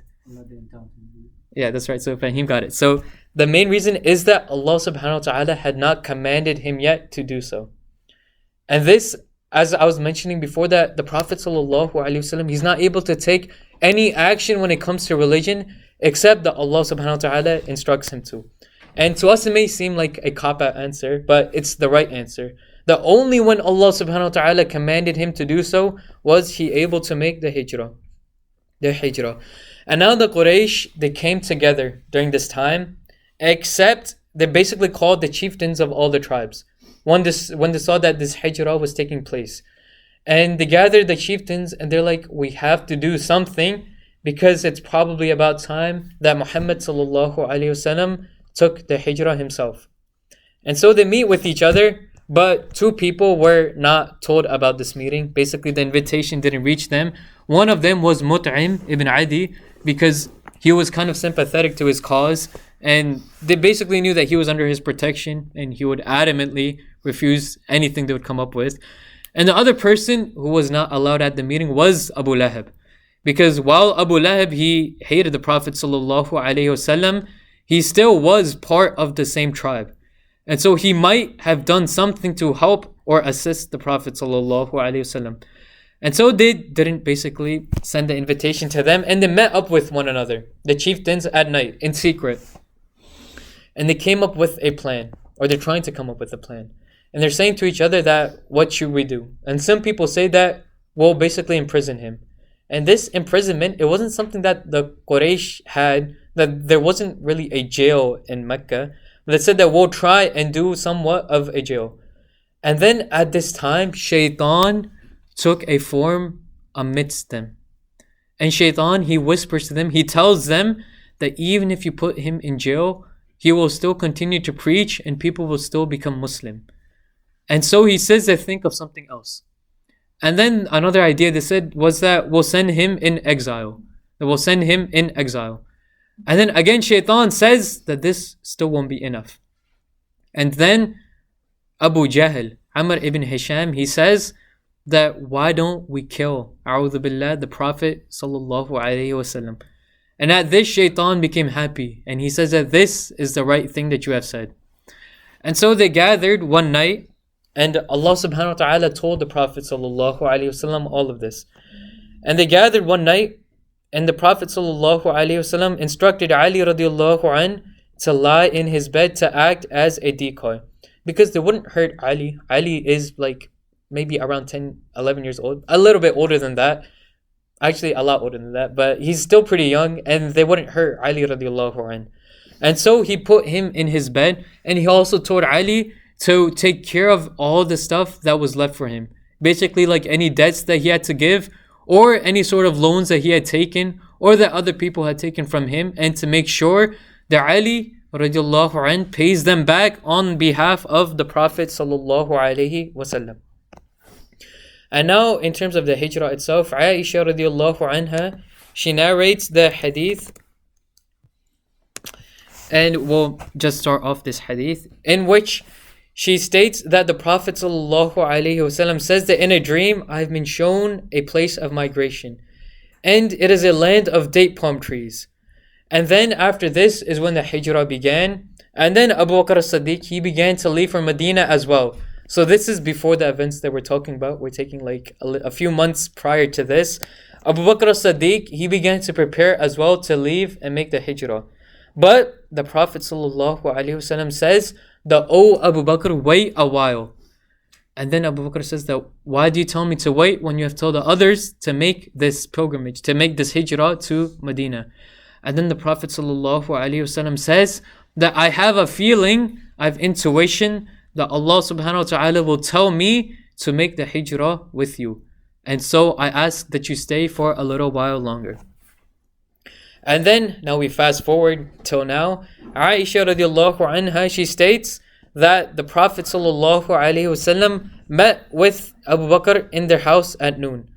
And this is when the Prophet sallallahu alaihi wasallam came in order to announce the Hijrah. And this happened at night time, during a time when it wasn't normal for him to meet with Aisha and Abu Bakr as-Siddiq. And Abu Bakr, he knew that this would happen. And so he basically had a feeling that this is when the Hijrah, when the Prophet ﷺ will make the Hijrah. And at this time, he had already begun feeding his camels.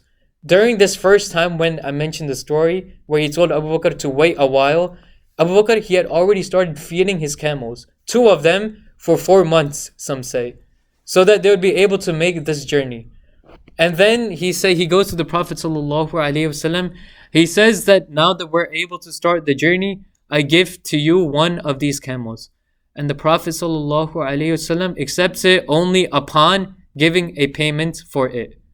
And now this is where we will end. And just as maybe a last minute homework, I want to ask that why is it that the Prophet ﷺ was so adamant about making sure that he didn't take this camel as a gift, but that he would only take it upon giving a payment to Abu Bakr as-Siddiq for this camel, right? So I'll start off the next session with this question, inshallah. And until then, we'll stop here. Inshallah, jazakumullah khair. أقول قولي هذا وأستغفر الله لي ولكم ولسائر المسلمين فاستغفروه إنه هو الغفور الرحيم. جزاكم الله خير. السلام عليكم ورحمة الله وبركاته. الحمد لله رب العالمين والصلاة والسلام على رسول الله وعلى آله وصحبه أجمعين. رب اشرح لي صدري ويسر لي أمري واحلل عقدة من لساني يفقهوا قولي أما بعد. So we stopped last time on the Hijrah, on the topic of the Hijrah, and speaking about the Prophet ﷺ waiting until the last of the Ummah to go and make the Hijrah. And then we spoke about Abu Bakr as-Siddiq radiallahu anh, and how he waited and fed camels in anticipating for the Hijrah, and on anticipating that the Prophet ﷺ would come with him to do the Hijrah. And so I mentioned really quickly that the Prophet ﷺ, was being given a camel by Abu Bakr as-Siddiq as a gift. But the Prophet ﷺ refused to accept the camel as a gift, and he said that I'll only take it upon payment. And so I posed the question that why was the Prophet ﷺ so adamant about accepting this camel on a payment and not as a gift? So does anyone have anything? Why do you think that he would do this?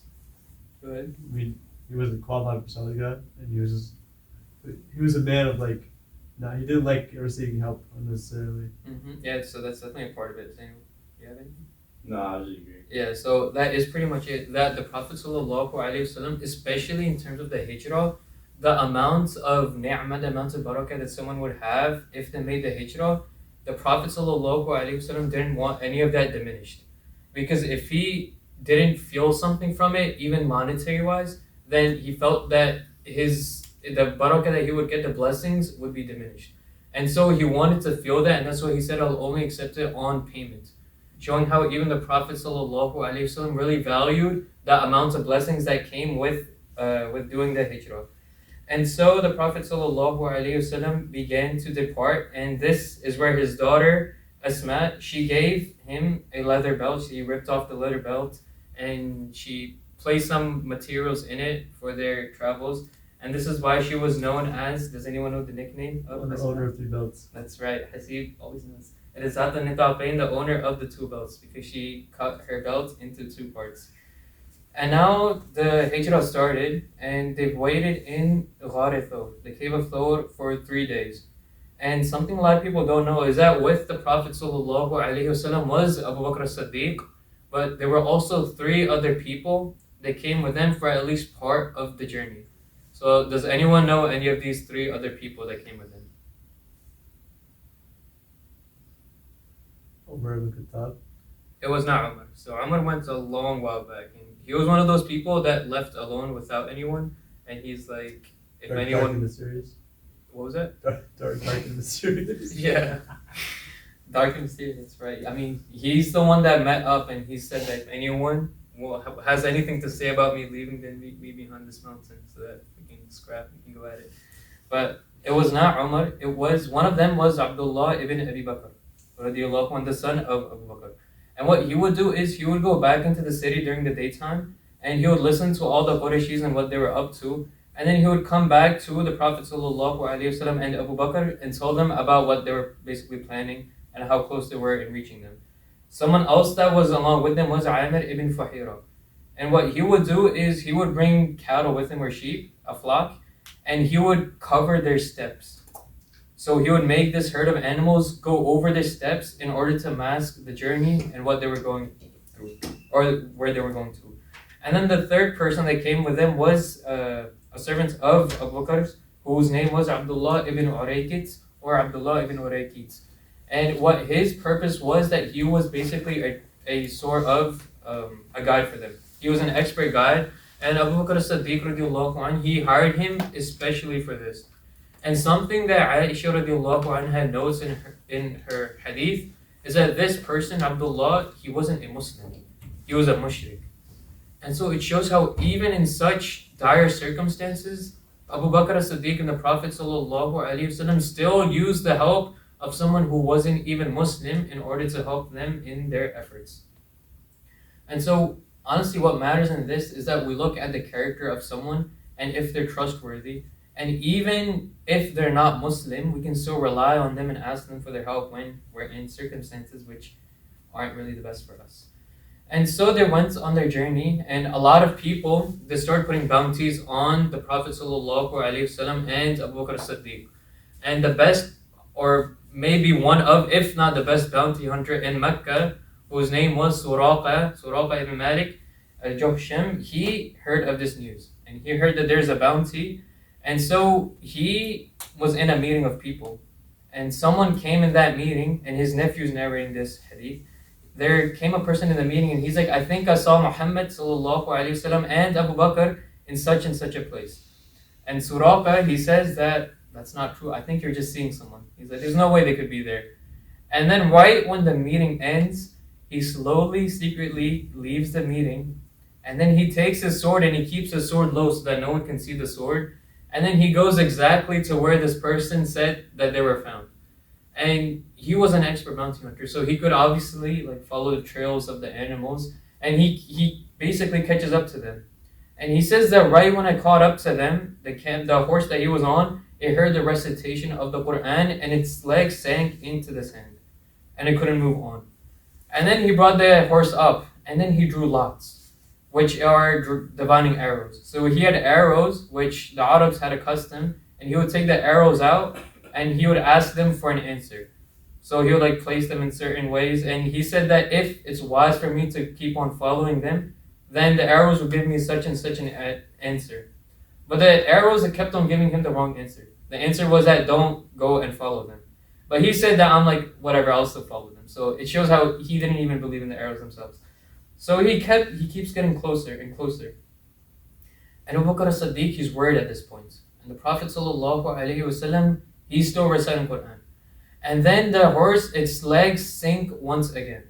And now at this time, Suraqa, he realizes that this is something that's beyond him. That these two people that are traveling, the people that are much above who he is, and that sincerely that they truly are people of nobility who have been blessed by Allah subhanahu wa ta'ala.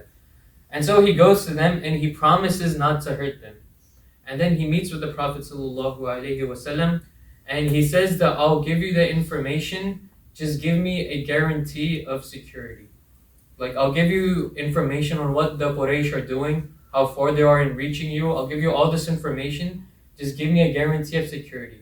And now what this guarantee of security is, he's basically asking that when you're successful and when you've taken over the tribes of Arabia, then I want you to give me a guarantee of security then. Because at this point, he's realized that the cause of the Prophet ﷺ was a true cause. And that the cause would end up becoming fulfilled. And so he asks the Prophet ﷺ, and the Prophet, he asks Amir ibn Fuhayra to write him this guarantee of security. Now, why didn't the Prophet ﷺ write it himself? Can't write. That's right, because he does not know how to write. And so he asks Amir ibn Fuhayra to write it for him on a piece of animal skin. And after this is the famous hadith that we know, the famous narration, in which the Prophet ﷺ says that, O Suraqa, Ya Suraqa, how will you be on the day when the bracelets of Kisra are placed upon your wrists? And Kisra was the leader of the Persians, and so Suraqa says that Kisra, that the leader of the Persians, the Kisra of Hormuz, the son of Hormuz, and then the Prophet ﷺ says that yes, indeed, his bracelets will be placed on your wrists. And then during the reign of Umar ibn al-Khattab radiallahu anhu, they were able to take over a great portion of the Persian Empire. And at that instance, all the Sahaba, they knew of this narration. And even Umar, he calls for Suraqa. And by this time, Suraqa had become Muslim. He says that, O Suraqa, it's time to fulfill the prophecy. And so they placed the bracelets of Kisra on his wrists in order to just fulfill the prophecy. And now the Prophet ﷺ continued on to Quba, and the place that we know now is Masjid Quba, and he met up there with Ali radiallahu anhu, as well as with a couple other people, and he built Masjid Quba. Alright, so this is on the outskirts of Medina. And now has anyone been to Masjid Quba here? No? Have you? Yeah. Alright, so how far would you say approximately is Masjid Quba from Masjid al-Nabawi? Oh man, if I can remember, I remember I fell asleep. Oh, really? Yeah, I think I fell asleep. So Was it like? Would you say was it like a longer, short sort of distance? Did you guys went from car or did you walk? Oh, we went for car. Car. So like, how would you have like an approximate time? Honestly, it You're feels like done it's been such a long time. I got you. So I got you. So honestly, it's not too far away from Masjid Nabawi. So in terms of walking, it would be a few hours. In terms of driving, it's a lot less, maybe half an hour, maybe less depending on traffic. But Masjid Quba isn't too far. But still, they started building a masjid. Why? Because Jumu'ah, the time for Jumu'ah had come. And this had come while they were traveling. And so the Prophet ﷺ had his first Jumu'ah in Masjid Quba.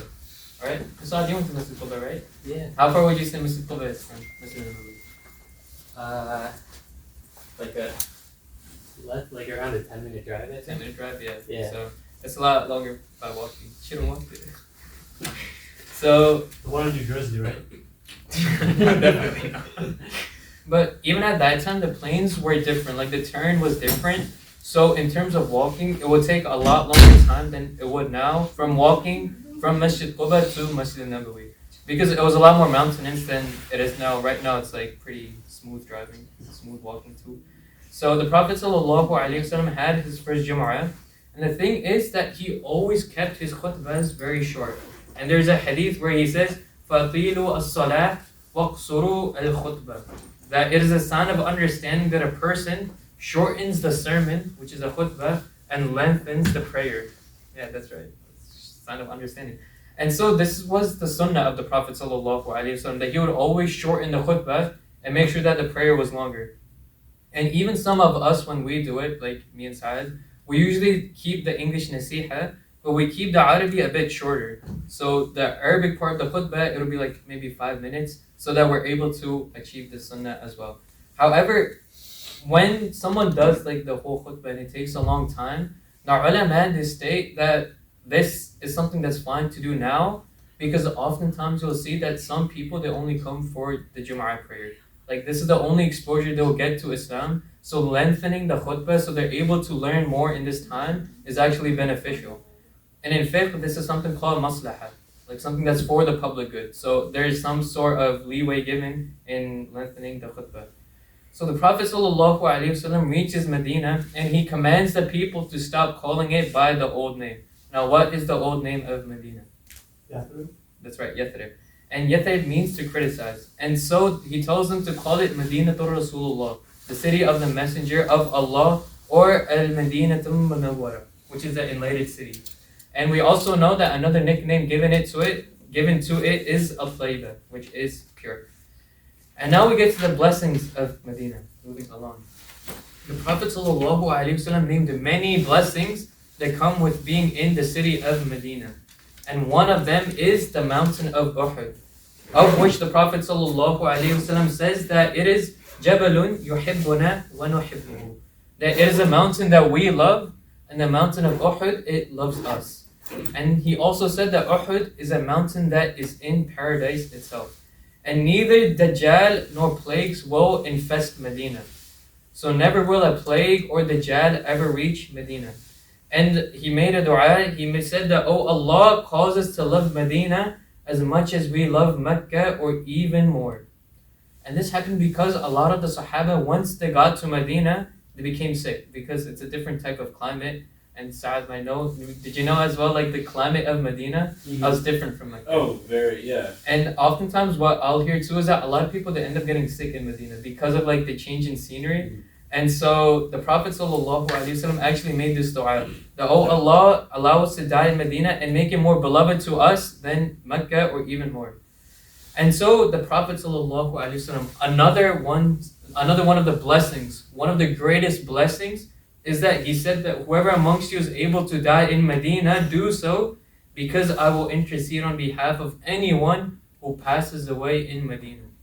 So this is something that we should make dua for, that inshaAllah, in a way that Allah subhanahu wa ta'ala knows best, that we're all able to pass away in Medina, so that we have the shifa, the intercession of the Prophet sallallahu alaihi wasallam. And we also see the manifestation of this dua as well, that I'll often hear as well, from my own experience when I talk to people, that everyone, they say that I would love to go back to Medina. And sometimes even more so than Mecca itself. They say that I love Medina so much that I want to go back to it. And everyone, they end up loving Medina. And it's honestly, subhanAllah, it is the dua of the Prophet ﷺ that comes true.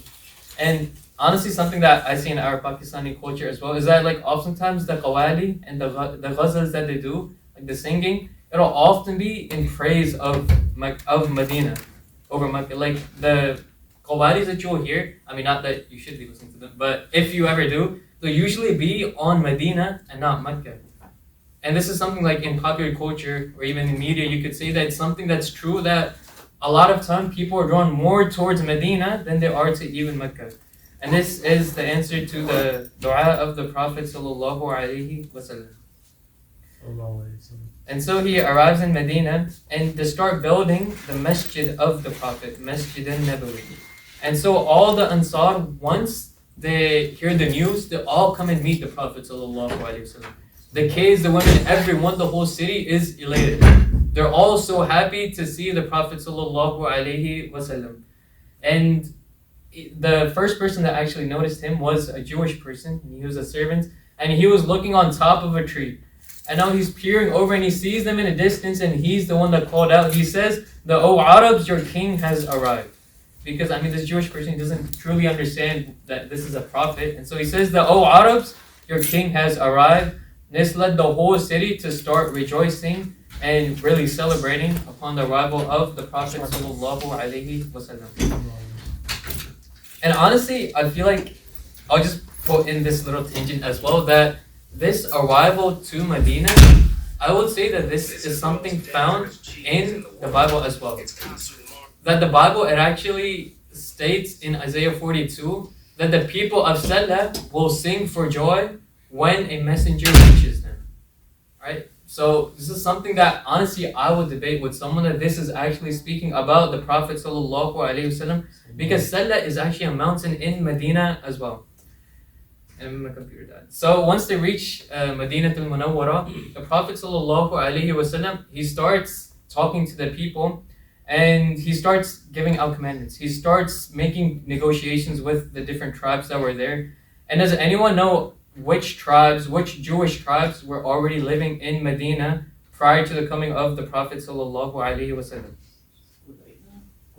That's right, Banu Qurayza was one. Does anyone know the others?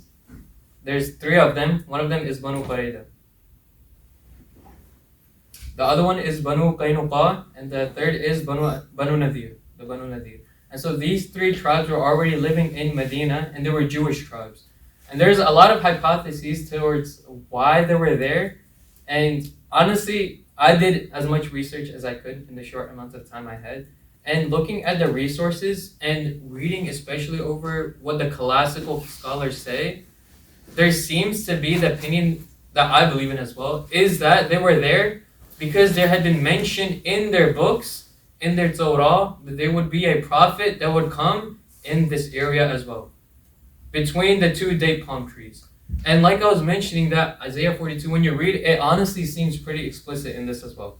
And so I would say that this is the reasoning why there were so many Jewish tribes, that they were waiting for a prophet. But when the Prophet ﷺ actually went to them and told them to believe in him, they say that we knew there was a prophet, but we didn't think that it would be from amongst the Arabs.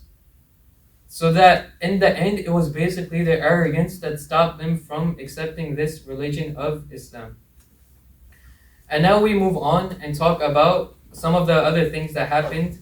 The Prophet ﷺ states that يا أيها الناس أفشوا السلام وأطعموا الطعام وصلوا أرحام وصلوا بالليل والناس نيام تدخلوا الجنة بالسلام.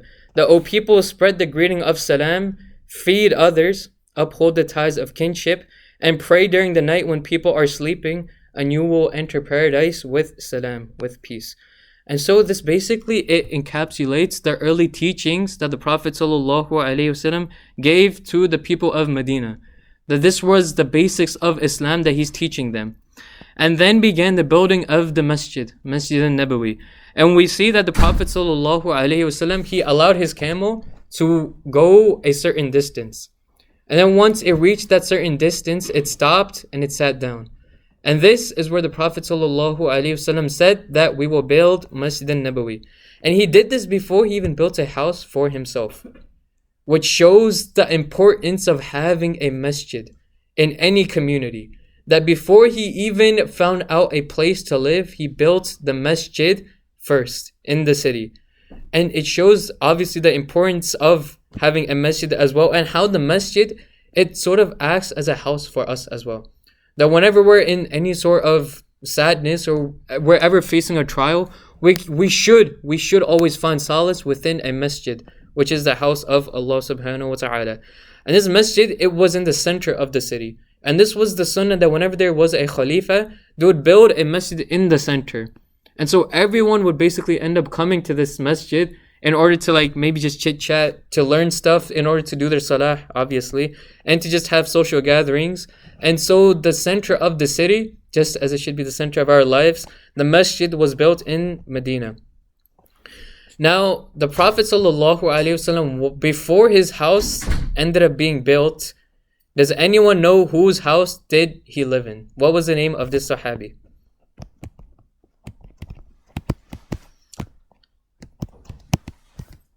It was Abu Ayyub al-Ansari. Abu Ayyub al-Ansari radiallahu anh, who lived in his house with his wife, and they would live on the top floor. So his floor had 2 floors, and he would live on the top floor. And then over time, this began to worry him. And he went to the Prophet ﷺ and he said that it's not befitting that I walk on a roof that's on top of you. That I walk on top of you, which shows his adab, which shows his manners. And the Prophet ﷺ said that a lot of people end up meeting me, and it's easier for me to be on the lower floor, so that they don't have to go up all these steps and then you're annoyed as well. But then Abu Ayyub al-Ansari, he insisted that it's still not befitting, that I'm not able to live like this, that it brings me anxiety when I'm walking over on top of you. And so the Prophet ﷺ finally said that fine, that this is fine, you can take the bottom floor and I'll sit on the top. And now comes the discussion on how to call for salah. So there were a lot of proposals. Some of them mentioned having a bell like the Christians do. But something about Islam is that it differentiates itself from the other religions. And so this was turned down. Something else was the call of the Jews like a horn, and this was dismissed as well. Until a Sahabi, he saw a dream of the words of the adhan. Now, does anyone know which Sahabi this was that heard the words of the adhan? Go ahead. Was it a slave? A freed slave? It was not the free slave, no. Never mind. Good guess though. Go ahead. Abu Bakr. So Abu Bakr, he's not mentioned, but there is something to say that Abu Bakr as-Siddiq, he also saw this dream as well. Because there was actually a good number of Sahabi who saw this dream, in which the words of the adhan were given. But amongst them, one of them actually went to the Prophet ﷺ and told him. And this was Abdullah ibn Zayd. So he's not really a well-known Sahabi, but he had the dream in which the words of the adhan were given to him. And then after he told the Prophet ﷺ this, a lot of the other Sahabi, they got up and they're like, oh yeah, I heard this dream too. But they weren't the ones to actually tell the Prophet ﷺ this. And then after Abdullah ibn Zayd, he tells the Prophet this, the Prophet goes to another Sahabi and he tells him to go call the adhan. And now which Sahabi was this? Go ahead. That's right. It was Bilal ibn Rabah radiallahu anh, who was given the honor of giving the adhan, and this was because he had a beautiful voice, subhanallah, a beautiful and loud voice, subhanallah. And now we get to the mu'akha, which was a bond made between the muhajirun and the ansar. And this was made to honestly help out the ansar in learning the religion of Islam. Because the muhajirun, they had been living with the Prophet ﷺ and learning firsthand this religion of Islam. And the ansar, they had only one muhajir who was from Mecca, who was teaching them Islam so far. And I mentioned this Sahabi last time. Does anyone remember the name of this Sahaba? Who had been teaching them since the Prophet ﷺ was in Mecca, before he could make the Hijrah. His name starts with an M. That's right, it is Mus'ab ibn Umair, who had been living with the Ansar and teaching them the religion of Islam. But with the Muhajirun there, now the benefits were twofold. For the Muhajirun, they had finally a place to stay, because they would live with the person who they were paired up with. And the Ansaris, they would learn their religion through the Muhajirun. And there's so many instances in which this would happen. We would see like the story of Salman al-Farisi with Abu Darda radiallahu anhu. And so many other stories in which we see the Prophet ﷺ, his hikmah, his wisdom in having this bond of brotherhood. And it's honestly a forgotten sunnah as well. Because the sunnah is that whenever there is a revert to Islam, or someone that's converted into the religion of Islam, that they should always be paired with someone or with a couple people who are able to teach them this religion. Or someone that they can just go to and learn the religion with. And our masjid, they've sort of started this as well, like a program, but it's something that's honestly forgotten, and subhanAllah, may Allah subhanahu wa ta'ala allow us to implement it. That oftentimes we see that a revert person, unfortunately, whenever they accept Islam, sometimes they're cast aside and no one really talks to them because they might not look like us or speak like us. And so it's something that we should keep in mind, and in order to follow the sunnah, something that we should do as well. That we should reach out to someone who's accepted Islam and help them in whatever way that we're able to. And now we get to the changing of the Qibla. So the Prophet ﷺ, when he was in Medina, he missed Mecca a whole lot. He missed Mecca so much, and even when he was in Mecca, does anyone know the direction of the Qibla when he was in Mecca? Yeah, that's right. It was towards Masjid al-Aqsa. But while he was in Mecca, he would still face the Kaaba, and then behind it would be Masjid al-Aqsa. So the direction of Masjid al-Aqsa. So he would still pray facing the Kaaba, but in a way so that behind it would be Masjid al-Aqsa. This is how the Prophet ﷺ prayed, because of the love he had for the Kaaba as well as for Mecca. And so he would make dua to Allah subhanahu wa ta'ala, because now Medina is towards the north of Mecca. And now there's no way to face both the Kaaba and Masjid al-Aqsa, because Masjid al-Aqsa is towards the north of Medina and Mecca is towards the south. So now there's no way to face both of them. And he would make so much dua to Allah subhanahu wa ta'ala that, oh Allah, allow me to face Masjid al-Haram, the Kaaba, so the Qibla could be changed.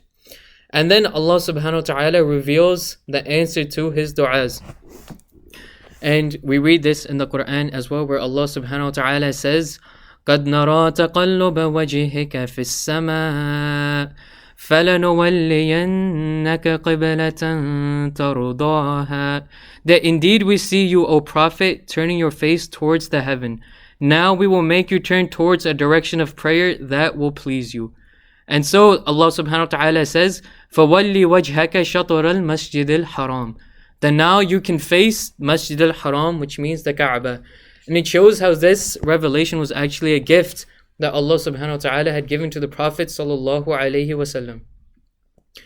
Now the Jews, they became a bit angry at this, and they started to mock the Prophet sallallahu alaihi wasallam.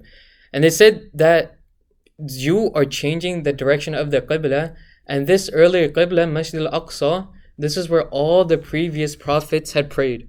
So why are you changing from the other prophets? That if you truly claim to be a prophet, then why are you changing the direction of the Qibla towards which all the prior prophets had prayed towards?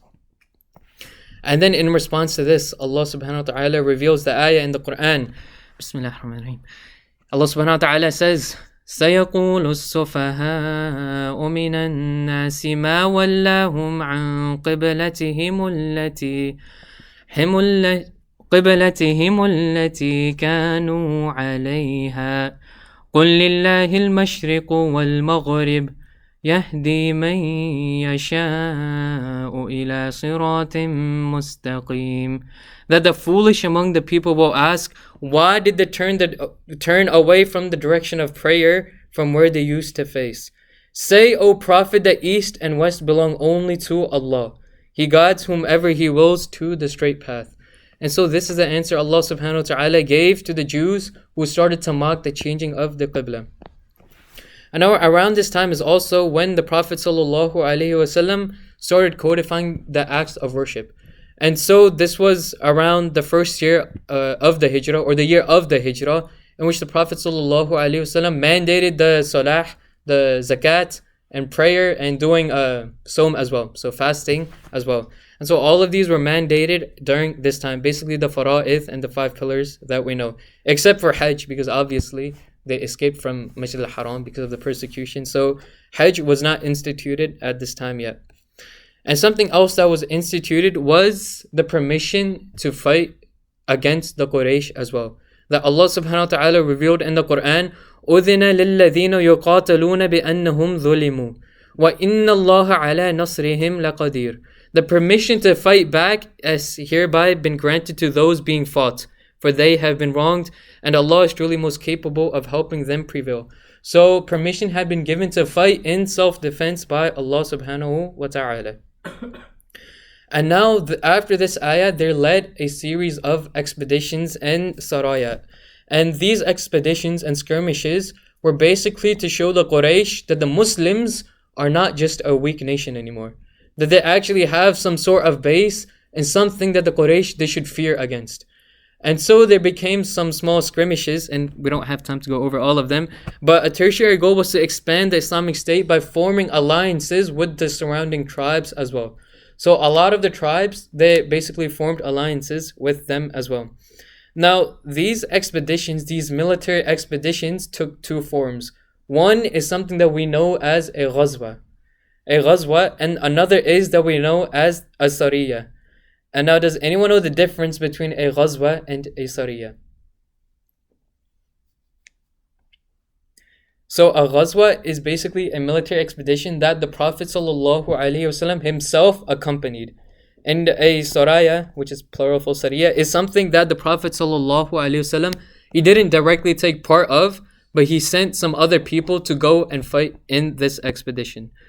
And so the first military expedition was called Al-Abwa, which took place on the 12th of Safar in the second year after the Hijrah. And when we say the second year after the Hijrah, it's the second year of the Hijrah. Because the Hijri calendar, it starts from the first Hijrah. So it doesn't start from 0, because that doesn't make sense. So this is 1 year after the Hijrah, pretty much. Second after Hijrah. So it might take a little bit to wrap your mind around, unless you're a history major.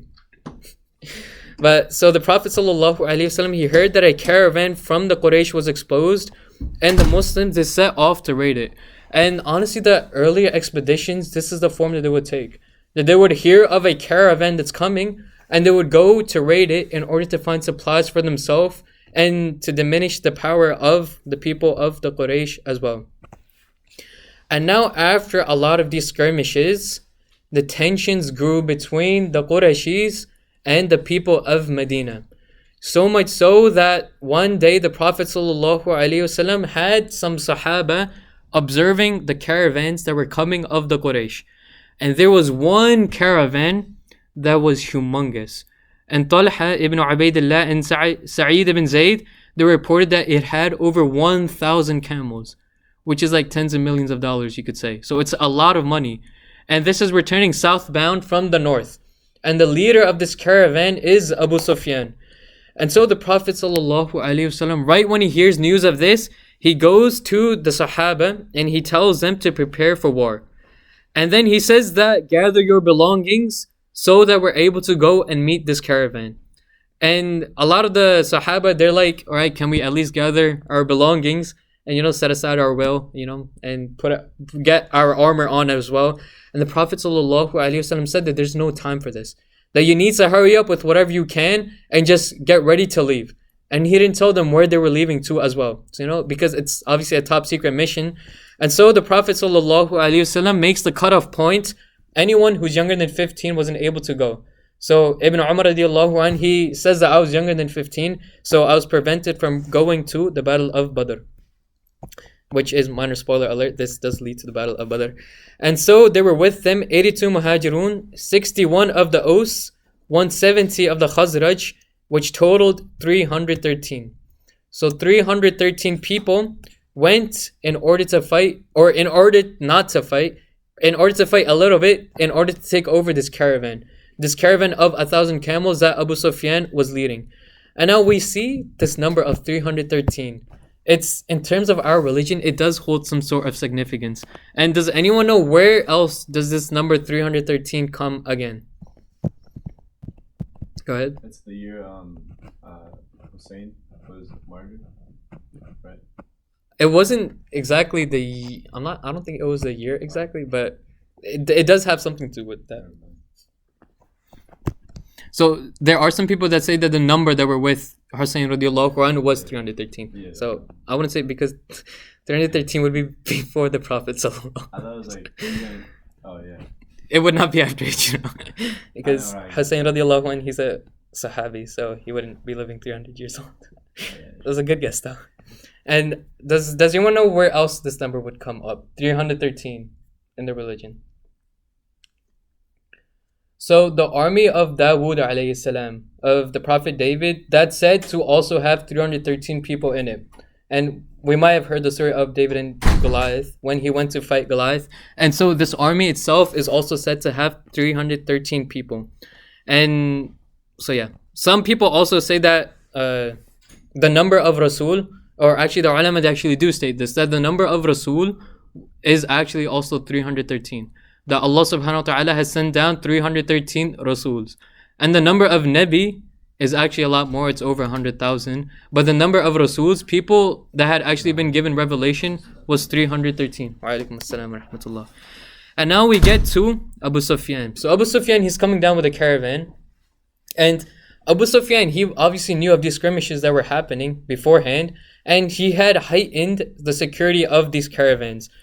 And now he's also very astute because he knows that the Muslims, they're attacking these caravans. So he's basically having a heightened sense of security. And something he does is he notices that there's a different type of dropping from a sort of camel. Okay, so he's heard of news that maybe there had been two people scouting them and they've left. So it's just a rumor. And so he goes to the place where they might have been scouting and he looks at the droppings of the camel. And it shows, honestly, the intelligence of Abu Sufyan. That he's not just a pushover, he's really smart. He looks at the droppings of the camels and he sees that these camels, they have droppings which have seeds from Medina in them. And so he basically figures out that the Muslims are after them, that they're basically on their tail. And right when he notices this, he changes the course of the caravan so that it avoids the whole city of Medina and it avoids all the Muslims themselves. But before he's changed the course, he sends one of his horsemen, and the fastest amongst them, known as Damdam ibn Amr al-Ghafari, to race back towards Mecca and call for reinforcements. Because Abu Sufyan, he doesn't know if he's going to be able to avoid the Muslims, so he calls for reinforcements anyways. And now Damdam, he reaches Mecca, and he tells the Quraysh of basically what's happening. That the Muslims, they're coming to take over the caravan of Abu Sufyan, which has basically their loot, which is 1,000 camels, which is tens of millions of dollars. And so the Quraysh, they gathered around the Kaaba and they held onto the cloth. And this is basically where they make their vow of war. And they make a dua, and the dua is honestly so ironic. Because this dua of the Quraysh, it actually ended up becoming true. But what did they ask for? They say that, oh Allah, help whichever of these two tribes is more noble in your eyes. And send victory to whichever of these two groups is more honorable, and send your aid upon the better of the two tribes, which is the Quraysh and the people of Medina. And so, ironically, their dua ends up working against them, and Allah subhanahu wa ta'ala obviously gave victory to the Muslims. Now the Quraysh, they had over 100 horses. The Muslims, does anyone know how many horses the Muslims had? Take a guess. 30? So it was less than 30. That's a good guess though, but less than 30. 10. Less than 10. Go ahead. Was it 2? That is right, mashallah. So they had 2 horses, only 2 horses. And they're fighting against 100 horses. And we know, in terms of back then, military warfare, the amount of cavalry you could have and the amounts of horses, it greatly affected the battle that would ensue. They had 600 suits of armor and hundreds of camels. Alright, so forget about the horses, they had hundreds of camels. And the Quraysh, they basically wanted to show their power by marching this army as well. And now, once they're all ready, everyone has their armor on, these camels are ready, these horses are ready, Abu Sufyan, he sends another rider, and the rider is like, we don't really need you anymore.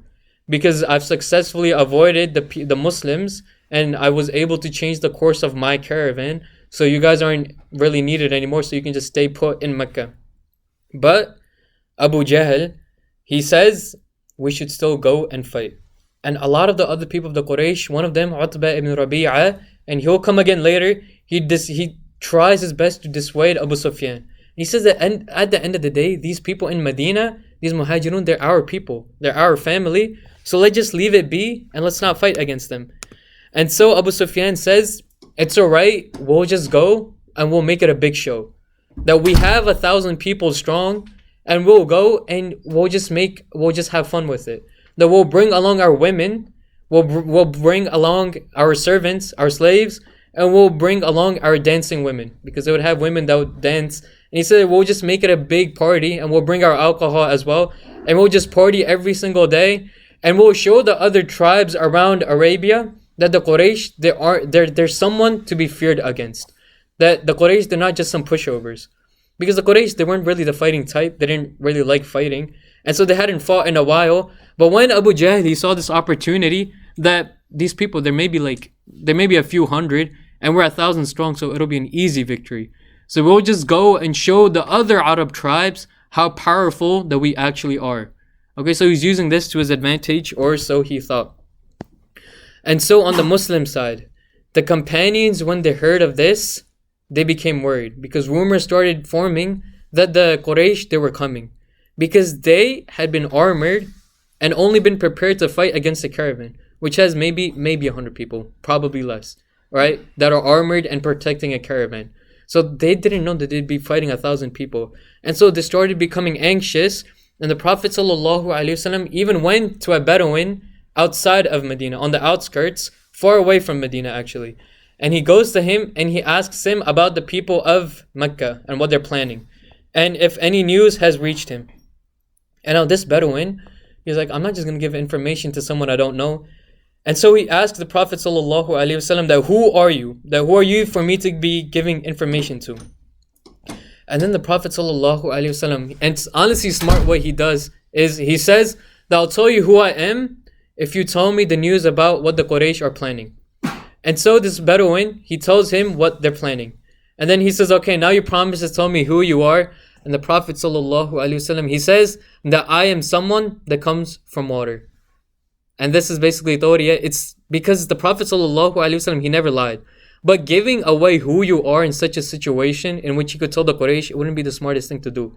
And so even though the Prophet ﷺ, he never lied, but this is basically a form of Tawriya, where it's truth, but it's a bit masked over. And now the Bedouin, he's left dumbfounded because he didn't answer his question. And now he's just wondering that, mashallah, like, he got the upper hand on me. And then the Prophet ﷺ went to his companions. And then he told them this news, that there's basically 1,000 people that are coming. And he asks them that what should we do? And this shows us the concept of a shura, which is having a council. And this is the sunnah of the Prophet ﷺ, that he would always have a council before he made a big decision. And then he asks them what they should do, and who's the first person to stand up and give an answer? Does anyone know?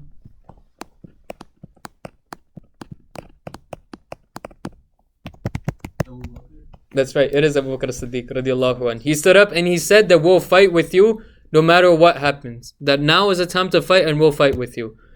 And then someone else stands up, because the Prophet ﷺ says that I've heard your answer, you may sit down. And then another Sahabi stands up. And now who's this other Sahabi? Go ahead. That's right, it is Umar ibn al-Khattab radiallahu anhu, very coincidentally. And then he tells Umar as well, he says, the Umar, I've heard you, you may sit down. And then a third Sahabi stands up. Now this one's a bit tougher. Does anyone know the name of this Sahabi? It is Al-Miqdad ibn Amr, okay, radiallahu anhu, who stood up and he said that we'll fight with you, and we won't say what the Jew said to Musa alayhi salam, that go you fight with your Lord. Because this is what the Jew said to Musa alayhi salam. He said, we won't say this.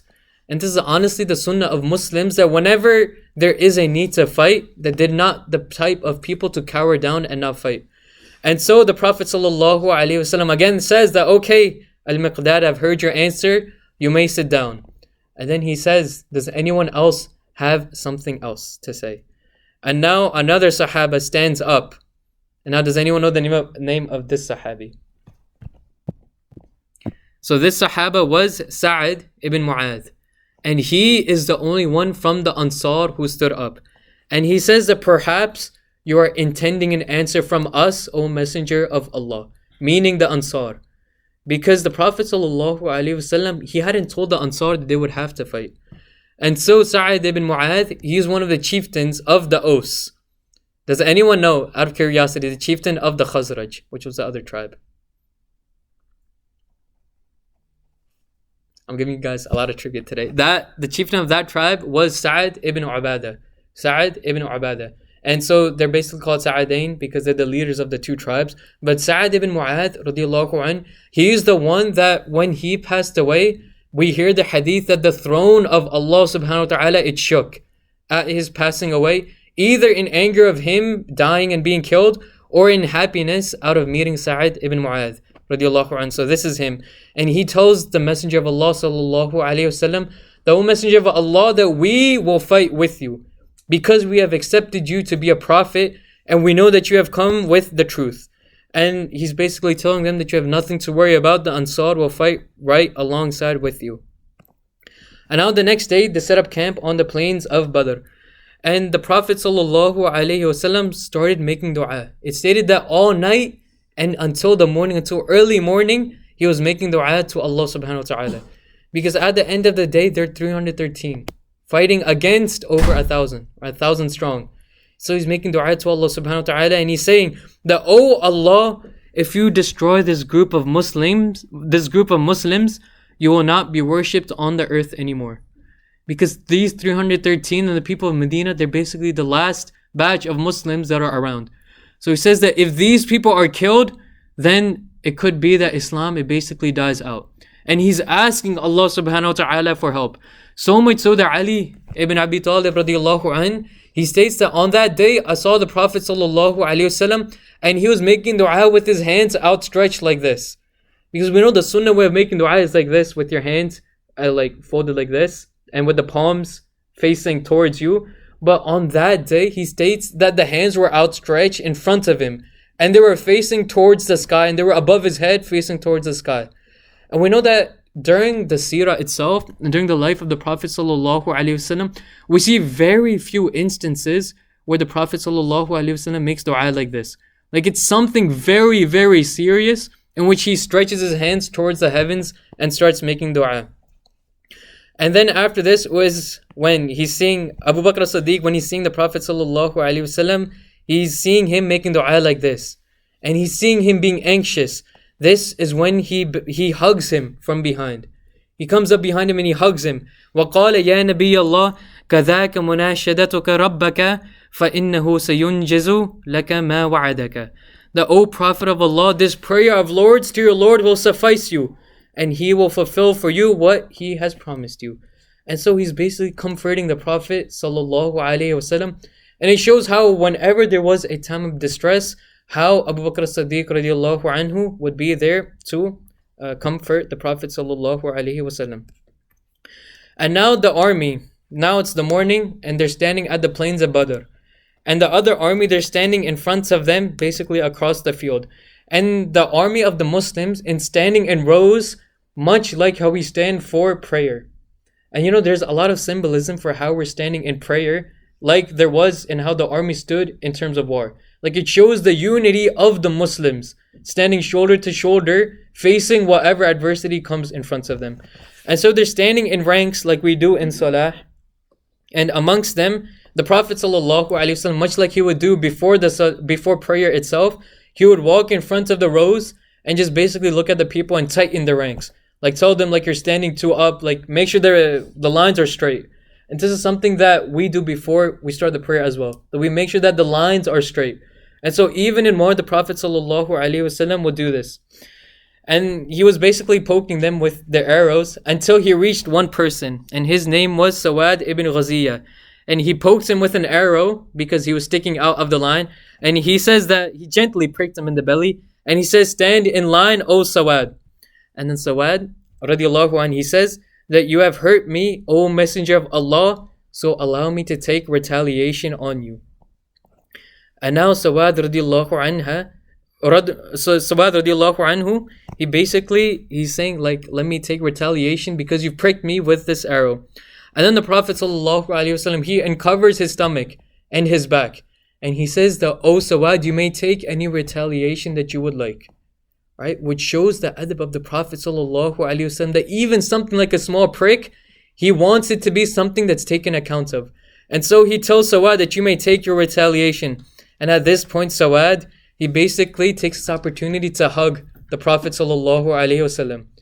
And he says that I wanted you to uncover your stomach so that I could feel your skin against my skin. Because he said that it could be It may very well be that I don't survive this battle, and in my final moments, I wanted to be touching you skin to skin. And this shows the love that he had for the Prophet sallallahu alaihi wasallam. And after this is when the Prophet sallallahu alaihi wasallam, he blesses him and made dua for him as well. Now, before the battle actually began, the Prophet ﷺ said that some people should not be killed. And of them was Al-Abbas, who, and what is his relation with the Prophet ﷺ? What? That's right, he is his uncle. As well as some other like Abu al-Bukhtari, some people who actually helped Islam and were sympathetic to the cause. And he said, whenever you see them on the battlefield, make sure that you don't hurt them and that they're safe, and you can take them as a prisoner. Now, Abu Hudayfa, who was the owner of a famous Sahabi that we know, Salim Mawla, he ends up making a mistake. This mistake shows us the humanity of the Sahaba as well. And so Abu Hudayfa, what he says is that when he heard this protection that the Prophet ﷺ is giving, he said, so our fathers, our uncles and brother will be killed, but the family of the Prophet ﷺ will be safe? And so he's saying this out loud, and then he says that I will be the one to kill Al-Abbas radiallahu anhu. And it's honestly a mistake that he made, because he's seeing that at the end of the day, it's his family who's fighting on the side of the Quraysh, and so he's obviously feeling a little bit emotional, and it gets the better of him, and so he says this. And when news reaches the Prophet sallallahu alaihi wasallam this, he says this very quietly. And Umar radiallahu anhu was with him, and he says, O Abu Hafs, and he's talking to Umar, will the face of the uncle of the Prophet be struck by a sword today? Meaning that will my uncle actually end up passing away today? And then Umar radiallahu anhu, he's seeing the sad state of the Prophet sallallahu alaihi wasallam, and he says that allow me to kill Hudayfa, Abu Hudayfa. And then the Prophet sallallahu alaihi wasallam forbade him from doing so, but still Umar, he went to Abu Hudayfa and he talked to him, and he was very stern in his warning. And after this is when Abu Hudayfa, he took it back and he said that I always regretted that one sentence I said on that day. And much later on in his life, he says that I will never feel safe against the consequences of that one sentence I said unless Allah subhanahu wa ta'ala allows me to die as a shaheed. So he's saying that I felt so much remorse for that one sentence that I said, that I would take nothing, that nothing would be able to overcome that sin of mine except that I die as a martyr. And Allah subhanahu wa ta'ala accepted his dua, and he passed away as a shaheed in the battle of Yamama. And now we get to the actual battle of Badr, and we'll end off with this inshallah right before the start, is that Utbah ibn Rabi'ah, we bring him up again. He was the one who's telling Abu Jahl that let's not fight against the Arabs in Medina, because at the end of the day, these are our people. And then he went and he was talking to his people, and he said that let's call for a truce. Let's do some negotiations instead of actually going towards war. And Utbah, he was actually stopped by Abu Jahl. But there is a hadith that the Prophet ﷺ said that if there was anyone who had any sort of intelligence amongst them, it would be this person who's riding his camel, telling the people, the Quraysh, to stop fighting. And this was Utbah ibn Rabi'ah. But he ended up fighting because Abu Jahl, he went to Utbah and he says that you've become a coward because of what you see of the Muslims. Even though they're just 300, but he said that you've become a coward. And someone else that was amongst the ranks was Shaitan. Okay, so Shaitan was amongst them, basically prodding them on to fight. And he took the form of another Sahaba, who was not yet a Sahaba, but of another person. And does anyone know the form that Shaitan took? Which person was it? So this person, he came up today earlier on as well, when we were talking about the Hijrah. He took the form of Suraqa ibn Malik al-Jahsham. So Shaitan took on his form and he basically prodded the Quraysh. He said that I am with you until the very end, and look at their ranks and look at us. We're 1,000 strong and they're only 313 or around 300 people. And so he said we'll fight until the end, and he basically made the Quraysh strengthen their belief that they'd be able to beat the Muslims in terms of the war. And this is when the Mubaraza, it started. And maybe we can get towards the Mubaraza as well. And the Mubaraza, it was basically a duel that the Arabs would have before they started a big battle. Alright, so it would be basically a one-on-one duel. And this was the tradition of the Arabs. And even much later on, in terms of like the next Khalifas, and Khalid ibn Walid, radiallahu anh, he also loved to use this tactic. That when he fought against the Romans didn't have this tactic. They just go to war. But he would always tell the commander that call your champions, call your best fighters, and I'll call my best warriors.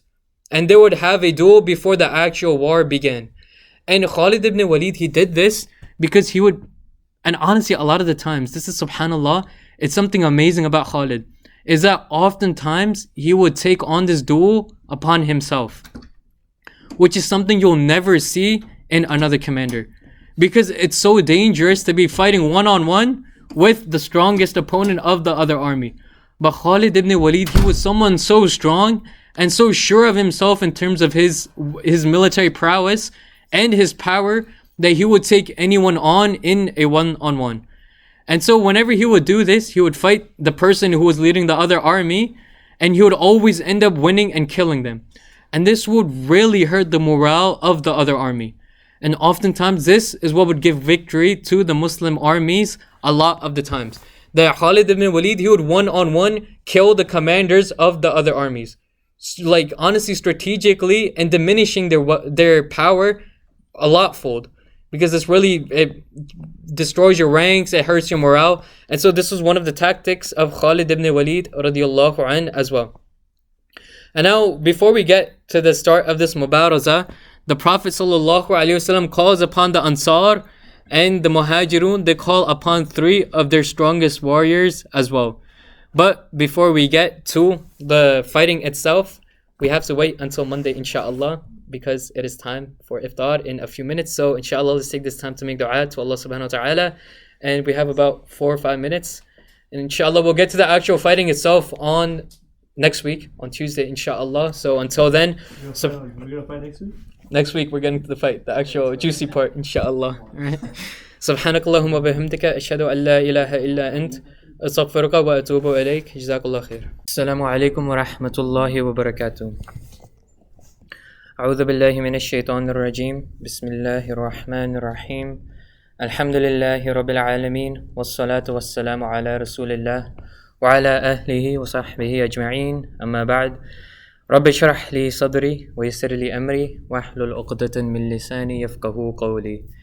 So last time I ended off, we were talking about the Battle of Badr, you might remember, and we got through the reasons why this battle happened, and that the Muslims, they were after the caravan of Abu Sufyan, but then Abu Sufyan, he kind of averted his caravan, so it missed the Muslims. And then by this time the Quraysh had heard of this, and so now they were after the Muslims themselves. So we got up to the point where we stopped right before the fighting itself began.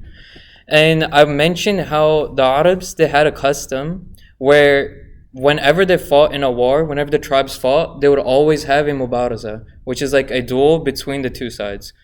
And so the Qurayshis, they called out their 3, like you could say their strongest warriors, okay, their champions. And their names were, it was Utbah and then Shayba. And so these people, they came out from the Quraysh side, and they said that now select 3 from your side as well, to the Muslims. And so 3 of the Ansar, they stood up in order to come and meet them in battle. But when Utbah and Shayba, and they were like the nobility of Quraysh, when they saw these people were coming up, they said that we don't want the Ansar because we don't have anything against the Ansar. Like our beef is with the Muslims, the Muhajirun, who came from Mecca to Medina. And so we want someone from the Muhajirun who has some sort of nobility. And so the Prophet ﷺ then called up Ubaidah ibn al-Harith. He was number 1. Does anyone know the other 2 who were called on to fight in the Mubaraza? So another one was Hamza radiallahu an, and the third was Ali radiallahu an. And so these 3 were called from the side of the Muslims. And when Utbah, when he saw them, he said that these are noble warriors and it would be a good duel for me to fight in. And so it stated that Hamza, the person he fought, and Ali radiallahu anhum, the person that he fought as well, they were able to overtake them and kill them like honestly instantly. We see that Hamza and Ali, they were amongst the best warriors that the Muslims had. And they would often be sent out in duels and one-on-one duels because of how good they were with the sword and how good they were as warriors as well. The third person whom I mentioned, Ubaidah ibn al-Harith, he had a little bit of difficulty fighting the person whom he was dueling. But when Hamza and Ali, after they killed the person they were fighting and did it quickly, they went out to help Ubaidah as well, and he was able to kill his opponent as well. And during this whole time, I mentioned that Shaitan, he was watching everything that is happening, and he was on the side of the Quraysh, really like egging them on. And whose form did I say that Shaitan came in? Does anyone remember from last week? So it was in the form of Suraqa ibn Malik ibn Juhsham, who was the person who stopped the Prophet ﷺ during the Hijrah and then let them pass on by. And so the beginning of the fight, we are told many stories that surround this event. Of them is that when the actual fighting started, after this duel ended, the Prophet ﷺ started like a commander would do. He started screaming to his people, like yelling and like boosting their morale up, basically to his army. And he said to his companions that stand up and charge towards a paradise whose width is like the heavens and the earth. And amongst the Sahaba was Umair ibn al-Hammam. And what he does is when he hears the Prophet ﷺ saying this, he says an expression and he says Bakh and Bakh. And it's an expression, it doesn't really translate into English, but what it means, he's basically scoffing. Like he says Bakh and Bakh. And at this time he was eating dates. And he says that if this is true regarding the width of paradise and earth, then what use is there in remaining on earth? Then he's saying like, what use is there to remain on earth? Except I want to be of those people who are in heaven. And then the Prophet ﷺ says that you are amongst them. And then what does Umayr do is he basically he was eating dates and he takes it out and he puts it on the ground. And he says that if I finish this date, then that means I've lived for far too long. And so he heads straight into enemy territory and he ends up becoming a shaheed. And it just shows the amount of love they had for Jannah, for heaven. That they didn't fear death. And this is something that is found in Muslim armies, that they don't fear death, especially when they're fighting an enemy like this. We're also told that this was one of the wars in which the Prophet ﷺ himself fought in. Because the Prophet, he wouldn't fight in many wars himself, because if you're a commander, if something happens to you, then basically the whole army is destroyed. So we're not told of many wars that he would himself fight in, but Badr is one of the wars in which he would go out himself in the battlefield and actually use his sword to fight.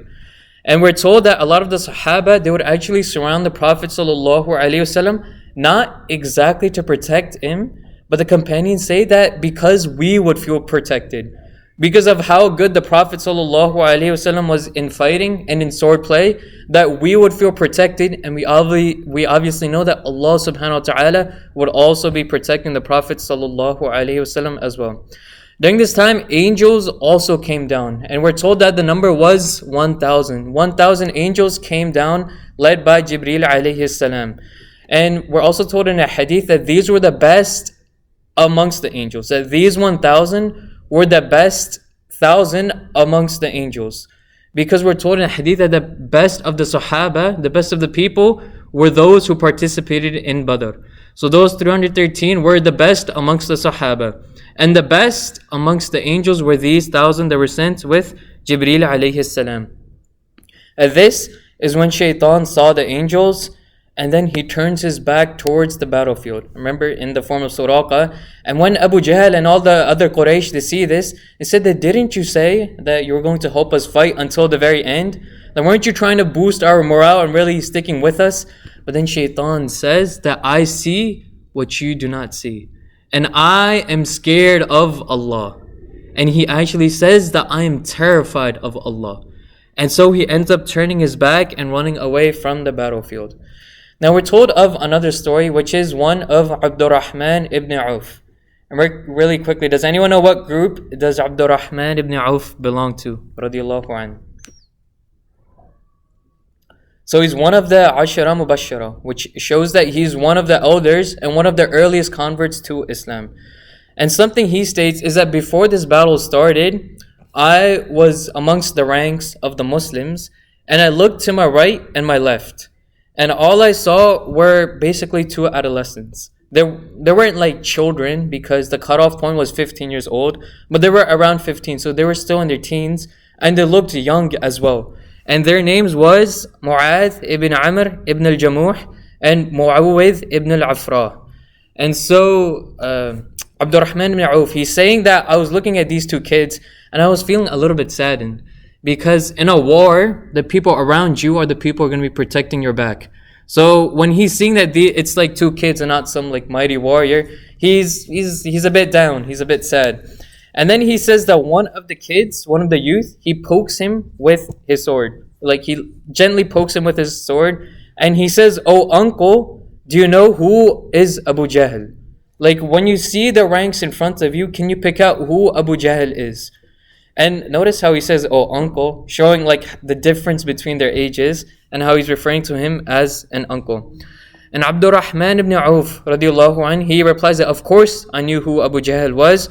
And so I point him out, and the youth, they replied that, "I heard that he has disrespected the Prophet sallallahu alaihi wasallam, and I have made an oath to Allah subhanahu wa ta'ala that if I were to see him, he would not part from me until I am sure that he is dead." And then the youth left him, and then another youth. And remember, I told you there was Mu'adh ibn Amr and Mu'awwidh ibn al-Afra. And so the other youth poked him, and he asked him the same question, that who amongst the ranks is Abu Jahl? And this shows honestly the youth and how much they want to help the Prophet sallallahu alaihi wasallam. They're just saying that, just show me what Abu Jahl looks like, and I'll make sure that he dies. And these are children. These are children right now. And so Abdurrahman ibn Auf, he states that when I saw how eager they were, I was comforted by their valiance and their spirit as well. And it stated that during the battle, Abu Jahl was in sight of these children. And so Abdurrahman ibn Auf, he told the children that this is the man that you were asking me about, Abu Jahl. And like they're a bit younger, so they were able to get through the horses and reach Abu Jahl. And it stated that Abu Jahl, he saw Mu'adh, he leapt up into the air. And then Abu Jahl, he basically swung his sword down on Mu'adh, and it hurt him a lot. But Mu'adh, before he was hurt, he was able to chop the leg of Abu Jahl. And then Abu Jahl's son Ikrimah, he also swung, and he chopped off almost the whole arm of Mu'adh. Alright, so this child. And it was left on by just a small piece of skin. It was left hanging his arm. And it's a bit graphic what he does, but it's important because it shows, honestly, the bravery of these children. The Mu'adh, when his arm, it's like flailing to his side, and it's literally attached by just a piece of skin, he states that it was annoying me in fighting Abu Jahl, that this arm was flailing and was getting in the way of me. So what I did was I put the arm under my foot and I yanked it, so that he basically lost his arm. But he said that I did this so that I wouldn't be hindered during my battle with Abu Jahl. And this shows what extent this child was willing to go to just to fight Abu Jahl. And then after this, Mu'awwidh and Mu'adh, they are basically able to kill Abu Jahl, or he's almost near death. Right? So he's basically gasping his last breaths. And it stated that after a lot of the fighting was ended, and it seemed that the Prophet ﷺ and his side would become victorious, it stated that these children, they ran back to the Prophet ﷺ, Mu'awwidh and Mu'adh. And each of them said that, "O Messenger of Allah, I killed Abu Jahl." And then each is saying that I killed him, because both of them, they attacked and honestly did injure Abu Jahl very severely. And after this, they began arguing with each other, which shows that at the end of the day, they are pretty much children, and they want the honor of killing Abu Jahl as well, who was known as a Fir'aun of the Ummah. Okay? So the Prophet ﷺ, to appease them, he says that you both killed Abu Jahl together. And then after the battle ended, the Prophet ﷺ told the Sahaba to go find the body of Abu Jahl, because killing him is honestly such a big thing for the Muslims at this time. And so it's stated that Ibn Mas'ud radiallahu anhu, Abdullah ibn Mas'ud, he goes and finds Abu Jahl. And he saw him and he was breathing very heavily, resisting the pangs of death. And now Ibn Mas'ud radiallahu anhu, he places his foot on the chest of Abu Jahl, who's trying to breathe as much as he can. And he says that, do you finally admit that Allah has disgraced you, O enemy of Allah? Because know who this is. This is someone who throughout the Meccan period would hurt the Prophet ﷺ as much as he could. He would torture and even beat the people who would accept Islam, especially amongst the servants and the slave class. And now Abdullah ibn Mas'ud, who used to be a servant, okay, he used to be a servant, and this is someone who in social structure he would be amongst like the bottom of society in terms of just social structure. Obviously, in the eyes of Allah, he's much higher. But Abdullah ibn Mas'ud radiallahu anh, someone like him, he places his foot on Abu Jahl's chest. And he says that, O enemy of Allah, has Allah disgraced you now? And then Abu Jahl, it shows his arrogance. What he does is, in his final moments, he scoffs. And he says, how have I been disgraced? I am just a person who's been killed by his own people. Like he's saying that you guys are Arabs just like me, and you're the ones who are killing me. So how am I the one that's been disgraced? And then he says that who has won this battle? So now Abu Jahl is asking Abdullah ibn Mas'ud that who has won this battle? And Ibn Mas'ud radiallahu anh, he replies that Allah and His Messenger. And then he says to Ibn Mas'ud, when he finally hears this final answer, he states to Ibn Mas'ud that, O Ibn Mas'ud, you have stepped on a high place, O son of a shepherd. Meaning that you who were a former servant, stepping on the commander of the opposing army, that you have stepped on a high place. And this was his last sentence and how he met his demise. Because after this, Ibn Mas'ud, he took Abu Jahl's own sword and he basically drove it into him, thus killing him. And then he returned to the Prophet ﷺ and tells him that he found the corpse of Abu Jahl. Upon which the Prophet ﷺ says that, Wallahi, that do you swear by Allah? And he asked him this 3 times. And 3 times he affirmed it. And then the Prophet ﷺ says the famous statement, which I mentioned earlier, is that Abu Jahl was the Fir'aun of the Ummah. That he was the Pharaoh of this Ummah. And now we get to someone else who was Umayyah ibn Khalaf. Umayyah ibn Khalaf. And does anyone remember who was Umayyah ibn Khalaf? What did he do? Or what was he known for? Go ahead. What was that? I couldn't hear you. Oh, a poet. So he wasn't exactly a poet, but what he was known for is he was the owner of Bilal. So I mean, you could say he was a poet because a lot of the Qurayshis, they were poets, but he wasn't known for poetry. Rather, he was known for being the owner of Bilal radiallahu anh. And he was the one who put Bilal radiallahu anh through so much torture that he would whip him, he would put him out in the sun on the rocks. So this is what Umayyah ibn Khalaf, he was known for. And now this person, Umayyah ibn Khalaf, he went to Abdurrahman ibn Auf. And he was holding on to him and he said that, take me as a prisoner of war. Because he became terrified, which shows how cowardly he was. He became terrified of war and he says that, take me back as a prisoner, but don't allow someone to kill me. And when it just so happens, it's a coincidence, but we say Qadrullah, that Bilal ibn Rabah radiallahu anh, he sees Abdurrahman taking Umayyah ibn Khalaf as a prisoner. And when Bilal saw this, he basically loses it. That he goes to Umayyah and Abdurrahman ibn Auf, he states that, like, stop, because I'm taking him back as a prisoner. And we know that in war, you're not allowed to hurt a prisoner of war unless, like, you're told to do so by the commanding general, who is the Prophet ﷺ. But Bilal, he's seeing someone who put him through so much torture, like unbearable torture, that when you read it, it amazes you, the amount of torture that Bilal went through. And then Bilal said, he basically sees Umayyah and he says, Umayyah ibn Khalaf, He says Umayyah ibn Khalaf, the leader of Kufr, he's saying Ra's al-Kufr, the leader of Kufr, over my dead body will he be left alive.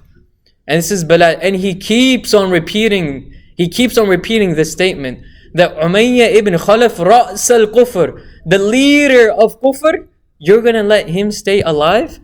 And he keeps on shouting this, so much so that the Ansar, they gather around Bilal.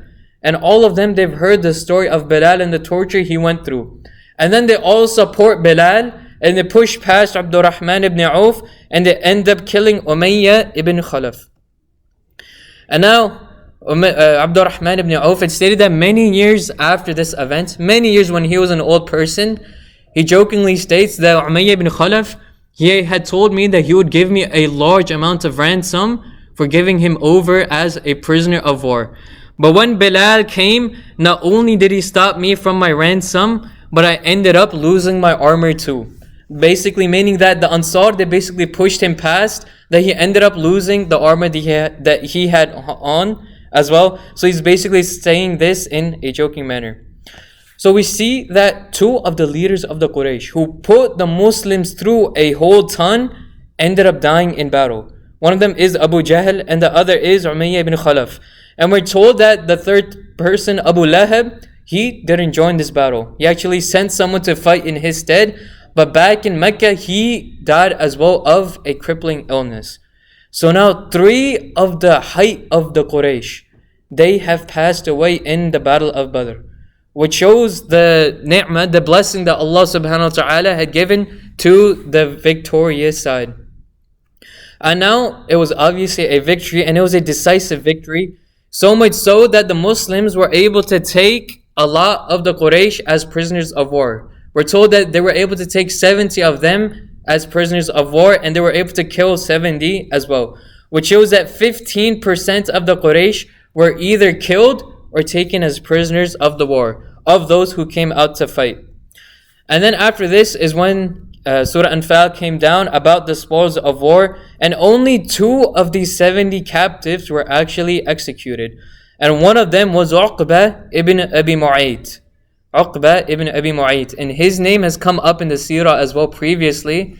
Does anyone remember something that Uqba ibn Abi Mu'ayt did to the Prophet sallallahu alaihi wasallam?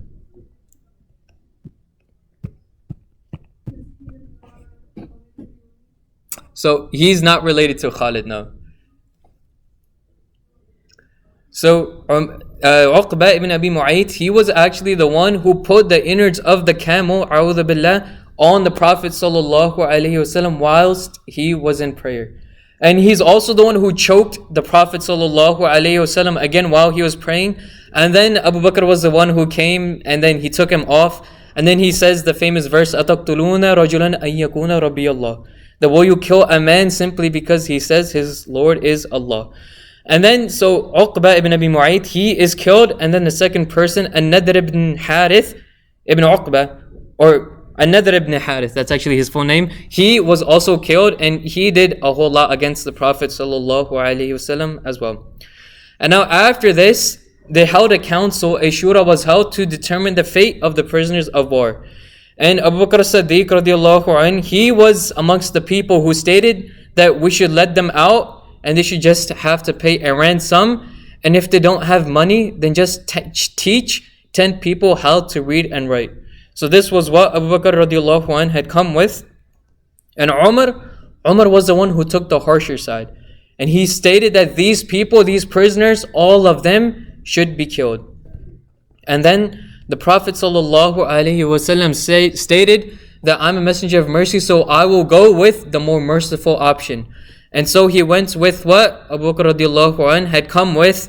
And it stated that the next day, the Prophet ﷺ was sitting alongside Abu Bakr as-Siddiq, and they were both crying. And upon this, Umar radiallahu anh, he saw them crying, and he comes to them and he says, Ya Rasulullah, akhbirni min ayyi shay tabki, anta wa sahibuka, that tell me the news that makes you both cry, so that I can cry alongside with you, or I can at least pretend to cry. And then the Prophet ﷺ tells him the reason they are crying.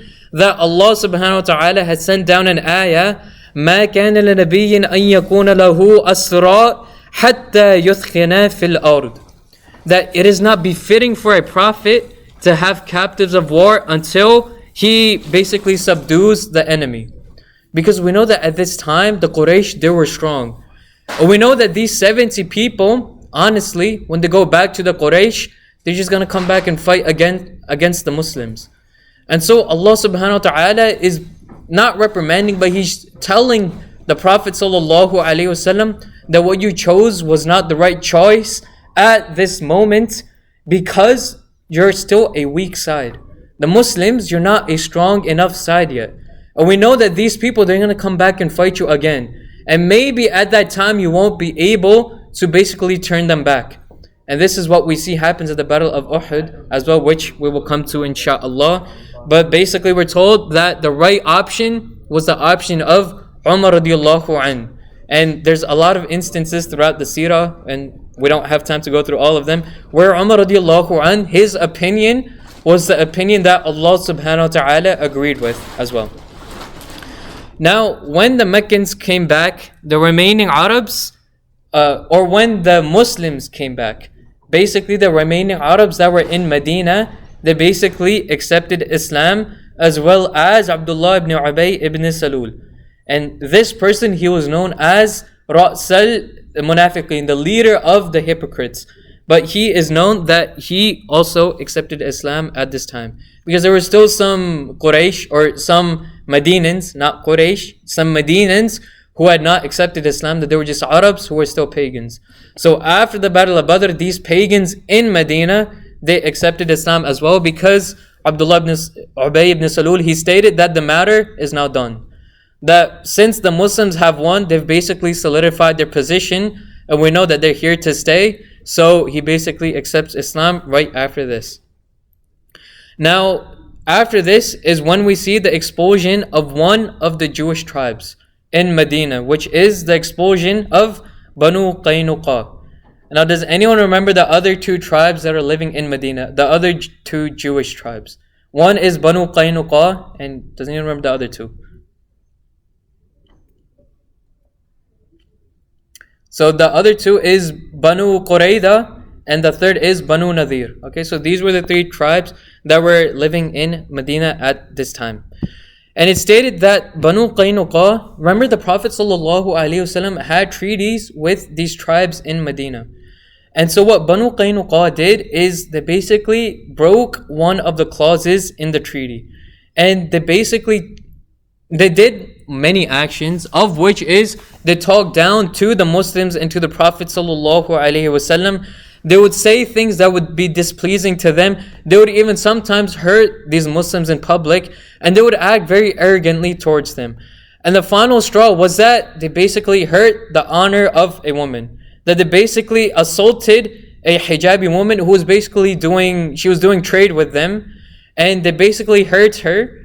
And so after this, the Medinans, the Muslims, they came to the aid of this woman, and they killed some of the Jews that were hurting this woman, who was just trying to trade with them.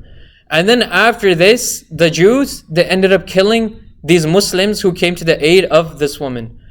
And so after this whole ordeal, this was basically the last straw. And then the Prophet ﷺ goes to Banu Qaynuqa, and he tells them that our treaty is over. Okay? So he's saying that basically watch out, because our treaty is over now that you have done this egregious act, that you've acted beyond the bounds of the treaty.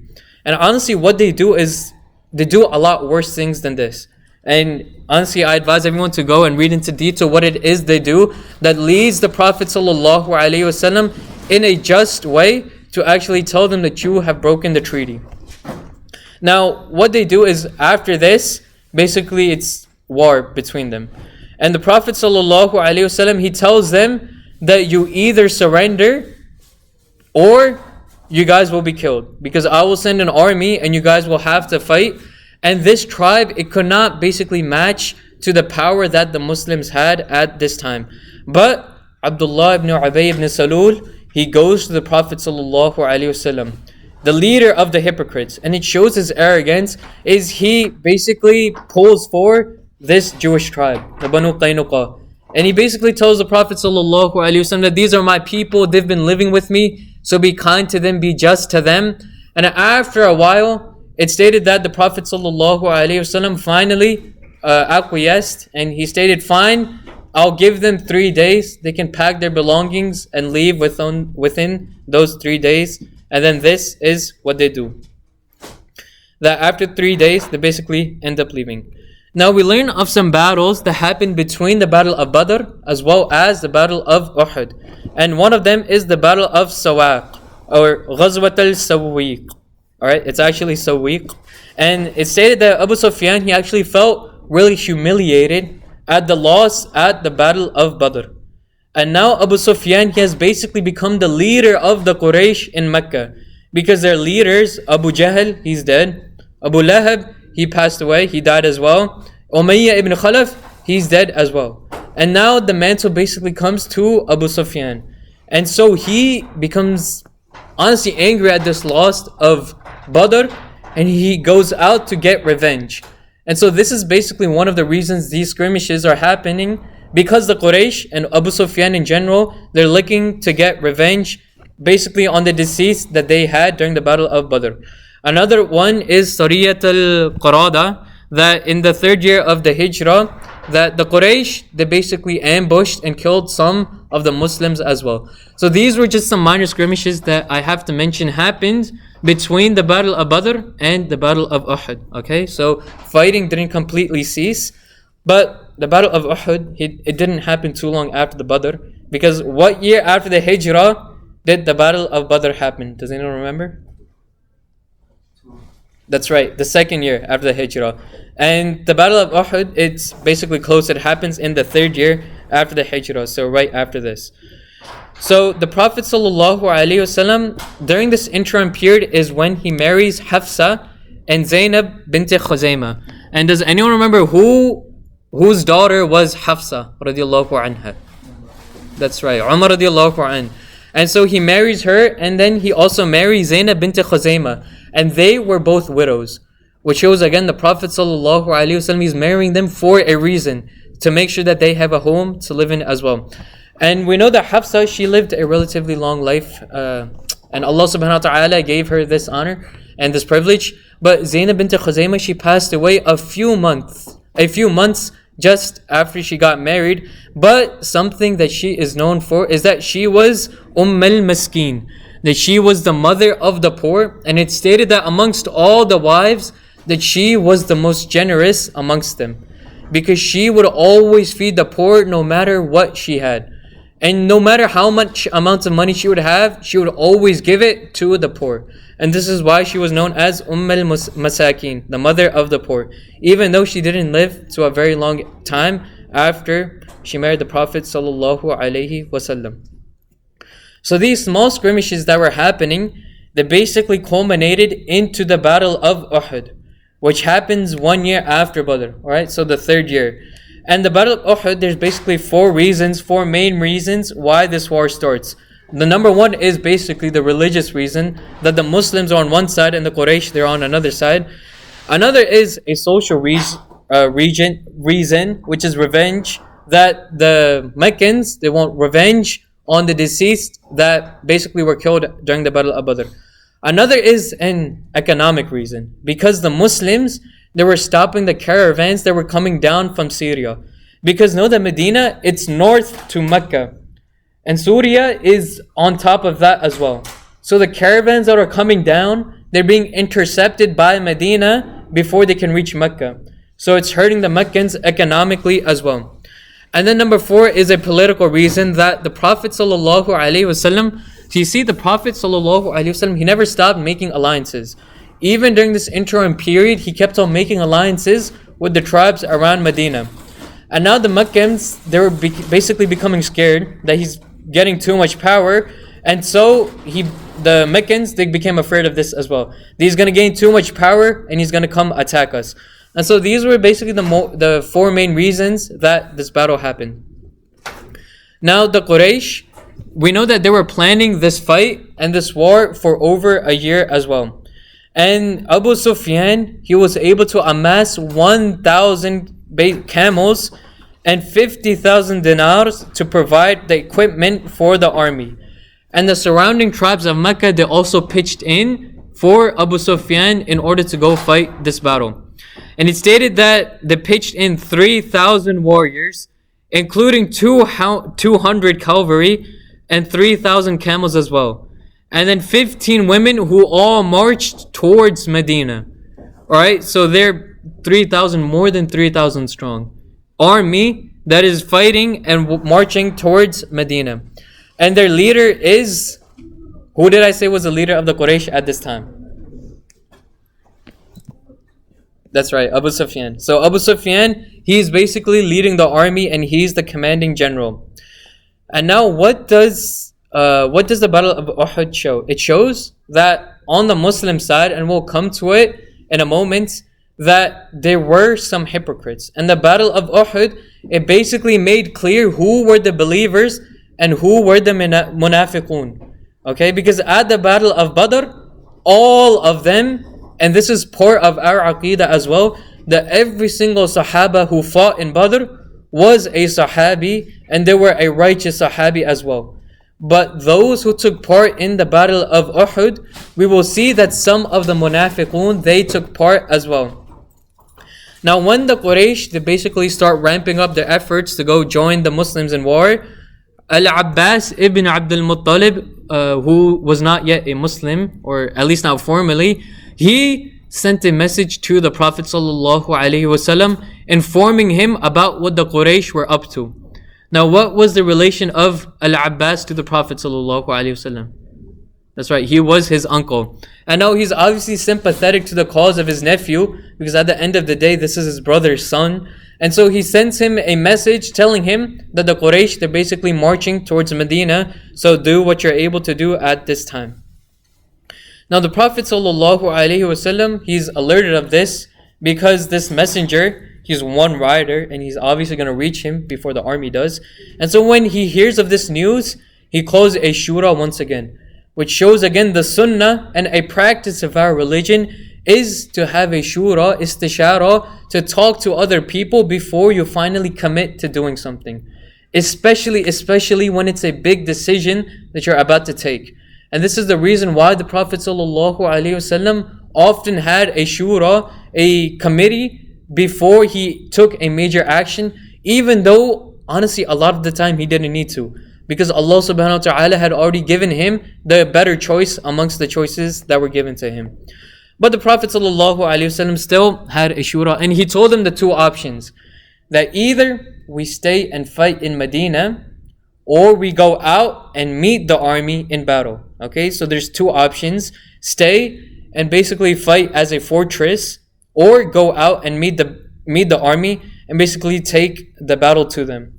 And each of them, they have their perks, because the tactics surrounding a fortress battle are different than that in which you meet the army. In a fortress, you can basically like take a high position on your fortress and shoot down arrows. And then the army, they have to get a battering ram and basically take down a gate. In terms of meeting the army, the perks that come with this are that you can surround the army, you can do an ambush, you can hide and wait and basically do a pincer attack as well. So each of these formations, they have their perks. But it's stated that the older companions and the Sahaba and the elders living in Medina, they advised the Prophet ﷺ to stay in Medina. Now why did they do this? I want to ask actually first, does anyone know why, especially Medina, it was advised that they stay in Medina and fight? What about Medina was it that was actually would be beneficial to them in staying and fighting in Medina? Does anyone know? Go ahead. That's right, the date gardens. Does anyone know anything else? So the date gardens is definitely one. Go ahead. The city were designed so you can't invade. Yeah, that's right. Do you know what other structure is there that prevents invasion of the city? Go ahead. No. That's right, the mountains. So we know the mountain of Uhud, which the Prophet ﷺ states that it's a mountain that we love and the mountain loves us. That there's mountains surrounding Medina. Not only that, but there's date palms that surround Medina as well. So it's a very, very hard city to come and conquer. And Abdullah ibn Ubay ibn Salul, he was actually also, surprisingly, amongst those who stated that we should stay in the city and fight. And his reasoning, obviously it makes sense, is he stated that Medina has never ever been overtaken in its history. Alright? That the fighting was always done within Medina.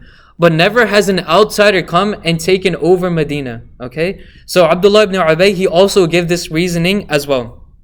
However, the younger companions, and this is honestly a sunnah of a younger person, of a young shab, is that they are always eager to go fight.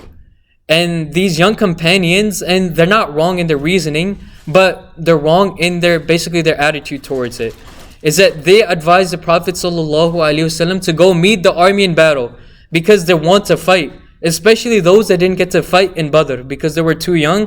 They're saying that we want to go fight, and they're eager and they have this tenacity in them. We want to go fight and meet this army in battle. Okay? And so the Prophet ﷺ listens to them, and he sees that they're the majority. And so in this case, the Prophet ﷺ sticks with the majority, and he puts his armor on to meet them in battle. Now after this is when Hamza ibn Abdul Muttalib, as well as the other older companions, the elders, they go and they talk to the younger companions. And they're saying that you're still young, you don't know about war like we do. Like we've actually experienced war, and we've fought in war. And we fought in many battles like you haven't. And these younger companions, they're still Muslims, and so they felt remorse for what they've done. That we've basically changed the opinion of the elder Sahaba and that of the Prophet ﷺ. And so they felt remorse at this. And then it stated that Al-Abbasi, actually, or not Al-Abbasi, still in Mecca, it is stated that Hamza ibn Abdul Muttalib, the other uncle, he goes to the Prophet ﷺ and he tells him that even the younger companions, they feel bad for saying this, that you should go out and meet them. So rather, we should stay in Medina and fight in Medina. And at this is when the Prophet ﷺ says, ما ينبغي لنبي إذا لبس لأمته أن يرجع حتى يحكم الله له. That it basically translates to, it is not befitting for a prophet to return to the people when he has put his armor on, unless he has carried out what Allah subhanahu wa ta'ala has decreed for him. Which shows that the sharia of the prophets is different from the sharia that we are given. Because prophets here, it's something unique that we don't often see in the seerah. That the Prophet ﷺ is actually telling the people, or telling Hamza in this case, something that pertains to the sharia of the prophets. Specifically that when they put armor on, they're not allowed to take that armor off unless they have gone to fight and carried out the decree of Allah subhanahu wa ta'ala. And it shows us there's certain acts that were only legislated for the prophets, right? Such as like this instance that I'm telling you about, as well as praying tahajjud and fasting days in rows. Because tahajjud was something that was basically obligatory on the Prophet ﷺ. And we're shown that even when he would travel, he would never leave this prayer of tahajjud, which not only shows its obligation, but how important it was to the Prophet ﷺ. Now, a second thing this basically teaches us is something that we find in our religion, which is to never doubt yourself. That once you've taken a course of action, you shouldn't, and this is something that we find in our religion, that it's not technically part of Aqidah, but it's part of manners and ethics. That once you choose something, you shouldn't go back on it. You should stick with what you know. And this is actually given to us in a hadith of the Prophet ﷺ, where he says, فَإِنْ أَصَابَكَ شَيْءٌ فَلَا تَقُولْ لَوْ أَنِّي فَعَلْتَ كَذَا وَكَذَا. That the strong believer is better than the more beloved to Allah than the weak believer. And then he says that if anything befalls you, do not say, if only I had done such and such. فَلَا تَقُولُوا أَنِّي فَعَلْتُ كَذَا وَكَذَا. That do not say, if only I had done such and such. وَلَكِنْ قُلْ قَدَّرَ اللَّهُ وَمَا شَاءَ فَعَلَ فَإِنَّ لَوْ تَفْتَحُ عَمَلَ الشَّيْطَانِ. That if anything befalls you, do not say, if only I had done such and such. Say, قَدَّرَ اللَّهُ وَمَا شَاءَ فَعَلَ. that Allah has decreed whatever He has willed. And for saying if, that if you say the word if, it opens the door to shaitan and to the deeds of shaitan. So this is honestly teaching us something very important. That whenever something bad happens to us, we should never say like if, the word if. That if only I had done this, if only I had chosen this right answer on my midterm so that I would have a higher grade than I do right now. Or saying if I had chosen that university instead of this one. Because this is not something that we should do. We should say Qaddarullah ma sha fa'ala. That whatever Allah subhanahu wa ta'ala has willed. And we should keep it at that, and there will be goodness in us, goodness for us in it as well. Insha'Allah. And something else that's associated with it is Salat al-Istikhara. That we see that whenever we pray Salat al-Istikhara, we're told by the Prophet sallallahu alaihi wasallam that the correct manner is that whatever you end up choosing, never to think about if only I had chosen the other option. Especially when you do Salat al-Istikhara. Because the option that you end up choosing, you have made dua to Allah subhanahu wa ta'ala already, that Allah subhanahu wa ta'ala puts barakah into that option that you have chosen. So while you might not see its favors effects right now, but later on, insha'Allah, you will see the effects, and insha'Allah, they will be in your favor. And now a third virtue that we see, and a third benefit that we see of this little story, is that even in fiqh, we have this, basically this maxim, where you shouldn't doubt what you have done. And it's basically one of the qawaid of fiqh. Qawaid al-fiqhiyya, and this is one of the qawiyat al-kubra, alright? So this is one of the normative legal maxims of fiqh, amongst which basically fiqh it draws upon, alright? So there's 5 normative legal maxims. Of them is al-yaqeen la yazul bishaq, that certainty is not overruled by doubt. Okay? So that whenever you're certain upon a certain thing, that you shouldn't overrule it by a doubt that comes after it. This is something that's found in our fiqh, and it's one of the 5 normative legal maxims that we have in fiqh. So an example would be if someone did wudu and they're sure that their wudu was fine, and so they go to pray salah, and then after they're done praying, they start having doubts, and they're thinking that, was my wudu really good? Like, did I fully go up like my whole arm whilst I was washing my arms? Or they say that maybe I didn't wipe my head the whole way. And so they start having these doubts, and that's why we're given this point in fiqh, that whenever something like doubt comes up, certainty is not overruled by doubt. So you should dispel those doubts and act upon what you are certain of. Now, moving on from this tangent to the Battle of Uhud that we are talking about. The Prophet ﷺ, when he stated that we're going to fight the army and go meet them in battle, he divides the army into 3 battalions. One by Mus'ab ibn Umair, the other one by Usayd ibn Hudayr, and the other one by Al-Hubbab ibn al-Mundhir. And this army consisted of 1,000 soldiers, 100 armored and 50 horsemen. And so they were marching, and it stated that before they actually began marching, the Prophet ﷺ again made the cutoff point 15 years old. That you had to be older than 15 to take part in this war. But it stated that amongst them was Rafi' ibn Khadij, and he was 14 years old. And his tribe basically brought him to the Prophet ﷺ. And it's honestly a funny story. They say that this boy, even though he's 14, he's the best archer that we have in our ranks. So we say that you should let him fight as well. And something that's interesting is that this kid, his family, his mom and dad, they're basically sending him off to go to fight in war. Which shows the difference, like nowadays, where usually a parent would not really want to send their child out to go fight. But even the children, they're making a case for their 14-year-old son to go and fight. Which shows like the bravery that the Muslims, they had in a time that is unfortunately long past. And then when the Prophet ﷺ hears of this, he says, fine, that Rafi', he should be allowed to fight when he sees how good of an archer he is. And then another child, he's also 14, the same age as Rafi', alright, Samura ibn Jundub. He hears of this, and he's saying that if Rafi', and he was actually friends with this child, he says that if he's allowed to fight, and he's 14, then I should be allowed to fight as well. You know, the Prophet ﷺ, now he's thinking, okay, like Rafi, he's a good archer. What do you have? And so what Samura does is on the spot, he begins to wrestle Rafi. And he takes him down. And now he's saying, look how much of a better wrestler I am than him. So allow me to go to war as well. And then the Prophet ﷺ, he basically laughs and he says that fine, that if you're this eager, then you may come with us as well.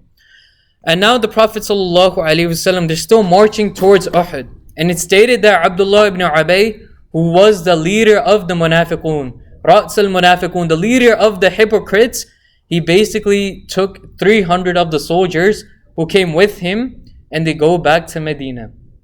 Alright, and they do this secretly during the night. And later on when he's asked, he stated that I didn't know that we would be going out to fight, that I didn't think an actual fight would happen, so that's why I went back with my 300 people. But the reason why Allah subhanahu wa ta'ala did this, it's honestly such an important reason, is that it separated the believers from the munafiqun. That the hypocrites and the actual Sahaba, it became clear who they were. Because during the Battle of Badr, all 313, like I mentioned, they were all Sahaba and they were all righteous Sahaba. Every single one of them. And this is part of our faith and our aqidah as well. But the Battle of Uhud, these 300, they were munafiqun, they were hypocrites. There were people who outwardly said they were Muslims, but inside they were against the teachings of Islam. And so this is one of the reasons why this happens. And so the Prophet ﷺ, he still goes on. And this distinction is actually something that Allah subhanahu wa ta'ala mentions in the Quran as well. When he says, وَلِيَعْلَمَ الَّذِينَ نَافَقُوا وَقِيلَ لَهُمْ تَعَالَوْا قَاتِلُوا فِي سَبِيلِ اللَّهِ أَوْ ادْفَعُوا. That when it is said to them, come fight in the cause of Allah, they reply, if we had known there was fighting, we would have definitely gone for you. So Allah subhanahu wa ta'ala basically exposes them in the Quran as well, as He does in many other places as well. Now before the fighting began, the Prophet ﷺ, because they went out to meet the army in battle, they basically have one advantage, which is that they're able to choose the turn that they fight on. And so the Prophet ﷺ places 50 archers on a high mound. And he tells them to drive the horses away from us. And basically keep the army away from reaching us for as long as you can. Even if it turns out that we're losing or we're winning, you must not leave this high mound. And you must continue fighting the Quraysh. Okay, so he tells all of these 50 archers that they must not leave this mound and fight like on the battlefield. Alright, so keep on this mound and keep shooting your arrows. Could someone get the time of iftar for me as well? And so it stated that Prophet ﷺ continued, and this positioning 10 minutes? Alright, so 25ish, 24? Alright. 25, alright, inshallah. So the Prophet ﷺ, it shows his strategicness as well, his mental acumen and his military strategy as well, in positioning these people on a high mound, because this was honestly a key to success. And honestly, at the beginning of the battle, as we come to, is that the Muslims, they were actually winning, and they were winning by a long shot. And this is because of warriors such as Abu Dujana, who would wear a red turban on his head, and he became known as the red turban of death, because Abu Dujana, he's one of the people who would kill so many people that, like, honestly, whenever he would fight people, the army, they would see just a red turban and they would become scared that Abu Dujana is amongst them. And amongst them was Hamza radiallahu anh, who was also known for his great fighting ability. That he would be someone that would fight lions when he would not need to. He would hunt lions and take their skin as well.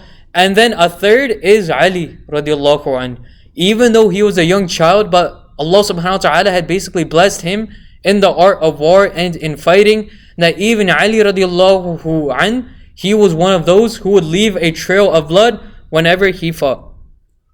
So the Prophet ﷺ, and when he sees this army that is winning, and they're winning by a long shot, the Umayyah ibn Khalaf, he's not Umayyah ibn Khalaf, his brother, because Umayyah ibn Khalaf, he's passed away at this point. Ubay ibn Khalaf, the brother of Umayyah, he sees that they're basically in dire straits. So he goes out, he tries to go out with a bang. And so what does he do is he lunges and he basically rides and reaches the Prophet sallallahu alaihi wasallam, and he's basically about to attack him with his sword. And the companions surrounding the Prophet sallallahu alaihi wasallam see Ubay ibn Khalaf doing this. And then they surround the Prophet ﷺ in order to protect him and fight on his behalf. And the Prophet tells them that leave this person to me. That he basically puts his arm out and he says that this one is for me. And so he meets him head on and he ends up killing him with his sword. And it's stated that before this actually happened, during the Meccan phase, the Prophet ﷺ had actually promised that, "O Ubay ibn Khalaf, I will be the one to kill you." And this is the fulfillment of the prophecy. And Ubay was also one of those who would honestly torture and hurt the Muslims a lot and a lot. So it's honestly befitting that it was the Prophet ﷺ who killed him. Now, when the Muslims saw that they were winning and that basically the Quraysh, they started to flee, because at this time the Quraysh, they actually began to flee from the battle. Right? So they turned their army back and started to run away. So this is the Muslim army, and they had their back turned towards a mountain, right? The mountain of Uhud, so that they wouldn't be attacked from the back, right? So this was a strategy in that. And so this army that's facing them, they basically turn back and they're fleeing. And now the archers that were on the high mound, when they see that the army is fleeing, they come down running towards the treasure and the loot.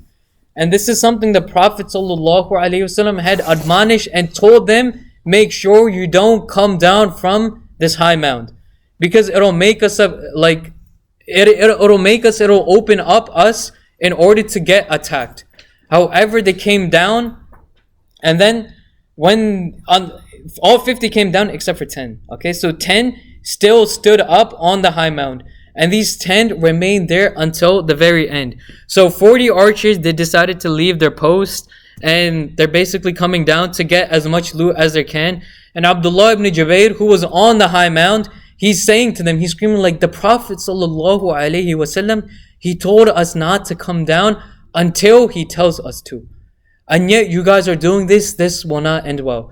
But rather 10 stayed on the high mound. The 40, they came down to get the basically whatever loot was taken. And that this is when Khalid ibn Walid radiallahu an, not yet a Sahaba, so he was leading the cavalry, and he was basically vice commander along with Abu Sufyan, because he was the smartest commander that the Quraysh had, the smartest in terms of military might. What he does is he basically does a pincer attack. And what a pincer attack is, so the Muslims are fighting here. They have the mountain behind them. Khalid ibn Walid is over here, and the army is fleeing backwards. And so what he does is he takes his army and he splits it into two. And so they split into two, and then they do a pincer attack, which is to attack the Muslim army from their sides. So one from their left side, one from their right side. And this is honestly, this hurts an army so much that honestly, even later on, a lot of military commanders would choose this tactic and base it off of Khalid ibn Walid. And if you read like the books of war and the strategy of war, it's written in them as well many times. So when he does this, it's a huge blow towards the Muslim army.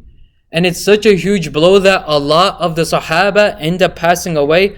Amongst them is Hanzala radiallahu an, who stated that the angels, actually when he was martyred, the angels gave ghusl to Hanzala as well. Alright, to Hanzala, because he was not able to do ghusl during the morning. And so when he passed away, the Prophet ﷺ actually states that I saw the angels giving ghusl to him. And so this is a good trivia question for the future, that if anyone asks you who is the Sahaba that was given ghusl by the angels, his name is Hanzala. Another person who was martyred during this time is Mus'ab ibn Umair, who, remember I told you he was leading one of the armies. And so he was given the flag of the Muslims as well. And it turns out that what the Quraysh did is they basically cut off his limbs. So they cut off his left hand, and so he held onto the flag with his right. Because when the flag goes down, that means the army is basically done. Morale goes down, everything goes down. And then when he's holding the flag with his right hand, they chop off his right hand as well. And what he does is he catches it with the stumps of his arms to make sure that the flag, it doesn't fall to the ground. And then they basically end up butchering him, and they end up injuring him with over 40 stab wounds. So many stab wounds. And this was Mus'ab ibn Umair radiyallahu an, who did so much for the cause of the Muslims. And something, and I'll end off with his story, is that something he would do is that not only did he preach to the Muslims in Medina, and not only did he give them the message of Islam, but he was a nobleman in Mecca.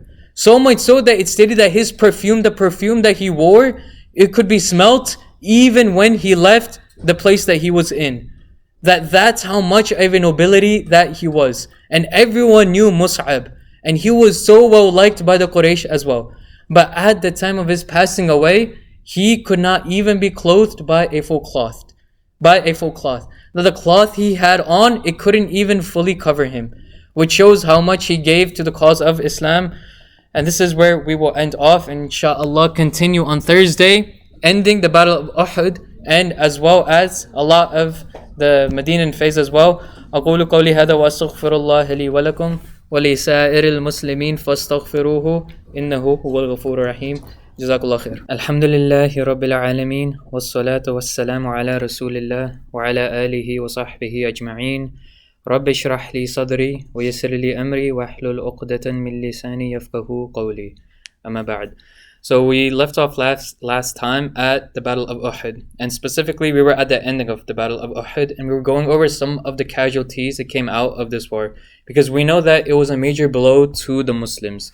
Some scholars say that it wasn't exactly a defeat because both of them ended up going back without really taking many captives, but because of the damage that it did to the Muslims, it was a huge blow. And we were going over some of the casualties. Number one, we went over Hanzala bin Abi Amir, whom we said the angels gave ghusl to before they took him away. So this is the one Sahabi whom the angels themselves gave ghusl to. Number two is Mus'ab, and we were talking about how he was a flag bearer of the army, of the Muslim army. And then when they chopped his arm off, he held it with his other arm. And then when they chopped off that arm too, then he held it with his thumbs to make sure that the flag didn't hit the ground. And we were talking about how he was such a noble youth, and how even the Quraysh would say that whenever he would walk past us, we could still smell his perfume, even after a while that he had left. This is him pre-Islam. And then at the time of his burial, they could barely find anything to cover him with, because he had given everything he had to Islam. And then number three, perhaps the one that hurt the Prophet ﷺ the most, was the martyrdom and the passing away of Hamza ibn Abdul Muttalib radiyallahu an. And he was killed by, does anyone know the name of who killed Hamza? That's right, he was killed by Wahshi.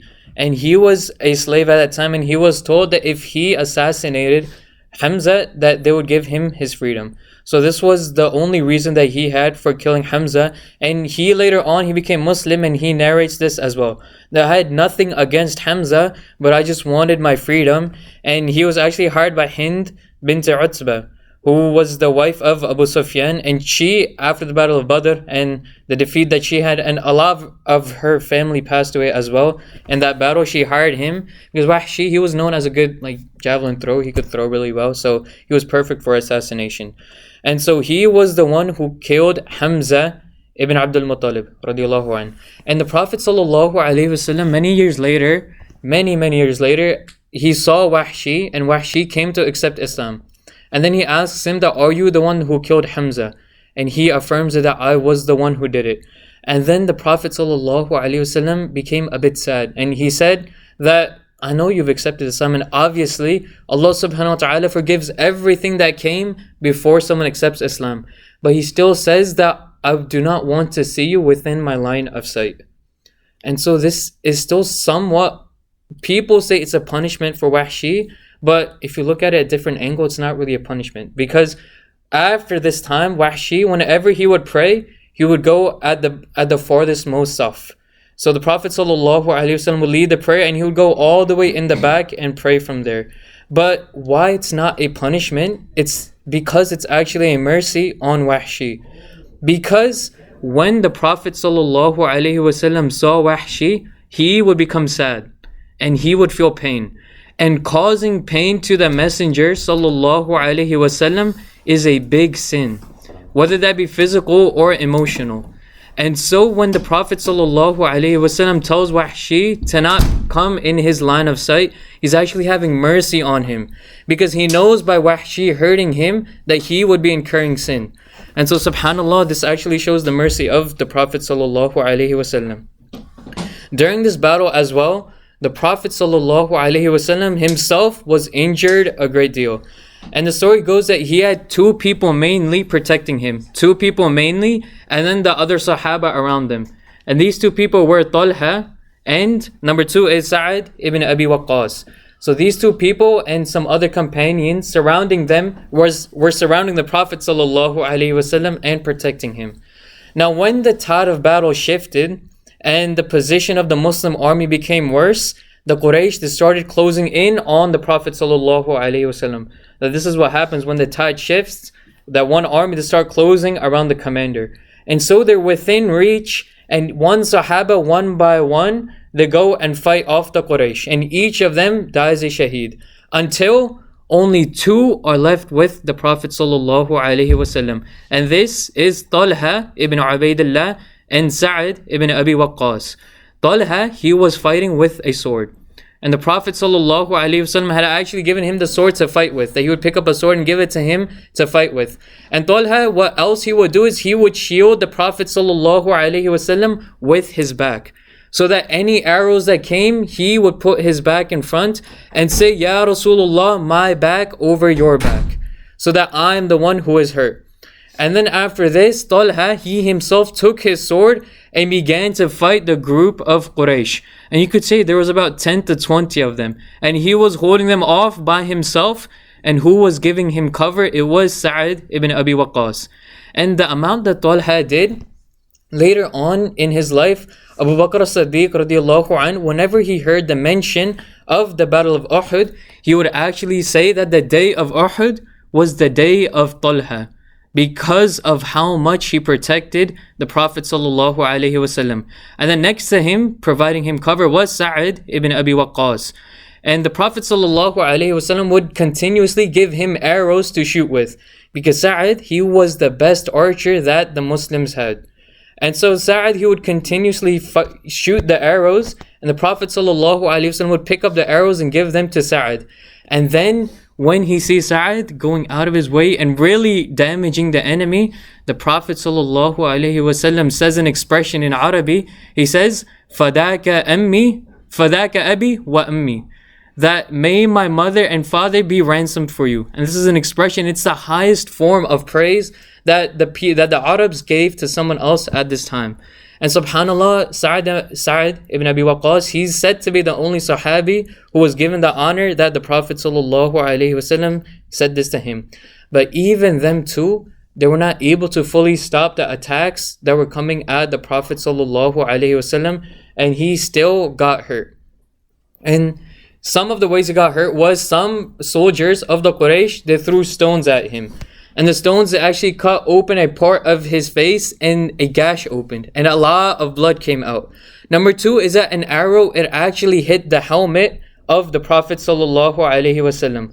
And we know that the helmets, they actually had chains on them that were protecting the face. And when the arrow hit the helmet, it actually penetrated through, and the chain part, it actually embedded itself within the face of the Prophet ﷺ. So the chain, like the chainmail, was actually in the cheek of the Prophet ﷺ. And then at this time, many of the other Sahaba, they were able to join in, and they were able to basically repel the attacks. Now this is the time when Abu Bakr as-Siddiq radiallahu anh, he reaches the Prophet ﷺ. And he almost starts taking the chain out of the Prophet ﷺ, his blessed face. And then comes Abu Ubaidah Amir ibn al-Jarrah radiallahu anh. Now does anyone know what group does Abu Ubaidah belong in? What group of Muslims? That's right, he is one of the Ashara Mubashara. And Abu Ubaidah, he stops Abu Bakr and he says that let me do this task. And so Abu Ubaidah, he takes his teeth and he digs them within the chainmail and he basically rips it out of the Prophet sallallahu alaihi wasallam.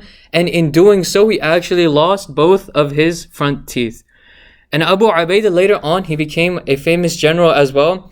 And I remember I was writing a paper on the conquests of Khalid ibn Walid, and Abu Ubaidah actually came up.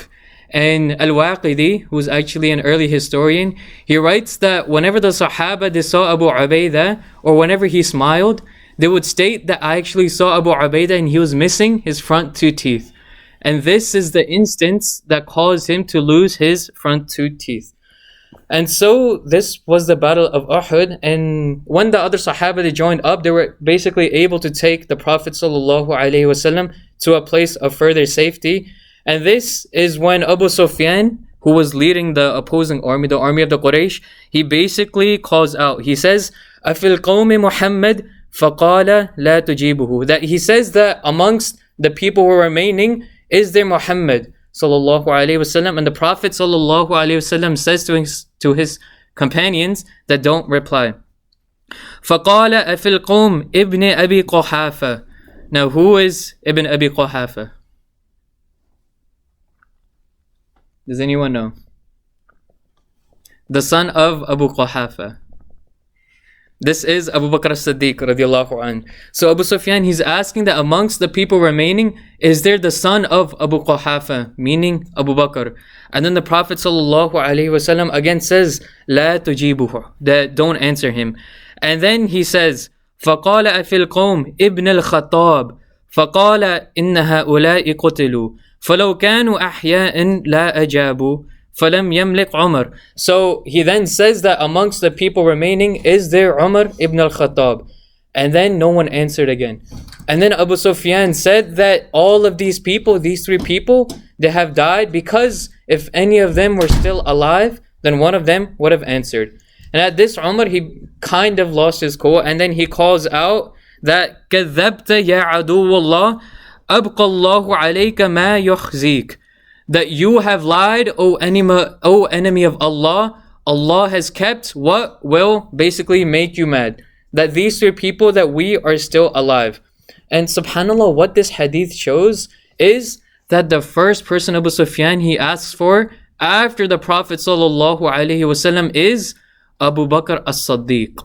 Which shows that even to the Quraysh, they knew that the best and the greatest person that the Muslims had after the Prophet ﷺ was Abu Bakr. So this is for anyone who says anything against Abu Bakr, that even the Quraysh, the enemies at that time, knew that the best after the Prophet ﷺ was Abu Bakr. And then after Abu Bakr, who does he ask for? That's right, he asked for Umar ibn al-Khattab, which shows the best after Abu Bakr was Umar ibn al-Khattab radiallahu anhum. And so subhanAllah, this shows to anyone that the best and those who were rightly guided, the successors, were rightly Abu Bakr and then Umar. And then after this is when Abu Sufyan says, قال Abu Sufyan لنا العزة ولا عزة لكم. That we have Uzza and you don't have Uzza. And then at this is when the Prophet ﷺ tells his companions to reply. And they ask him that what should we reply with? And then he says, say that Allah subhanahu wa ta'ala is the best. That قُولُوا Allahu mawlana wa la mawla lakum. That we have Allah and that you don't have Allah. And then after this is when Abu Sufyan, he actually says, قال Abu Sufyan يومًا بيوم Badr. That today takes account for the battle of Badr, the day of Badr. وَالْحَرْبُ سِجَالٌ وَتِجُونَ مُثْلَةً لَمْ آمُرْ بِهَا وَلَمْ تَسُؤْنِي. That you'll see that some of your people, they have been mutilated. Neither did I ask for this, nor am I sorry for it. Because mutilation is not something that the Arabs did. And even Abu Sufyan, he's feeling something that my people, they have mutilated your people. But at the end, he still says that I am not the one who ordered them to do this. But neither am I sorry that they did this. Which shows the amounts of anger that he had against the Prophet ﷺ. At the end, it was 70 Muslims that passed away and 22 of the Quraysh. And for still a new ummah, this was a huge blow. and Medina was pretty much in sadness. That all the people in Medina, they were wailing for the deceased, and everyone was wailing, and there was no one to cry for Hamza, because Hamza was a muhajir and his people were still in Mecca. So there was no one in Medina who was crying for Hamza. And so the Prophet ﷺ states that let there be some people who cry for Hamza, because it shows how much Hamza radiallahu anhu meant to the Prophet ﷺ. And so the Prophet ordered them that after the wailing of Hamza, this practice of wailing should stop. So that after Hamza, he was the last person the people wailed for. And after this is when the wailing, it pretty much stopped. And even until today, we're not supposed to wail for the deceased. We can obviously cry for them, but wailing and like screaming out and saying that I've lost everything to me, this is not something that's found in Islam, and it's not something that's found in the Sunnah as well. Shortly after this is when the Prophet ﷺ married Salama. And Salama, she was previously married to Abu Salama, and they actually have a very touching story. We don't have the time to fully go over it, but inshallah, maybe after the seerah sometime, we'll go over it inshallah. So after Uhud, there were two more great moments of sadness. They brought great amount of sadness to not only the Prophet ﷺ, but to the rest of the Muslims. These were two massacres that happened after the Battle of Uhud. And not long after, this was shortly after the Battle of Uhud. The first massacre was that of Bi'r Ma'una. The massacre of Bi'r Ma'una. And this shows that Abu al-Bara, he visited the Prophet ﷺ in Medina. And he was a chieftain of some Bedouins. And he became interested in Islam. And he asked the Prophet ﷺ to send some companions to teach the Bedouins in the Najd area the religion of Islam. And the Prophet ﷺ, he says like, sounds good. And he takes 70 people from Ahl al-Suffa, and he sends them to that Bedouins so that they can teach them the religion of Islam. And now what is Ahl al-Suffa? Ahl al-Suffa was a group of Muslims who basically lived in the masjid, because they were too poor or they didn't have a home to go back to. So they would literally live in the masjid and do i'tikaf there, basically like their whole life. That this is their lifestyle and how they lived.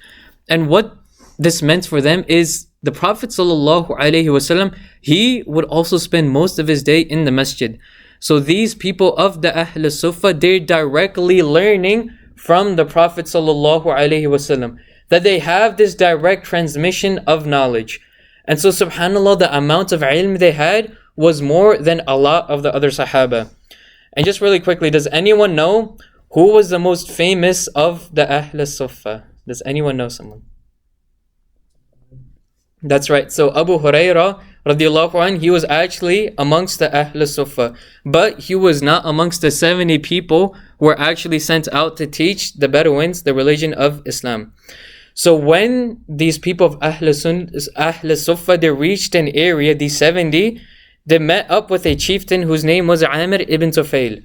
And the Prophet ﷺ had actually previously given da'wah to this person, but he tried to compromise. So he said that I'll accept this religion as long as you make me a successor after you. And obviously the Prophet ﷺ disagreed with him.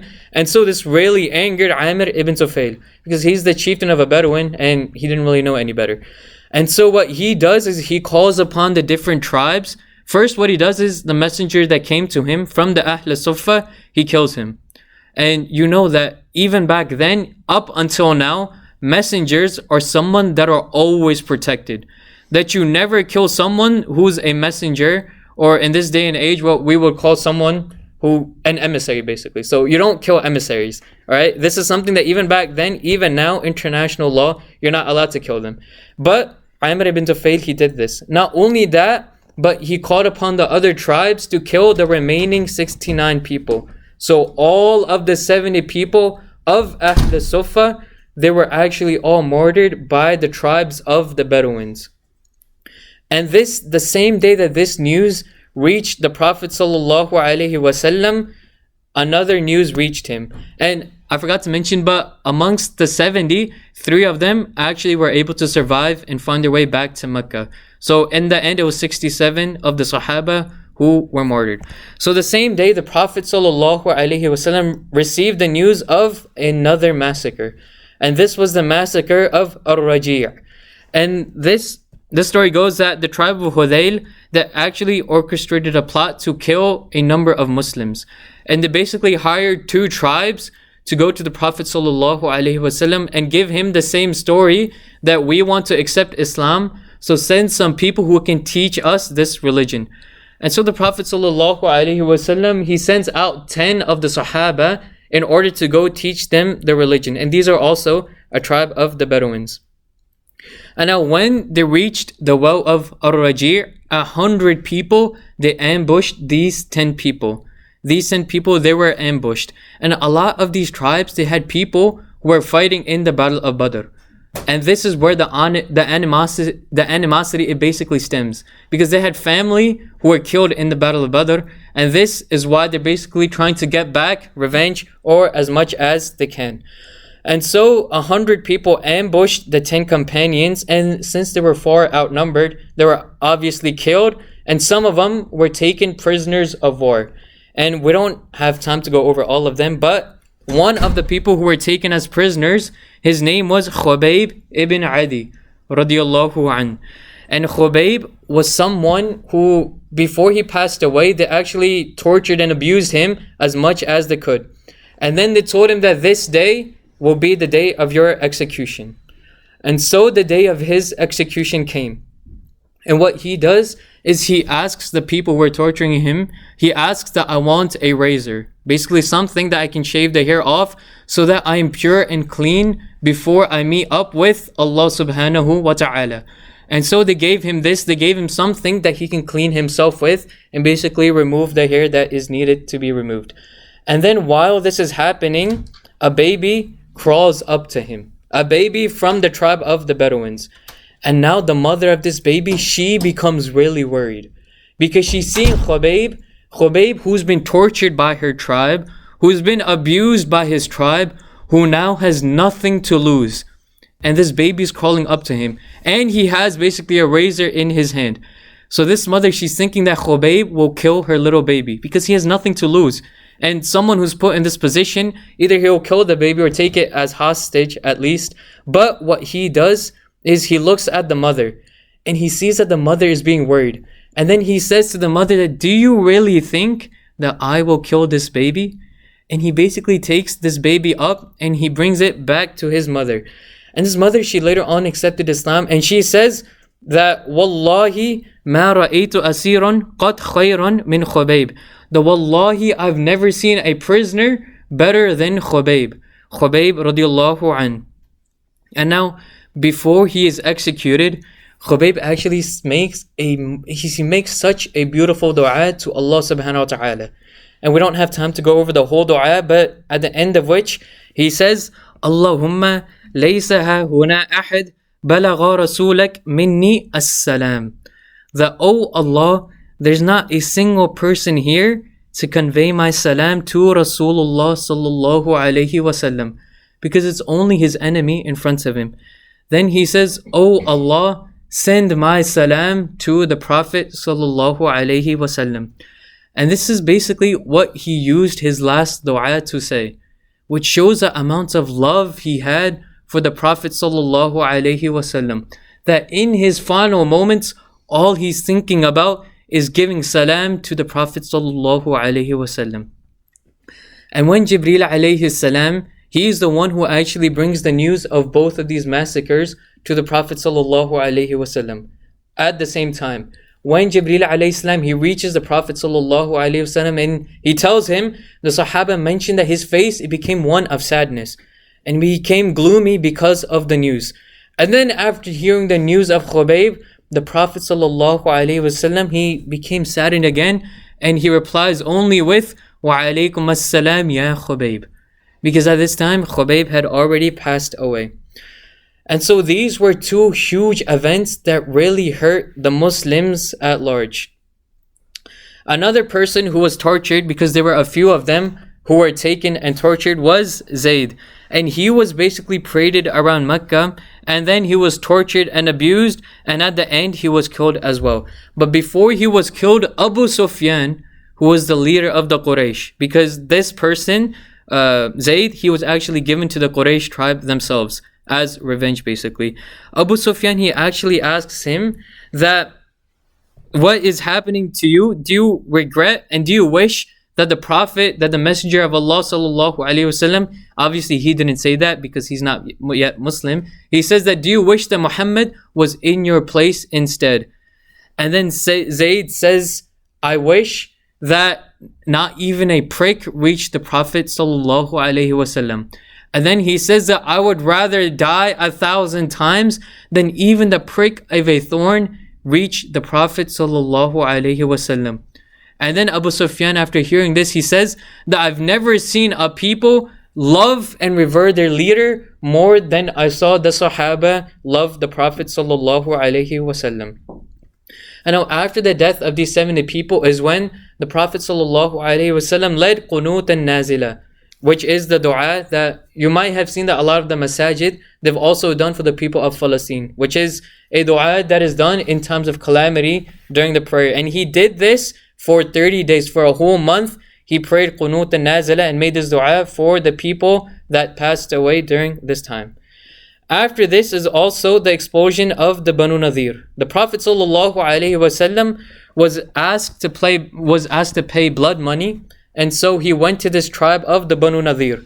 And the Banu Nadir, they were one of 3 Jewish tribes that we have talked about. The other was Banu Qaynuqa and the Banu Qurayza. The Banu Qaynuqa, they've already been expelled, and now at this time the Banu Nadir, they've been asked to pay blood money, but they refuse to pay the blood money. And so the Prophet ﷺ goes to them, and he sits below their fortress with the Sahaba to basically tell them to pay the money. And what they do is they plot to kill and assassinate the Prophet ﷺ. And so they bring a boulder to the top of their fortress, and when they're about to throw it down, Jibreel alayhi salam, he actually goes and tells the Prophet ﷺ of their plot. And the Prophet, he gets up and leaves with his Sahaba. And then the Sahaba, they ask him that, why did you just urgently just get up and leave? Because we were going to talk to this tribe. And he tells them, because Jibreel alayhi salam told me about their plans to assassinate me. So later on, the Prophet ﷺ basically tells the Banu Nadir that you have breached the treaty that we had, because you tried to kill me and assassinate me. And so I'm giving you 10 days to leave this area. And the Banu Nadir, they refused this. And they said that you can come and fight us, but we're not leaving. And so the Prophet ﷺ set up siege at this area for a while, after which they agreed to surrender. So it was a full surrender. And this happens in the 4th year of the Hijrah. So the Battle of Uhud, it happened in the 3rd year of the Hijrah. This is the 4th year of the Hijrah. And they said that fine, that we'll basically surrender and give up what we have. And so the Prophet ﷺ accepted their surrender, and he allowed them to leave with their belongings. And so they packed up as much as they could onto their camels, and they had 3 days to leave. And so they left to a place called Khaybar. Okay, so the Banu Nadir, they went to Khaybar. And a lot of the other expelled tribes, they also went to the area of Khaybar. Now, Abu Sufyan, he's basically seeing this, and he's seeing that these tribes are all leaving, and these tribes as well, they basically get something in their hearts as well, that we've been expelled from our homes. And the Banu Nadir, they, out of spite, they actually destroyed a lot of their homes as well, to make sure that none of the Muslims could actually live in their homes. Not only did they take their belongings, but they actually destroyed their homes just out of spite. And so Abu Sufyan, what he does is he reaches out to some of these tribes, and he gathers a huge army, and he gathers an army of 4,000 people, larger than the total population of Medina. And he takes this army and marches to Medina. Now, the Prophet ﷺ, he hears of what's happening, basically this plan. And so he asks the companions again, he has a shura, a council. Because whenever there is a big decision, the Prophet ﷺ always had a council. And amongst the council was Salman al-Farisi, who was from the Persian. He wasn't a Persian ethnically, but he grew up with the Persians. And he tells the Prophet ﷺ that we had basically a battle tactic where we would dig trenches as a defensive line. And so the Prophet ﷺ took up this, and they basically dug a trench around Medina. And now the trench took several days to finish, but by this time Abu Sufyan and the Quraysh, they had talked to a lot more tribes of the Jews that were surrounding Medina as well as other Arabs and Bedouins. And he came with an army of 10,000 people to lay siege to basically Medina. And this was known as the Battle of Ahzab, and Ahzab means the Confederates. Because this is not just the Quraysh, this is actually many different tribes coming together. This is a confederation, you could say. And this Battle of Ahzab, also known as the Battle of Khandaq, because Khandaq is the trench, took place in the 5th year of the Hijrah. So the actual battle itself was basically the Quraysh, they were surprised to see this trench because they've never seen trench warfare. And so they didn't really know how to get through it. And so we're not really told that there was a full-on frontal attack because they weren't able to get through the trench in the first place. There were a few battles and a few duels that did take place.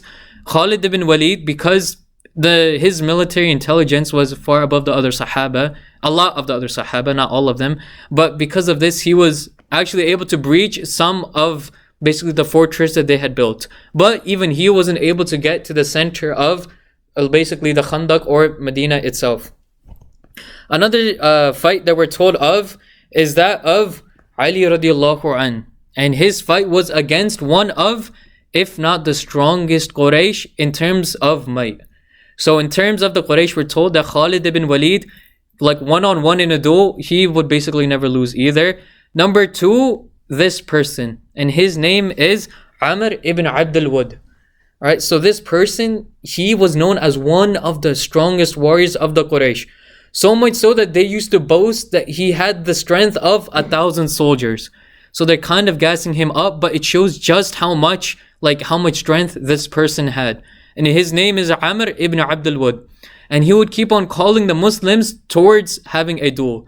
So he would call one person and he would kill him. And then another person and he would kill him. So on and so on.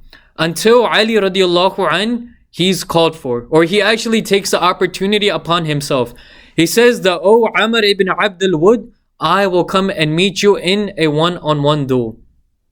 And now Amr ibn Abdul Wud, he kind of scoffs because Ali, he's still relatively young. He's a pretty young child at this time. And Amr, he's a senior. He's old. And this doesn't hurt him. This is actually a benefit for him. Because the more experience you have in fighting duels and in fighting wars in general, it basically boosts your stats. So this is the reason why he's so strong, Amr ibn Abdul Wud. But he still takes upon this duel, and Ali radiallahu anh, he uses one of basically his most famous tactic that he used in one-on-one duels is that he would parry the first attack with his shield. So Amr ibn Abdul Wud, he attacks first, and Ali, he parries it with his shield, and then he's able to significantly hurt Amr ibn Abdul Wud and basically ends up killing him as well. So this was the duel that they had. During these duels and during this fight and during the siege is when the third tribe of the Jews, which is the Banu Qurayza, they basically broke the treaty that they had with the Muslims. Because the Muslims, the Prophet ﷺ had made a treaty with them that you're basically not allowed to hurt us, that we have an alliance. They broke this treaty and they sought to hurt the women and children who were within the city of Medina. And they went out to go and kill the civilians, the women and children living in Medina. Because the army of the Muslims, they're not directly in Medina, right? Because in terms of a trench warfare and a fortress and a siege, the army's going to be at the outskirts. They're going to be fighting on top of their fortress walls, or they're going to be right outside the gates. Because in terms of a siege, if the army gets in the city itself, in the city of Medina itself, the battle's over. because they're going to open up the gates and the army is just going to start flooding in. So they're not within Medina at this time. They're on like the outskirts of the fortress, of the Khandaq, of the trench. And this is where the army is fighting. Within the city itself are the women and children. And that's where they're staying safe. And the Banu Qurayza, they basically went out to kill the women and children. And so they reached the area where the women and children were hiding, and they're climbing up the ladders to go and attack them. And amongst them, there's only one Sahaba, and his name is Hassan ibn Thabit. And even he became a little bit scared when he saw them. And he didn't really want to go out and attack, which shows the humanity of the Sahaba. That he's a Sahabi, but even he's feeling a little bit scared that a whole army is coming after him. And so there's actually a lady who actually picks up a sword and goes out to fight them. And this is Safiya binti Abdul Muttalib, the daughter of Abdul Muttalib, the aunt of the Prophet sallallahu alaihi wasallam, and the mother of Zubair ibn al-Awwam radiallahu anh. And she was known to be like strong of character, that she was a fierce woman, subhanallah, and she was a strong warrior as well, obviously. And what she does is she takes basically a dagger, and the first man that was climbing up the ladder of the Banu Qurayza, she goes down and she tells Hassan first that you can use this dagger and go kill him. But Hassan, he basically hesitates. And so she goes herself, she basically wraps something around her face and her body so she couldn't be seen. And she basically ends up killing this person who's climbing up the ladder. Now, when the other Jews, the Banu Qurayza, they see this, they became a bit scared as well. Because they're saying that we thought these people were left undefended. But this lady, or they don't know it's a lady, so they say that this person just came and easily basically ended up killing one of our people. And so this basically stops them within their tracks. And they end up going back to their fortress. And Safiya, she actually tells Hassan that go and take the armor off this person as well. Because armor is actually a big commodity for the Muslims. But even at this, Hassan was like, I have no need for armor. So they just kind of left it where it was. And now after this, and the Battle of Khandaq itself, when the Muslims who were fighting against the Quraysh at the Khandaq itself, simultaneously this is happening. And so when the Quraysh, they see that they're not really getting through the fortress, they become a bit angry and a bit tired of this. And so they end up taking the whole army of 10,000 and they just end up retreating at this time. And at this time, the Banu Qurayza, they've also left and gone back to their fortress. But when the Prophet ﷺ, he hears of this, he deals the Banu Qurayza justice. And he goes to them and he basically gives the men the capital punishment. Because what they did was basically an offense, a sin that couldn't be accounted for. They went out, not only did they break the treaty that they had with the Prophet ﷺ, but they went out to attack the women and children who were left undefended. And this is a crime that could not be taken account for, and so they were given the capital punishment pretty much. The Battle of Khandaq, it took place in the 5th year of the Hijrah, and after this is basically when the Muslims, they gained a lot of strength because they're seeing that they're able to overtake such a large army, and they continuously make more and more treaties with the other tribes of Arabia. And so the 6th year of the Hijrah is when the Treaty of Hudaybiyah is made. The 6th year of the Hijrah. And this is when 1,500 Muslims, they marched towards Mecca alongside the Prophet ﷺ to do Umrah in Mecca. And this is because the Prophet ﷺ had actually seen a dream in which they were doing tawaf around the Kaaba. Now once they reach Mecca, negotiations actually start, and Uthman ibn Affan is sent to negotiate with the Quraysh.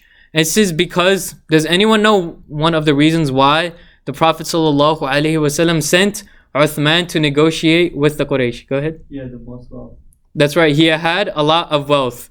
And does anyone know why the Quraysh, they would actually like Uthman because of this?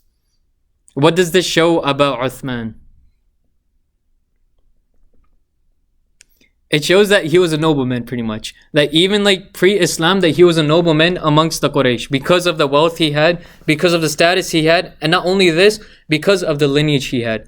And so the Prophet ﷺ figured that they'd be more willing to talk to Uthman ibn Affan. And there was actually a lullaby that the women of Quraysh used to sing to their babies as well, that may Allah love you as much as the Quraysh, they love Uthman. Which shows the amounts of love that the Quraysh actually had for Uthman as well. Now, because Uthman, he was taking long in the negotiations, what they did is the Quraysh, they basically thought they spread a rumor. And this rumor wasn't actually spread by the Quraysh, it was spread by the Muslims. They spread the rumor that Uthman had actually passed away, or that the Quraysh, they had killed Uthman. And at this time is when the Bay'atul Ridwan was taken. That all the people who had come to take the Umrah, they basically pledged to the Prophet ﷺ that they would go out and fight the Quraysh no matter what. Because they came without weapons. So they said that even if we are killed, we will have revenge against the Quraysh for Uthman radiallahu an. And at the end of which, the Prophet ﷺ took his own left hand and placed it on his right hand. And he said that this is the pledge of Uthman. And this is one of the highest honors that is given to Uthman radiallahu an. Now, the Treaty of Hudaybiyah, it actually gave a lot of the pointers of it were in favor of the Quraysh. And this angered and saddened many of the Sahaba, especially Umar radiallahu an, who became upset that we're giving so many of these points to the Muslims, or to the Quraysh itself, not to the Muslims, because Umar is a Muslim at this point. So Umar is angry that they're giving basically so much leeway to the Quraysh in this treaty. And they're not doing tawaf, because the treaty stipulated that they're not able to do tawaf this year, but they must come back the next year to do their tawaf. And so Umar radiallahu an is especially upset, which is when Allah subhanahu wa ta'ala reveals in the Quran, Inna fatahna laka fatham mubina, that indeed this treaty, that we have granted you a clear triumph. So even though the Muslims, they couldn't see the victory right now, it would actually come later on after the conquest of Mecca itself.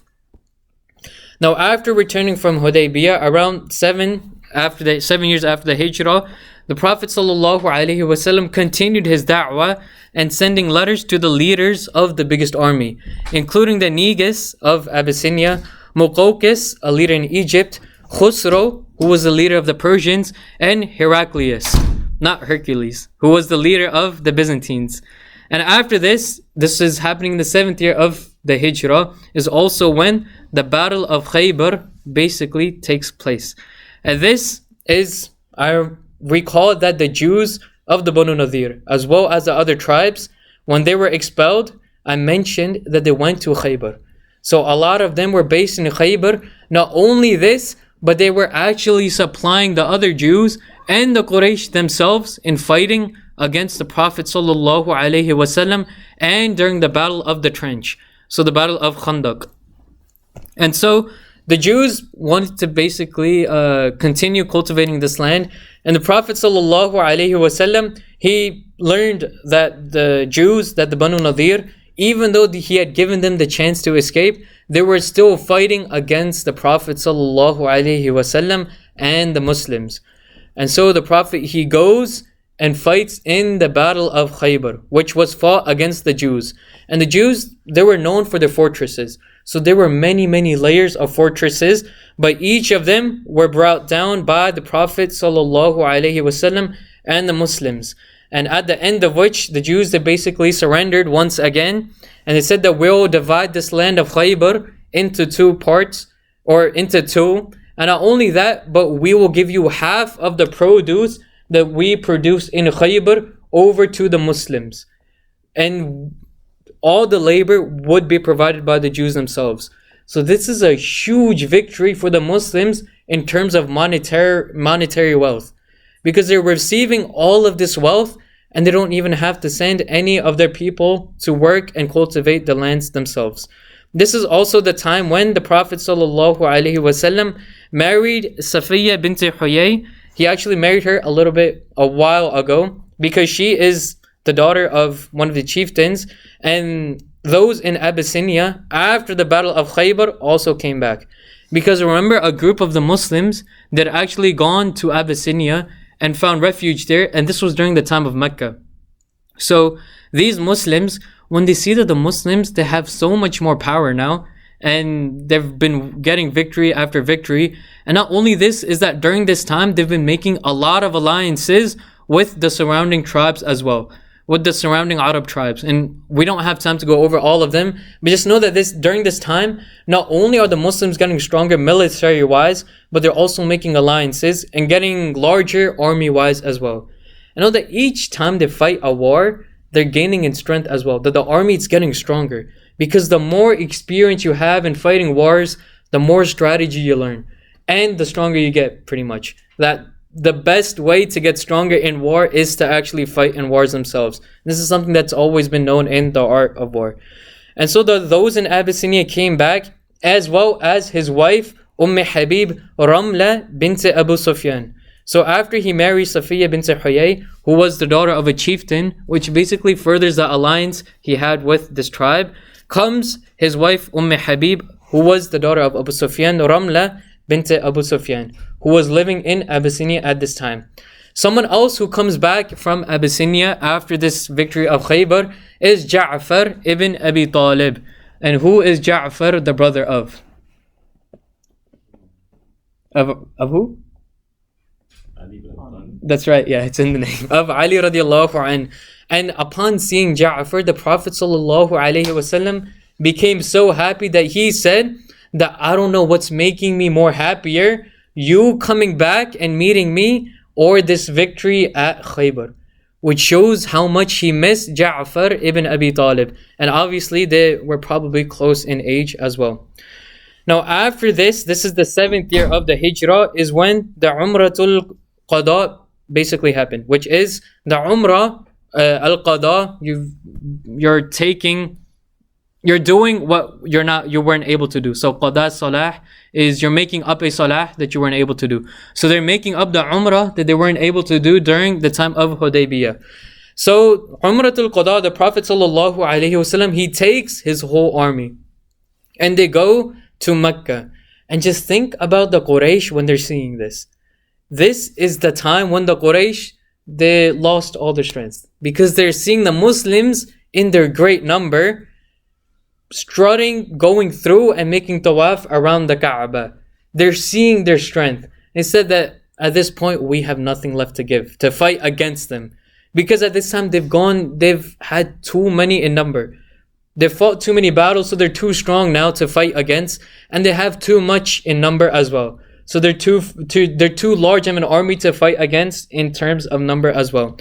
And this is when the Prophet sallallahu alaihi wasallam orders his companions as well. And this is a hadith that we have, that whenever we do tawaf, فَأَمَرَهُمُ النَّبِيُّ صلى الله عليه وسلم أن يرملوا الأشواط الثلاثة. That whenever you do tawaf around the Kaaba, you should, the first 3 rounds that you do, you should push your chest out and strut, like do a march around the Kaaba itself, to make it a sign of strength. That this is what the Prophet ﷺ ordered his Sahaba to do as well. Because all the Quraysh, they're watching these Muslims doing tawaf, and so he tells them that make sure that you push your chest out and that you walk and you do it briskly, that you do a march around the Kaaba. And this is a sunnah that we should follow as well, that whenever we do tawaf, inshallah, that we do the first 3 rounds briskly, and that we push just a bit our chest out to make it a strength of showing a image of us showing our strength.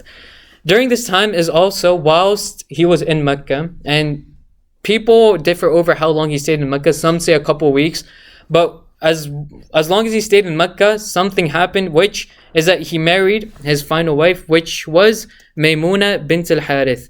Maymuna bint al-Harith, who was previously named Barra, which similarly in English, it sounds like the word barren, which is what it means, but he ended up changing her name to Maymuna, which means good tidings. So this is Maymuna bint al-Harith.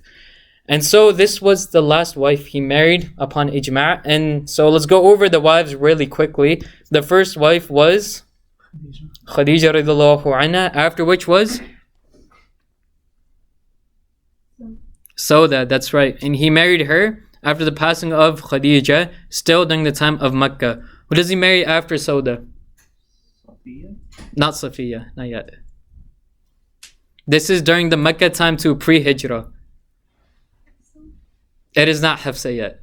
It is actually Aisha radiallahu anha. So after Sauda, he marries Aisha, after whom he marries Hafsa. Alright? So this is when he marries Hafsa. This is during the Medinan phase. After Hafsa, who does he marry? Y'all have been paying good attention, mashallah. After Hafsa, he marries Zaynab bint Khuzaymah. And Zaynab bint Khuzaymah was the one whom I mentioned was al-Masakin.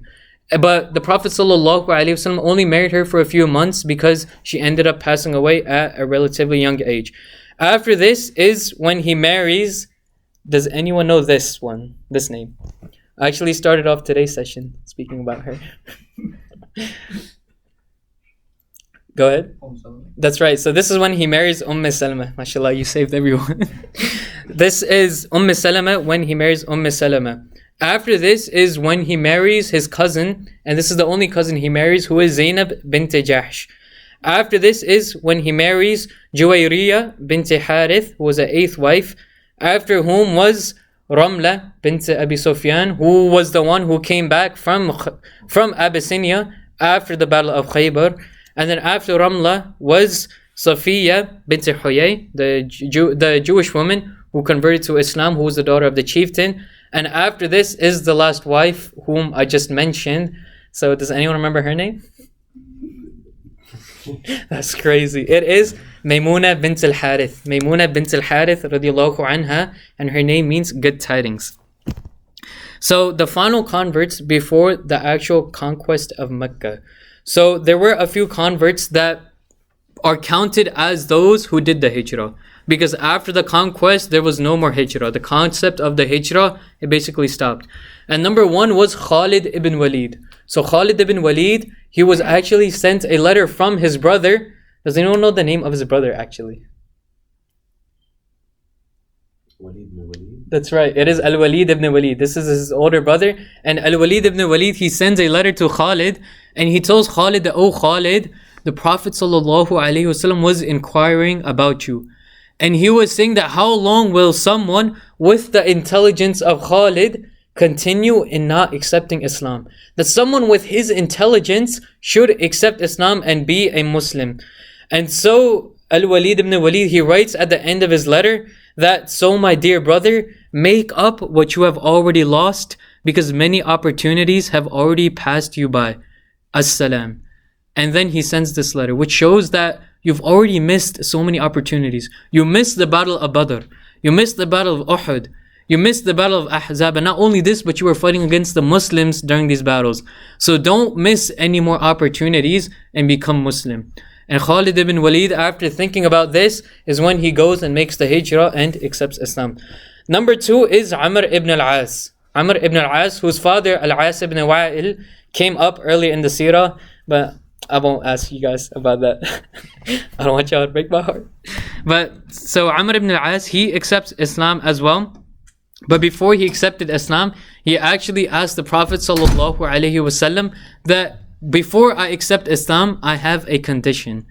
And then the Prophet ﷺ, he asks him that what is this condition? And he says, I want the condition that all my past sins are forgiven. And then the Prophet ﷺ responds that, oh Amr, don't you know that Islam erases everything before it? And the immigration, the Hijrah, erases everything before it. And the Hajj erases everything before it. So these are three things. And subhanallah, you could say that we're only left with one, because all of us, we're all Muslim, alhamdulillah. And we're not able to make the Hijrah itself that the Prophet ﷺ speaks of. So the third one that we're left with is doing the Hajj. May Allah subhanahu wa ta'ala accept it from all of us. The third person that comes is Uthman ibn Talha. And he is the one who was given the keys to the Kaaba. and his family were actually given the keys to the Kaaba. And the Prophet ﷺ has stated that until the end of times, your family will hold the keys to the Kaaba. And even today, the tribe of Uthman ibn Talha, they still possess the keys to the Kaaba itself. Now after this this was the 7th year, which was the Umrah al-Qada. Now we reach the Battle of Mu'tah, which happens during the 8th year of the Hijrah.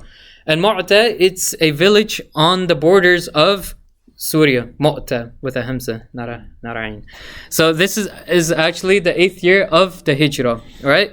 And during this battle is when the Muslims, they fight against the Romans. So it is their first exposure to the Byzantines themselves. And this battle happened because there's different opinions. One of them is that the Ghassanids, which was an Arab tribe associated with the Byzantines, they actually killed a messenger that gave them, or that went through the area as well. So the Prophet ﷺ, he wanted retribution against this tribe for this messenger who was killed. And the Muslims, they also have a lot more strength now, so they're able to go fight against the Byzantines, because if they don't make the first move, the Byzantines are going to come and attack them. This is how warfare happened during this time, that if you don't take the first move, that you're going to be the one who is fought against. So the Prophet ﷺ sends 3 commanders to fight in this battle, and all 3 of them would pass away as martyrs. Now, does anyone know the names of these 3 who fight in the Battle of Mu'tah? Go ahead. I know one. Go ahead. That's right. Zayd ibn Haritha, he is one of them. And he's actually the first one who is told to take charge and hold the flag of the Muslims. Does anyone know number 2? Go ahead. Abu Ubaidah. Abu Ubaidah is actually not sent in this. Ja'far? Who? Ja'far? That's right, Ja'far ibn Abi Talib. So he's also sent, and he's number 2. So he's told that after, or if this person passes away, Zayd ibn Haritha passes away, then you're the leading commander and you take hold of the flag. Now, does anyone know the 3rd person? He's a bit less as known. So the 3rd person is Abdullah ibn Rawaha. Abdullah ibn Rawaha. So these 3 people are sent, and they have around 3,000 people, and they go to fight against the Byzantines. Now, or they were actually sent to fight against the Ghassanids, because they're the one that killed the messenger. But the Ghassanids, they're associated with the Byzantines, because this is north near Syria, where the Byzantines are pretty much controlling. And so they reach out to the Byzantines, and they send an army. Some say, although it is a bit exaggerated, but some say it could be around 50 to 60,000 strong, that they're sending to fight against these 3,000. So they're heavily outnumbered, and the Muslims, they were not expecting this. But Abdullah ibn Rawaha, he was also a very, very strong poet, and he starts making poetry that let us go, because the worst that can happen is that we die as shaheeds. And he doesn't want to go against the command of the Prophet ﷺ, and he wants to at least go out and meet them in battle. So the first person who passes away was Zayd ibn Haritha. And after this, while this battle is happening in real time, Jibreel alayhi salam is actually giving the news to the Prophet sallallahu alayhi wasallam that Zayd ibn Haritha has passed away. And then he tells this to his companions as well. And obviously they're all gathered around and they're feeling sorrow. And then after him, Ja'far ibn Abi Talib, that the flag goes to Ja'far and his left arm is chopped off. So he holds it with his right. And then his right arm is chopped off as well. And so he picks it up with his arms. That's right, with the stubs.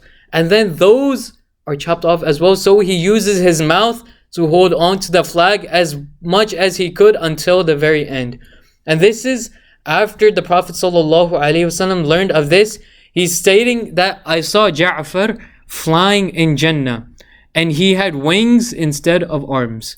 So subhanAllah, this is the Sahabi that we know, could be a trivia question, that he's the one who was flying in Jannah with wings instead of arms. Subhanallah. And then the third who passes away is Abdullah ibn Rawaha. And now the Muslims, they're obviously losing, and they need to find a way to retreat so that they're able to go back and salvage what they can. And who did they choose and to end up leading the army? That's right, it is Khalid ibn Walid. So Khalid ibn Walid, he takes command of the army even though he's still a new Muslim. And he wasn't asking for the command because he knows, like, I'm still a new Muslim. I'm not sure if I'm ready for this responsibility. But he's obviously the best in terms of military intelligence. That Khalid at this time and during this era itself could not be defeated. There was no one other than the Prophet ﷺ who could defeat Khalid ibn Walid in battle. This just shows the amount of genius that he had. And subhanAllah, the tactic that he used is that he told his army, the people who were at the back of it, the flank, to come to the front, and the army that's in the front to go in the back, to make it seem like the Muslims had reinforcements. So the army in the back, they actually come behind and come up. So to the Byzantines, it looks like they have reinforcements. And then after this, he tells the army in the back to go again and double back and go in front. So they're continuously coming in front of each other, making it seem like they have reinforcements. And just like this, they're able to retreat and go back to Medina. Now after this is when the Arab tribes and the Muslims themselves know that this army is strong enough to go and basically conquer Mecca. And what leads to the conquest of Mecca? It is actually the breaking of the Treaty of Hudaybiyah. What happened is that the Quraysh, they had an alliance with the Banu Bakr. And the Muslims, they had an alliance with the Banu Khuza'ah. And what happened is that the Banu Bakr, they went to the Quraysh, and one of the stipulations of the Treaty of Hudaybiyah was that the Quraysh, they couldn't fight against anyone that the Muslims were allied with. And then the Muslims, they couldn't fight against anyone that the Quraysh were allied with. And the Banu Bakr is what they did is they went to the Quraysh. They said that we have some bad blood against the Banu Khuza'ah, so give us some weapons that we can fight them with. And so they fought and killed a lot of the Banu Khuza'ah. They found them unguarded and they weren't armored as well. And so they went out at night and killed so much of the Banu Khuza'ah. So much so that one of them actually ran to the Haram and said that I ask you by the Lord of the Kaaba to let me be safe. And you know that you're not allowed to kill anyone who's in the Haram itself. This is the name Haram, or the name Haram comes from the word haram because it's haram to kill anyone within the Haram. But he still ends up killing him.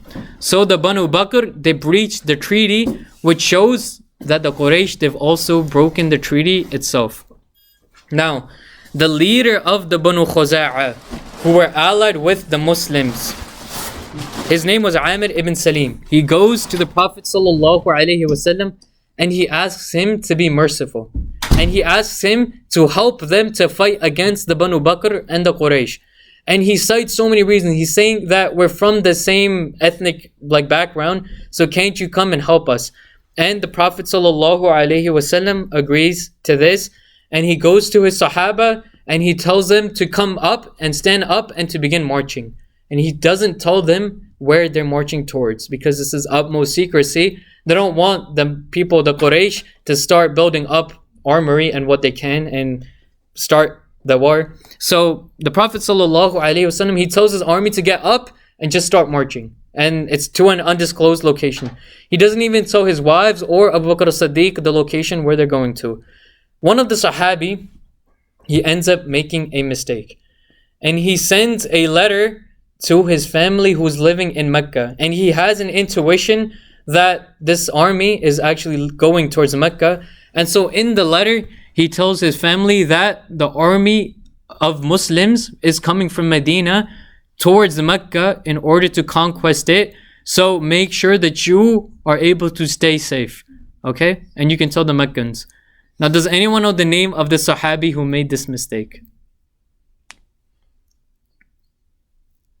It is Hatib ibn Abi Balta'a. Hatib ibn Abi Balta'a.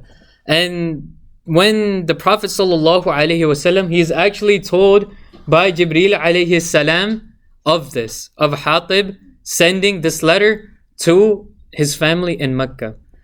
And when the Prophet ﷺ hears of this, he tells his companions, and they find the person who was carrying this letter, the messenger, and it was a woman. And what she had done is she had put this note within her braids. And she obviously had her hijab on. And so, but she wasn't Muslim, but she still had her hijab on. But she had it within her braids. So Hatib, when you're making me laugh too. So Hatib, when he sent this letter, it was supposed to be done in secrecy. And the Prophet sallallahu alaihi wasallam, he sent Umar radiallahu anh to go and get this letter back. And so he reaches this messenger and he tells her that I know that you have a letter with you and I want you to give it to me. And she's like, I don't know what you're talking about. And so he asks her that I know that wallahi that you have a letter because I know that the Prophet sallallahu alaihi wasallam has not lied to me. So either give me the letter or I'll take it from you.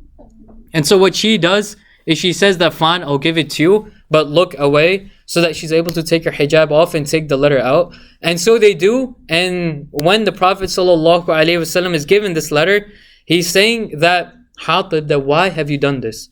And Umar, he goes to the Prophet sallallahu alaihi wasallam and says that this is treason, and the punishment for treason in any land, then and now, is the capital punishment, which is death. So Umar says that we should put Hatib to death because he deserves it, that this is treason. He let the enemy know the plans of this army. And Hatib, he explains his reasoning. He's saying that, O Messenger of Allah sallallahu alaihi wasallam, kufr is not something that is pleasing to me. That I didn't do this because I love kufr. But I have family in Mecca and I have no one who will protect them. And you and the Muhajirun, you all have family in Mecca who can protect your family. But my family, they're a very poor family. And no one will protect them when you end up conquering Mecca. And I'm afraid that even the Quraysh, they will hurt them.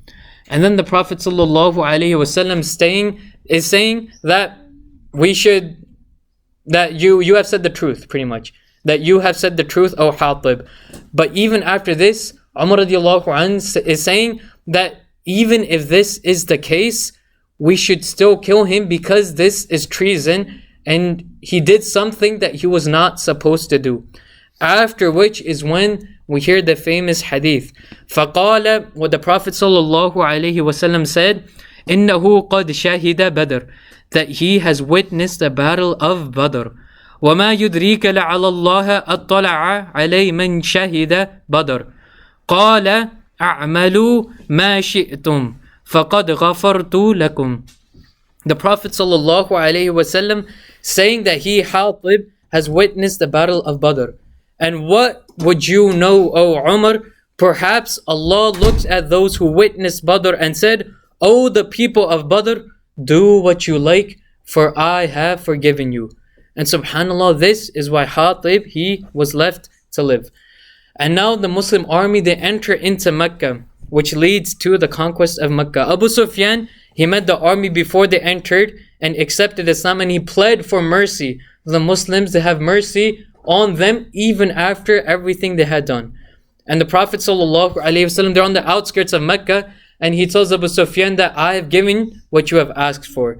And anyone who goes to your house or stays within their house or goes to Masjid al-Haram and is around the Kaaba, if they don't have a house, then I have given them a guarantee of security and a guarantee of protection. During this time is also when the Prophet ﷺ gave a list of 9 people who would not be given this protection. That you would be able to kill them wherever you would find them because of the crimes they had committed against humanity and against the Muslims. That these 9 people were people who had tortured or abused or hurt the Muslims in a way that the others hadn't. And this is like 9 out of thousands and thousands. Okay, so subhanAllah, it shows the mercy of the Prophet ﷺ that they're all left alone and only 9, which is such a small minuscule amount, is held accountable and actually killed. But out of them, subhanAllah, half of them the Prophet ﷺ ends up forgiving. So subhanAllah, even out of these 9, half of them are forgiven by the Prophet ﷺ. And then the Prophet ﷺ enters Mecca, and he's riding with Khalid ibn Walid and Zubayr ibn al-Awwam. And the Prophet ﷺ reaches the Kaaba, which was infested with idols, and he begins knocking them down one by one, saying, وَقُلْ جَاءَ الْحَقُّ وَزَهَقَ الْبَاطِلِ إِنَّ الْبَاطِلَ كَانَ زَهُوقًا. which is a verse in the Quran, and declare the truth has come and falsehood has vanished. Indeed, falsehood is bound to vanish.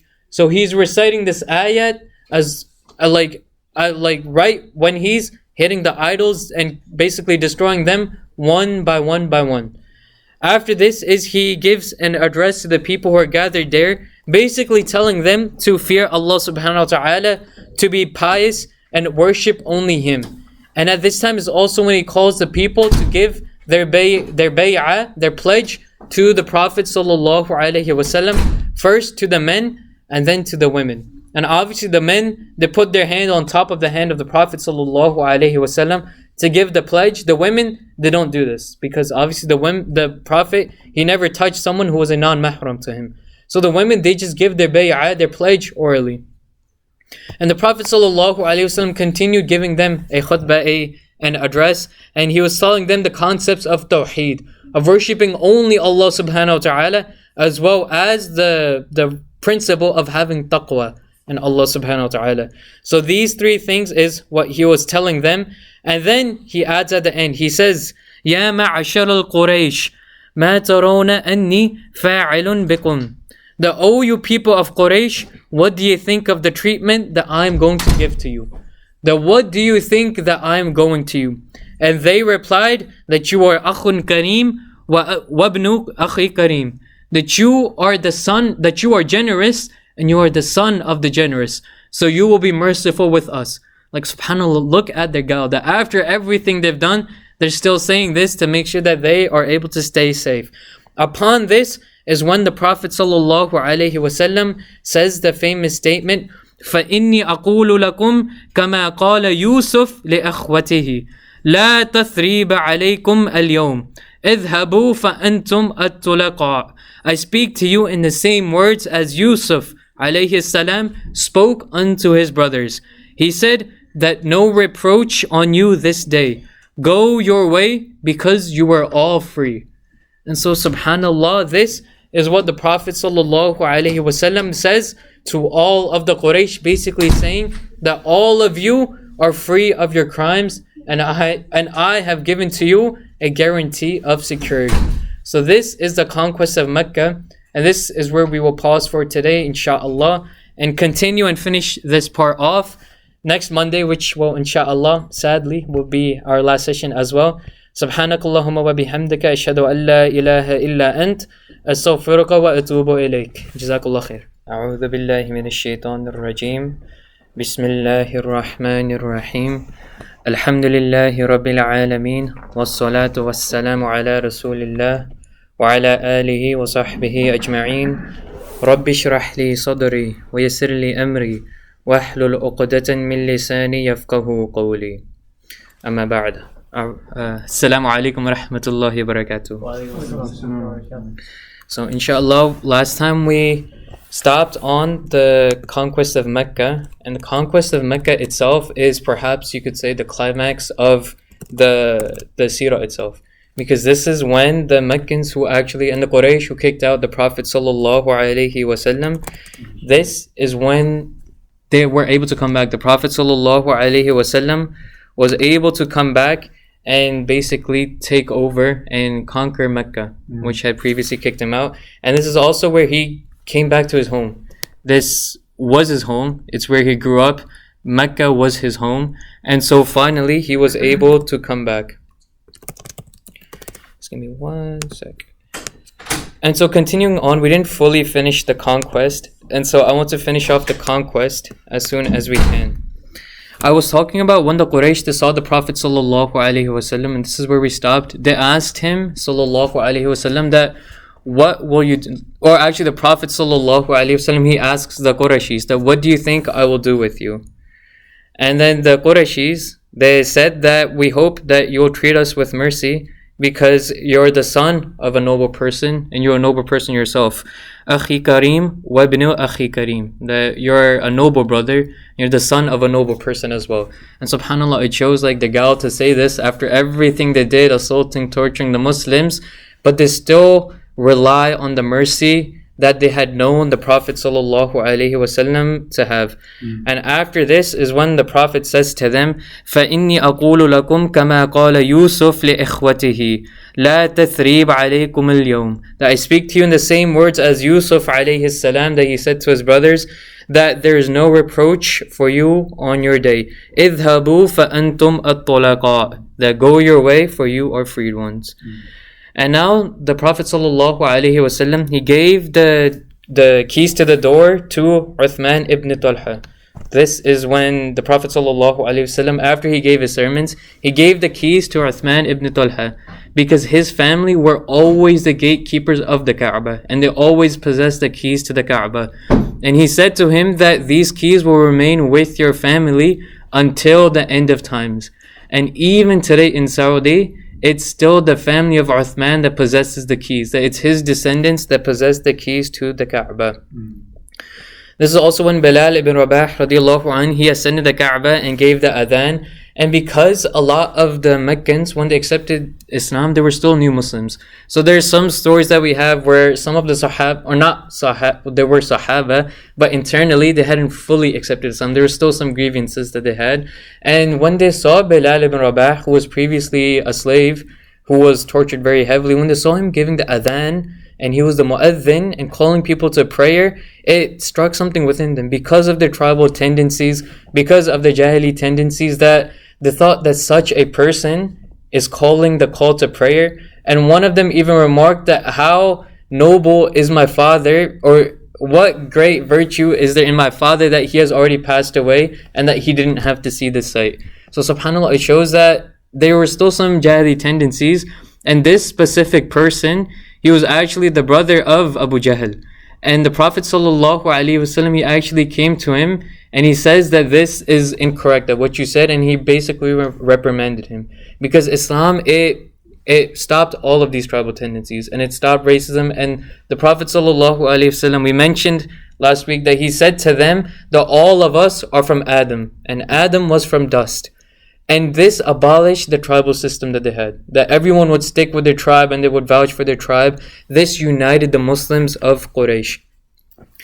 And one more story I wanted to go over was the conversion of Abu Quhafa. Now, who was Abu Quhafa? Go ahead. Father of Abu Bakr. That's right, the father of Abu Bakr as-Siddiq. And he was, perhaps you could say, one of the oldest, if not the oldest person living in Mecca at this time. And what his conversion story is, that Abu Bakr as-Siddiq and some other companions, they placed him on top of a shield. And then they carried the shield to the Prophet ﷺ with Abu Quhafa on it.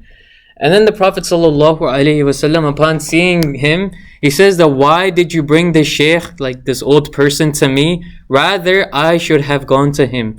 And this is out of adab for him being an elder, Abu Quhafa.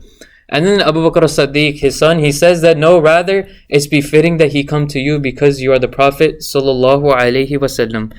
And then Abu Quhafa, he places his hand on top of the hand of the Prophets to pledge his allegiance. And this is when Abu Bakr as-Siddiq radiallahu anh, he began to cry.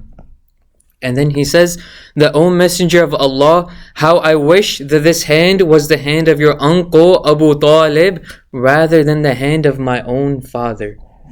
Which shows the love, first of all, that the Prophet ﷺ had for Abu Talib.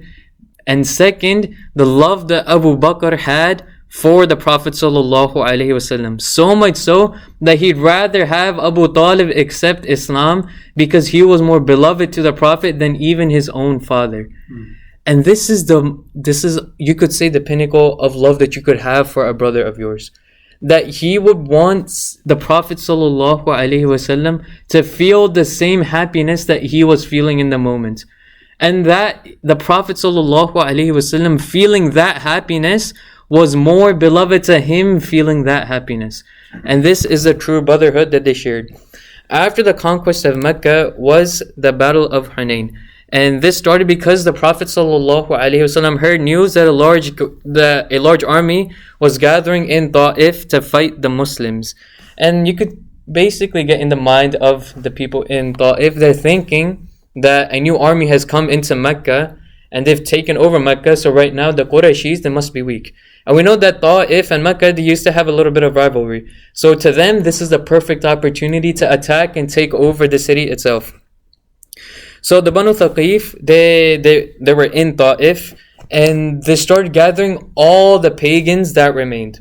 They started calling on all the Bedouin tribes, all the other Arab tribes that were pagans, basically gathering as large of an army as they could gather to go and conquer Mecca. And their aims were twofold. One was to preserve paganism in the Arabian Peninsula, and number two, to finally gain control over the Kaaba and over the city of Mecca itself. Because Mecca, it was a really big tourist spot, or people would come to do the pilgrimage already. So they wanted control over this. It would help them out financially as well. So the Banu Thaqif, they began sending emissaries to every pagan tribe, gathering as many people as they could. And they were able to gather around 20,000 people. They were 20,000 strong, and this is the largest army that we've seen so far in the Seerah. The Prophet ﷺ, when this news reached him, he started gathering an army of his own. And he was able to gather not as many as the Ta'if, but still a considerable amount of people. And it ended up being 10,000 from Medina and 2,000 of the people who were in Mecca. So in total, he had 12,000 people. And on the 6th of Shawwal, they arrived in Hunain to do the Battle of Hunain. This is why it's called the Battle of Hunain. And now the chieftain of Ta'if, he was a youngly appointed person. He was by the name of Malik ibn Auf al-Nasri. And he was 30 years old. And this was one of the weaknesses that the tribe of Ta'if had, was that the leader was still young. He was basically 30 years old. And the elders, what they did is they even advised him to not go out and meet the Prophet ﷺ in battle. They said that we're protected in Ta'if, so let's stay relatively close to home. But not only did he go out to Hunain, but he also brought the women and children along with him.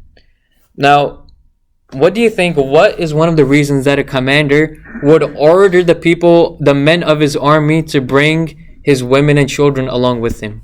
Yeah, go ahead. Because the Muslims will not attack women and children.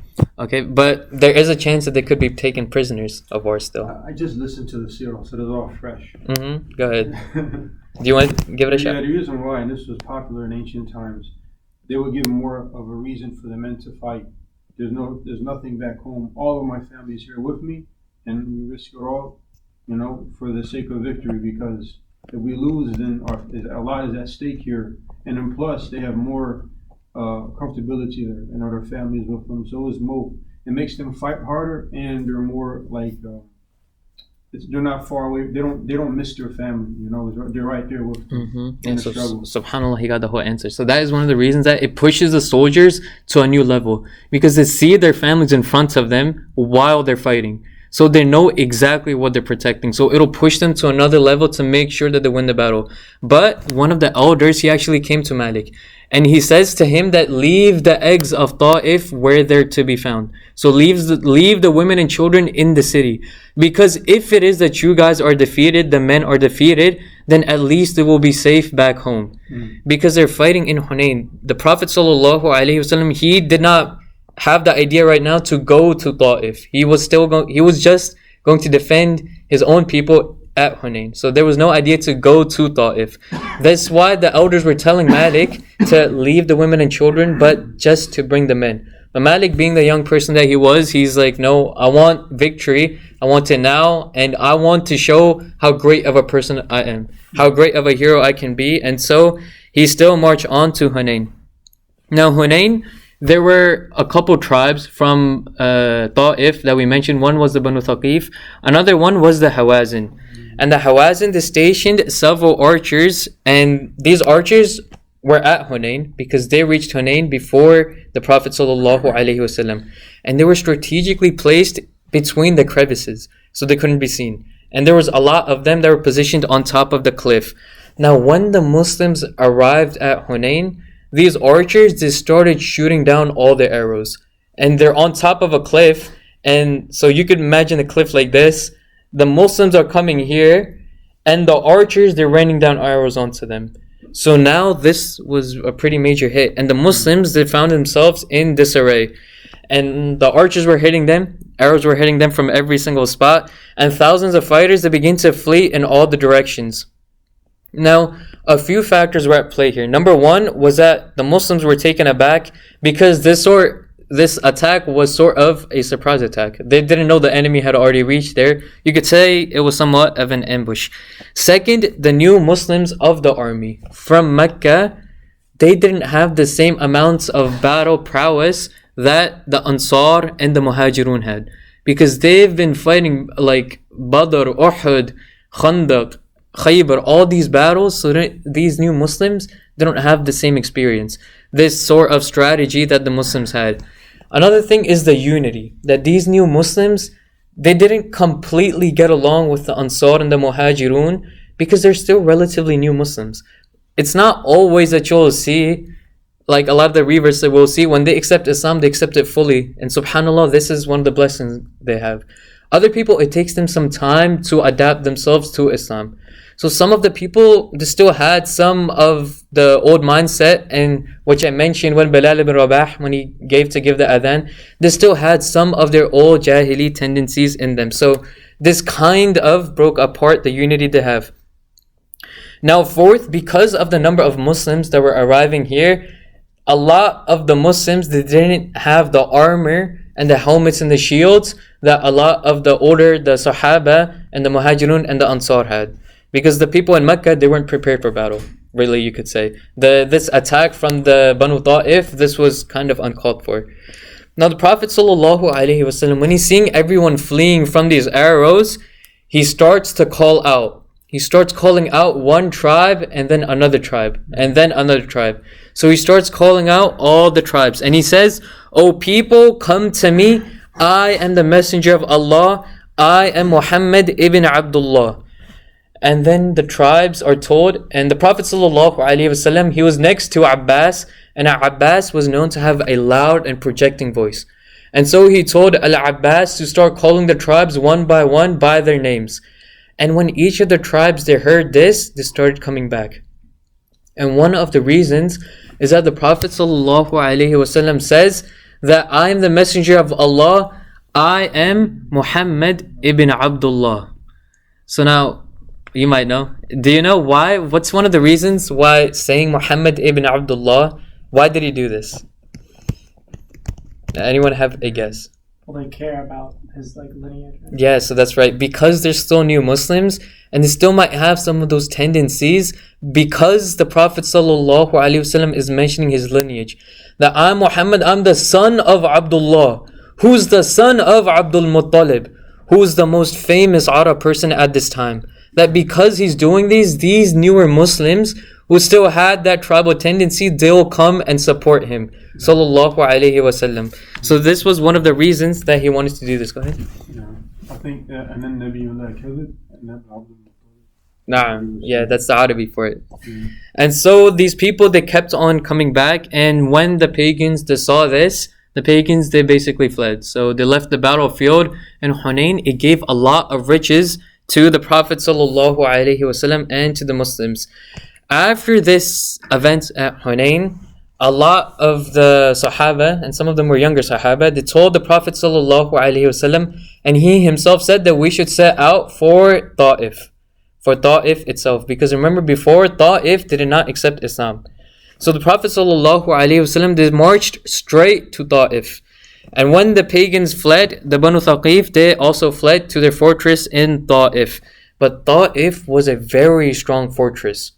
And you can't really recall a time in history when this fortress had been breached. That it was a very strong fortress, not only because of the walls that they had surrounded it with, but because of its natural scenery as well. That it was the sort that would actually protect the city.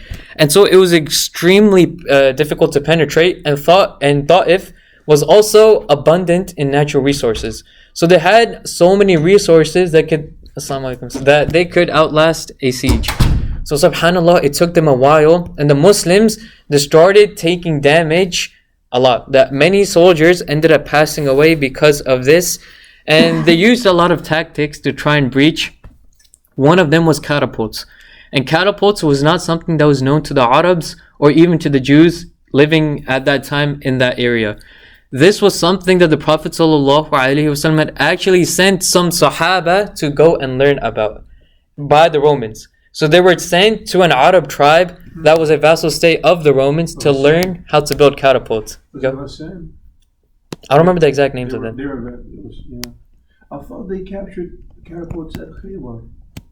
They did capture them, but they didn't know how to use them. Because the Arabs, they hadn't really used catapults, but even the Jews, they wouldn't really use catapults. They would use archers and they would throw boulders a lot too, because they had fortresses, but catapults was not something that was known to them. But the Prophet ﷺ sending Sahaba to learn how catapults work and how to shoot them, it shows his foresight. That even years before, he's already thinking that this would be an event that might end up happening. And so he's sending his Sahaba to go and learn the arts of war, which shows the foresight of the Prophet ﷺ and how it's not just leave everything to Allah subhanahu wa ta'ala. It's not just this. You have to put out some of your own effort before we say that Qadrullah, whatever happens, happens by the will of Allah. That we have to put some sort of effort in, and we have to use some of our mental faculties before we leave everything in the hands of Allah subhanahu wa ta'ala. Now, almost after 2 weeks, the siege ended up failing and the Muslims left because they ended up losing so many people that they said that we'll just leave with what we have. But the spoils from Hunayn, they were so much that these were, you could say, tens of millions of dollars. They were able to gather over 24,000 camels and over 40,000 goats, and around 6,000 prisoners of war were also captured during the Battle of Hunayn. Wow. Which shows that, subhanAllah, it was a huge amount of wealth, the likes of which had not been seen by the Muslims, not even at Khaybar. And we know how much Khaybar brought to the Muslims, but Hunayn was just a whole nother level of wealth that came to the Muslims.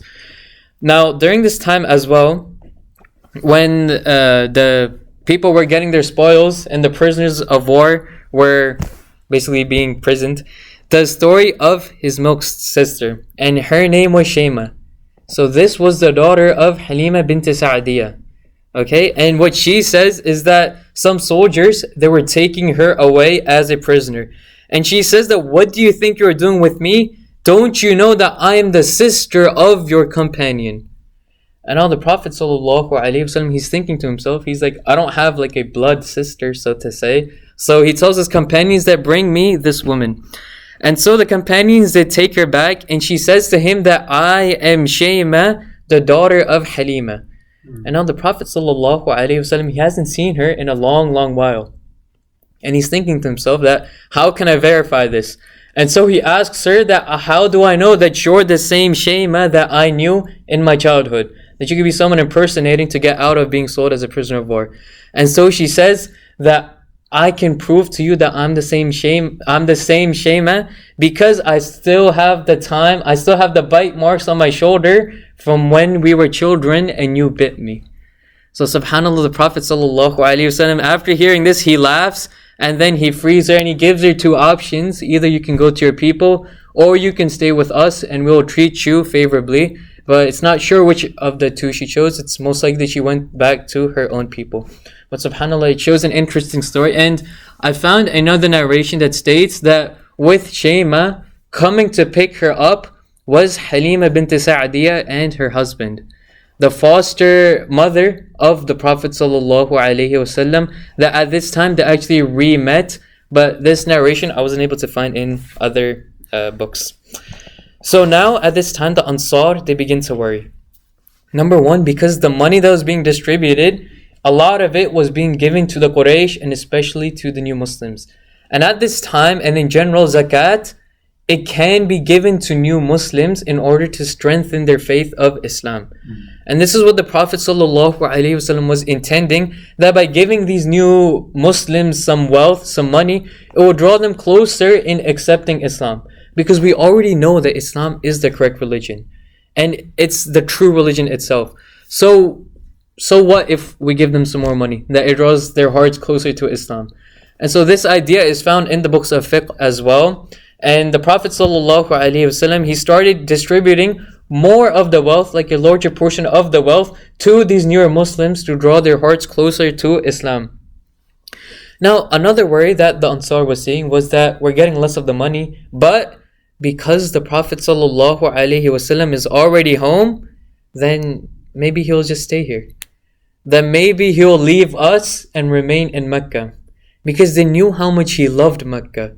And he's seeing that how he's interacting with the people of his own tribe, of other tribes, with his cousins, the people whom he grew up with. And so they became worried that maybe he'll end up leaving us and leaving the city of Medina to settle down in Mecca. Now, the Prophet ﷺ is told of this not only by Sa'ad ibn Ubadah, but also it's stated by Jibreel alayhi salam, that he's telling him of the worries of the Ansar.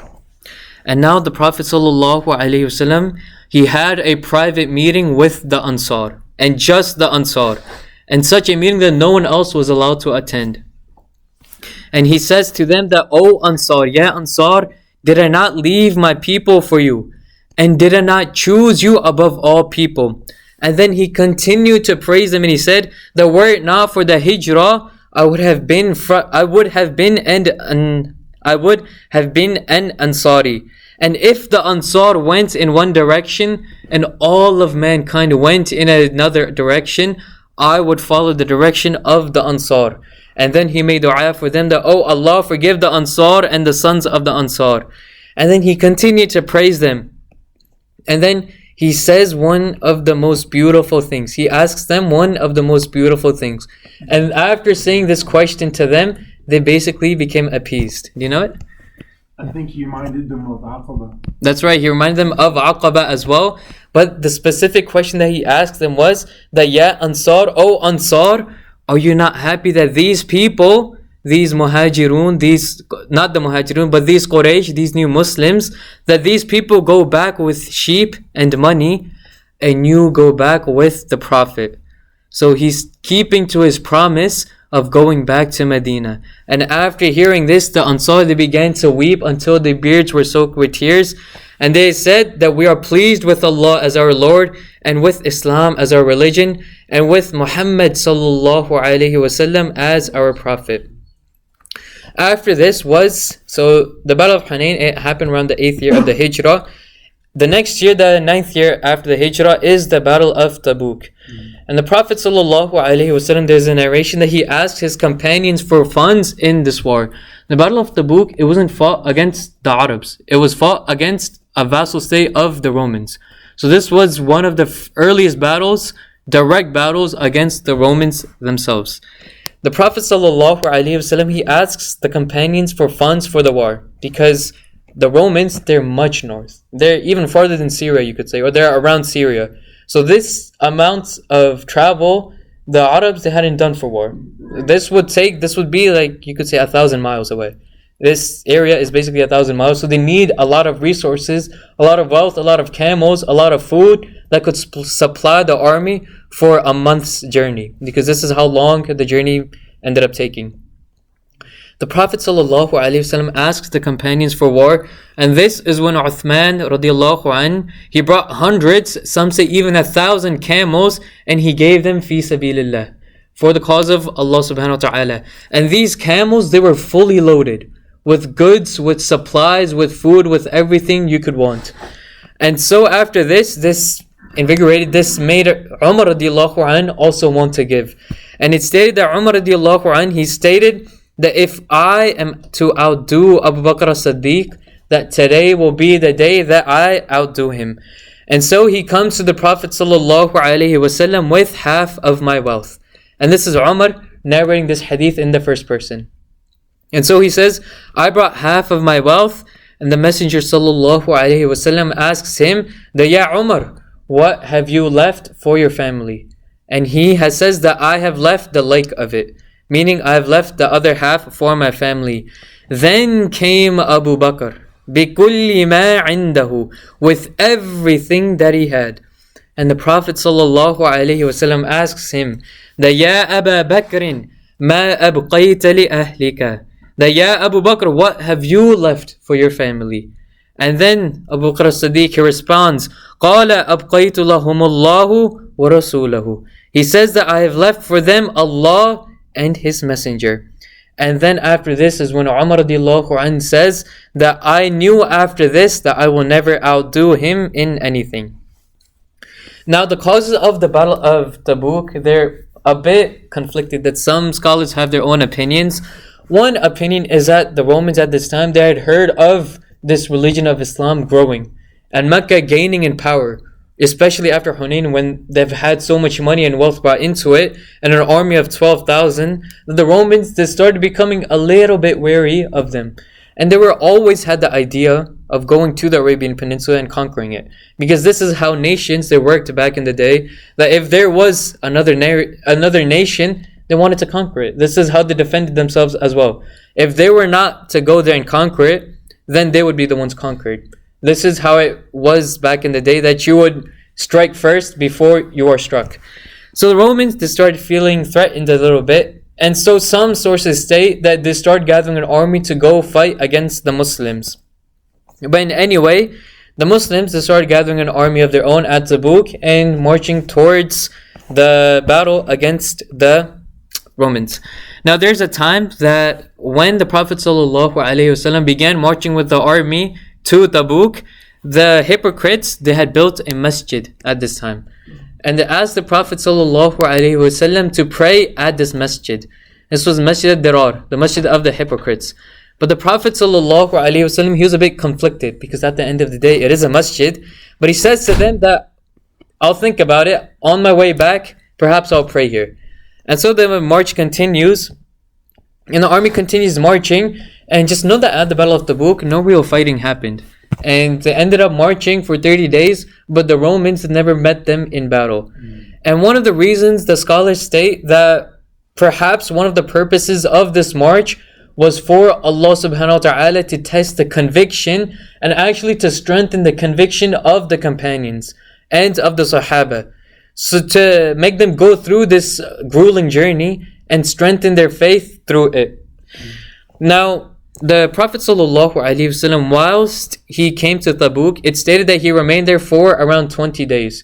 And there's some miracles that happened where they were able to find water, because a lot of the march, they had barely any food and any water, that they ended up running out, as you would do in such a long march. And there was a heat coming as well.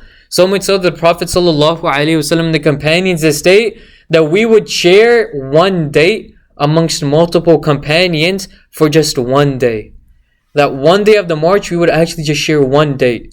And after we had ate the date, that we would just suck on the pit to take out whatever we were able to. But after the march, yeah, go ahead. Yeah, subhanallah. The Prophet ﷺ, he sent Khalid ibn Walid radiallahu anh with a small contingency to the tribe of Kinda. And Khalid, he was able to capture the king Uqaydar and brought him to the Prophet ﷺ. Now Uqaydar, he did not agree to convert, but he agreed to serve the Prophet ﷺ as a vassal state. And a vassal state is a small nation that works under you and you have an alliance with.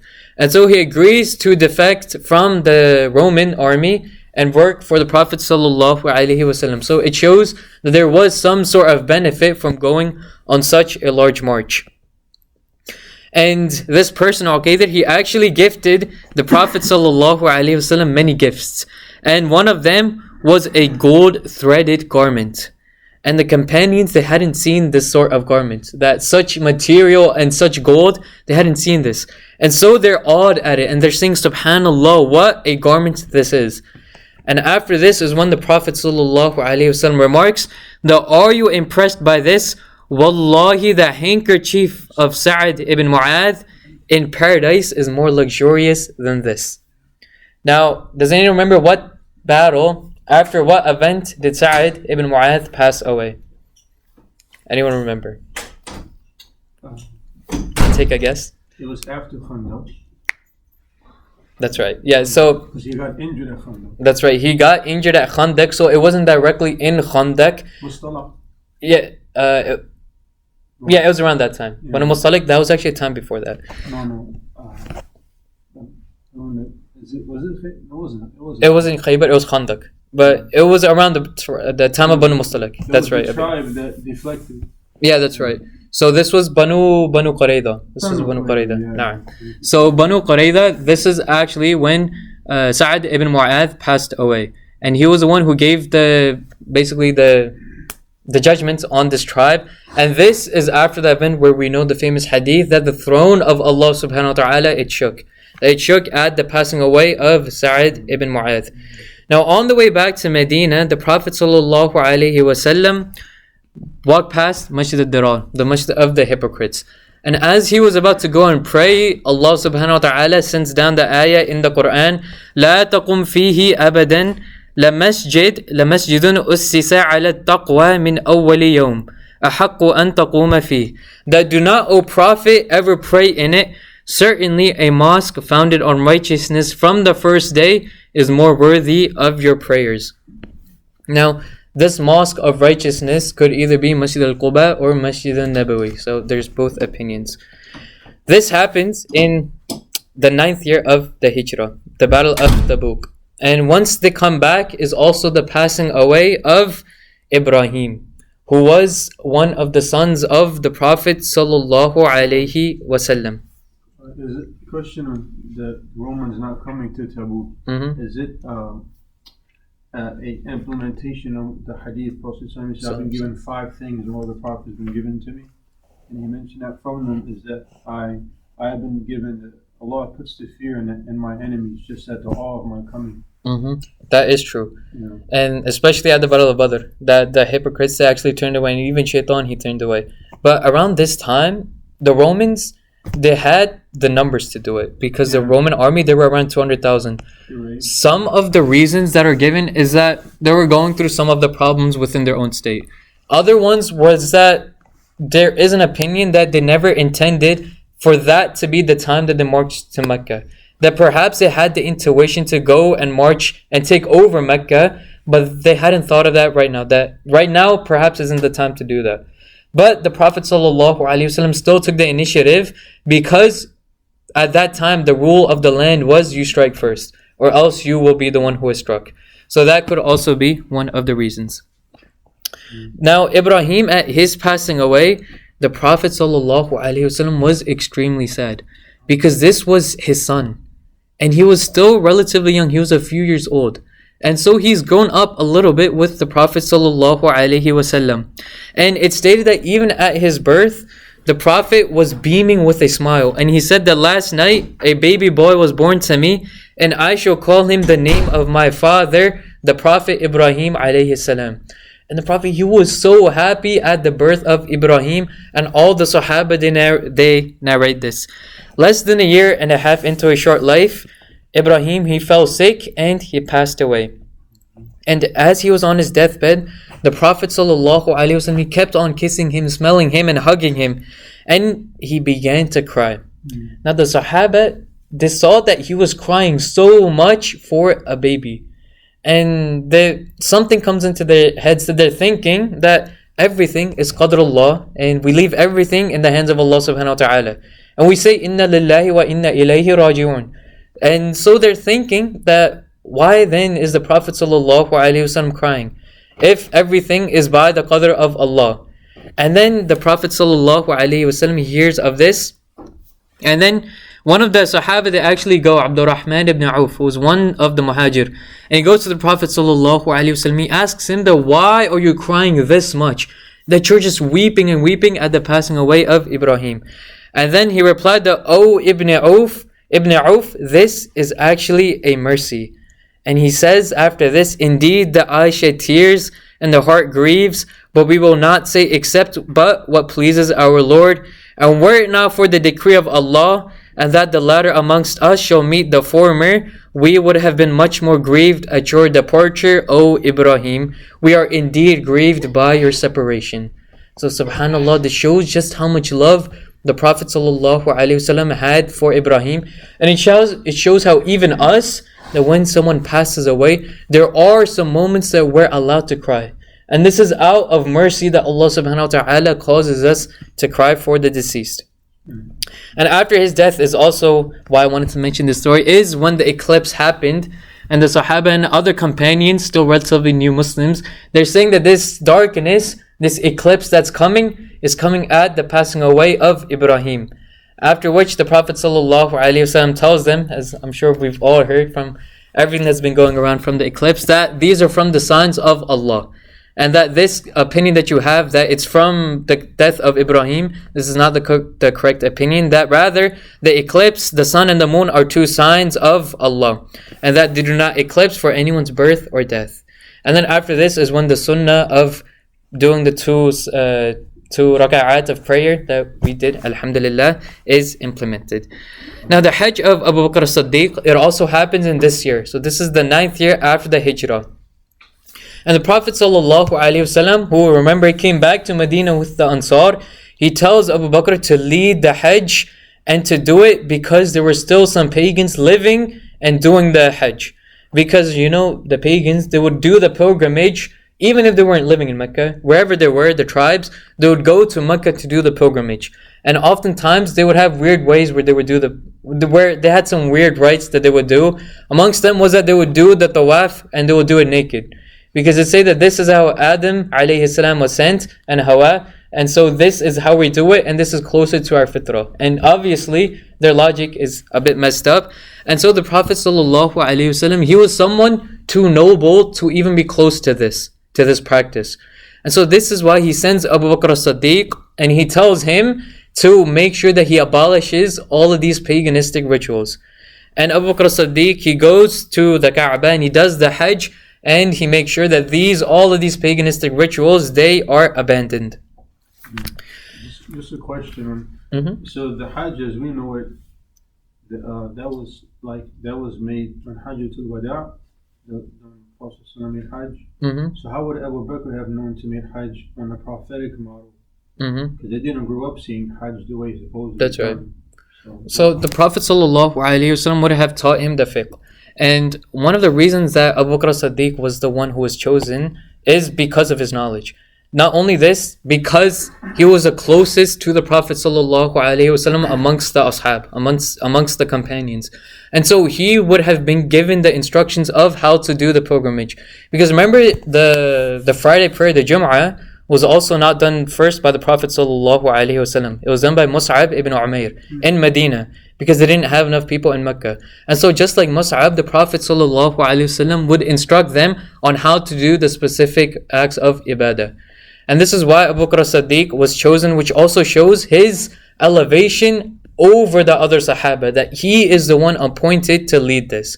I remember before, you bring up a good point, that before what the Prophet ﷺ did, even after Hudaybiyah, was an Umrah. It wasn't a Hajj. And that's why we call the Umratul Qada, what he did in Mecca. But this was the actual Hajj. Exactly. So how would he have known to make Hajj? Because rituals and Hajj is not known. So that makes sense. Yeah, that he would tell him. Mm-hmm. Now, after the 9th year of the Hijrah, we're fast forwarding a lot, is the 10th year of the Hijrah. And this is the farewell Hajj of the Prophet sallallahu alaihi wasallam. And the Prophet sallallahu alaihi wasallam actually called it the farewell pilgrimage first. And the Sahaba, they started calling it this as well. But Ibn Umar radiallahu anh, he actually states that we did not understand the implication, that why is he calling it the farewell Hajj? And we know it now, he called it this because it's the final Hajj of the Prophet sallallahu alaihi wasallam, and it's the final one before he passes away. But the Sahaba didn't realize this. And one of the reasons is because the action or the thought even of the Prophet ﷺ was passing away is something that wouldn't even occur to them.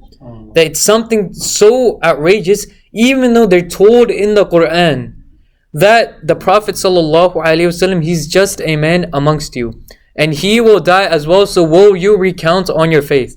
That they're told this in the Quran, but it's still something because of their love for the Prophet ﷺ that they can't even think about. So they accept the term farewell Hajj, but they don't directly understand its implication. Now tens of thousands of people come with the Prophet ﷺ on this Hajj, right? Because it's the first Hajj that he's doing, and so they all want to join up. And he entered Mecca in the daytime, early morning on a Sunday. And he performed the tawaf, the first 3 of them quickly, and the rest 4 of them slowly. And this, as we know, is the sunnah, to do the ramal, where we push our chest just a little bit and do a march and do it rather quickly. The first 3 rounds is the sunnah. Now the Prophet ﷺ, he gave them multiple khutbahs as well. 1 in Arafat and 2 and 3 in Mina. And the day of Arafah, which is the 9th day, was a Friday, and a khutbah was given, and he was revealed as well. اليوم أكملت لكم دينكم وأتممت عليكم نعمتي ورضيت لكم الإسلام دينا. That this day, the day of Arafah, is when he was revealed this. This day I've perfected for you your religion and completed my favor upon you and have approved for you Islam as a religion. And many years later, the Jews would actually say to the Muslims that if we were part of your religion, the day this ayah came down, that we would have taken this day to be a day of celebration. Because of the weightiness of this ayah. That this day I've perfected for you your religion and completed my favor upon you and have approved for you as a religion, the religion of Islam. And then he continued preaching them. And since this was the final Hajj, then the final sermon, not the final sermon yet, but the final Hajj, he started preaching to the tens of, or not the tens of thousands, but to around the 10,000 people that were gathered there. And he was teaching them, again, reiterating the basics of Aqidah, of Islam itself. And he's saying that, "O people, listen to me, for I know not whether I shall meet you again this year." And so this is how he starts his preaching. He says, "Your blood and your money are haram for you," meaning that I've outlawed murder and robbery. Just like this day has its sanctity, and this month has its sanctity, and this land has its sanctity. Verily, everything from the time of Jahiliyyah is crushed beneath my feet. Verily, riba, which is interest, from the days of Jahiliyyah is also crushed beneath my feet. And it was abolished at this time as well. And fear Allah with regards to women and their rights. For you have taken them with the protection of Allah and made them permissible with the name of Allah subhanahu wa ta'ala. And if they disobey you, then discipline them gently in a way that will not harm them. And they have a right over you that you give them their rizq and their nafaqah, meaning their sustenance and their livelihood, in a manner that is suitable to you. And it's a lot more what he tells them. These are some of the pointers I picked out. And this is the 9th day as well, the day of Arafah. On the 10th day, he also gives a sermon. And he says that, "Woe to you, do not return to being kuffar, killing one another." So again, telling them that leave these tribal tendencies that you had. That these tribes fighting day and night amongst each other, this is something that has been and should be, and I have now abolished once again. So do not kill one another. And then he says that fear Allah, pray your 5 prayers, fast your month of Ramadan, give your zakat, obey your rulers, and you shall enter the Jannah of your Lord. So reiterating these 5 pillars that we know today. Now the 11th year of the Hijrah, because we know that the Hajj takes place at the end of the year. The 11th year of the Hijrah, he returns to Medina. And there's the story of Mu'adh ibn Jabal, that one day the Prophet ﷺ, he appointed Mu'adh ibn Jabal as the governor of Yemen. Now Yemen is very, very down south, and Mu'adh, he was sent because he was the foremost in terms of fiqh. That Mu'adh ibn Jabal, he knew the most in terms of fiqh. And the Prophet ﷺ sent him to the tribes of Yemen to teach them Islam and to judge amongst them. To teach them and to be a judge amongst them as well. Alright, to decide what's right and wrong. But I bring this up because before Mu'adh is sent out, the Prophet ﷺ actually walks with him. And Mu'adh, he's riding on a donkey, and he offers to get off the donkey and give it to the Prophet, but the Prophet ﷺ insists that I'll walk and you ride on the donkey. And he says that, "O Mu'adh, ya Mu'adh, I certainly love you, but perhaps you shall not see me after this year. And perhaps when you return to Medina, you will find my mosque and my grave." And this is when Mu'adh ibn Jabal, he actually started to cry. Because it's showing that the Prophet ﷺ, he had this premonition already. That Allah subhanahu wa ta'ala had obviously already told him. And so this is when Mu'adh, he actually begins to cry. That this is perhaps the last meeting that I have with my beloved, with my Nabi sallallahu alayhi wasallam. And even during the conquest of Mecca, We are told the Surah Nasr, إِذَا جَاءَ نَصْرُ اللَّهِ وَالْفَتْحِ, that when Allah's ultimate help comes and victory over Mecca is achieved. This is talking about the conquest of Mecca. وَرَأَيْتَ النَّاسَ يَدْخُلُونَ فِي دِينِ اللَّهِ أَفْوَاجًا. And you, O Prophet, see the people embracing Allah's way in crowds. فَسَبِّحْ بِحَمْدِ رَبِّكَ وَاسْتَغْفِرْ إِنَّهُ كَانَ تَوَّابًا. Then glorify the praises of your Lord and seek His forgiveness, for certainly He is ever accepting of repentance. And it's stating that when the Prophet ﷺ was given this, the people, they were happy. That this is showing us the conquest of Mecca and how people will be continuing to enter into Islam. And how people will continue to praise Allah subhanahu wa ta'ala. So a lot of the Sahaba, they were joyed at this and they were cheering a lot. And some of the companions, they actually began to cry. And they became saddened at this news. And amongst them was Abu Bakr as-Siddiq radiallahu anhu. And many years later, Umar radiallahu anhu, this is when he was Khalifa, he actually asked the Sahaba that why was it, that what is the actual tafsir of the surah? That what is the surah actually telling us and revealing to us? And the Sahaba, like many of us, when we read this translation, they said that, it shows us that Mecca has been conquered and that a lot of the people, they will be accepting Islam and entering into this religion as well. And then he calls Abdullah ibn Umar, radiallahu anhu, who was also one of the smartest Sahaba. And he was still relatively young in age at this time, younger than the other Sahaba that he had asked. But Ibn Umar says that this is not the correct interpretation. Rather, this surah was revealed as a sign that the time of the Prophet ﷺ on this earth has come to an end, and that his passing away is not too far now. And so subhanallah, some of the Sahaba, they actually understood this, that this was a sign by Allah subhanahu wa ta'ala to the Prophet ﷺ, letting him know that his time on earth was now coming to an end. Wasn't it Ibn Abbas? Ibn Abbas? No, it was Ibn Umar. No, actually you're right. It was Ibn Abbas radiallahu anhu. That's right. That's a good catch. Yeah. It was Ibn Abbas, because some of the companions, they didn't want it. Yeah, they were grieved that such a young person was attending their meetings. And then but Umar radiallahu anhu, he then said to Ibn Abbas that, tell me the tafsir of the surah. And then he did, and then they were appeased at this. Now the Prophet ﷺ, he's afflicted with an illness. And before he's afflicted with the illness, he actually sends Usama ibn Zayd radiallahu anhu to another expedition. But Usama, when he hears that the Prophet ﷺ became sick, he actually camped his army on just the outskirts of Medina, trying to make sure that he hears more news. Now the Prophet ﷺ, even though he's ill, he alternates visits between his wives. But it comes a time that he becomes too sick to do so. And so the wives, they give him their days. And so he spends his final days with our mother, Aisha radiallahu anha.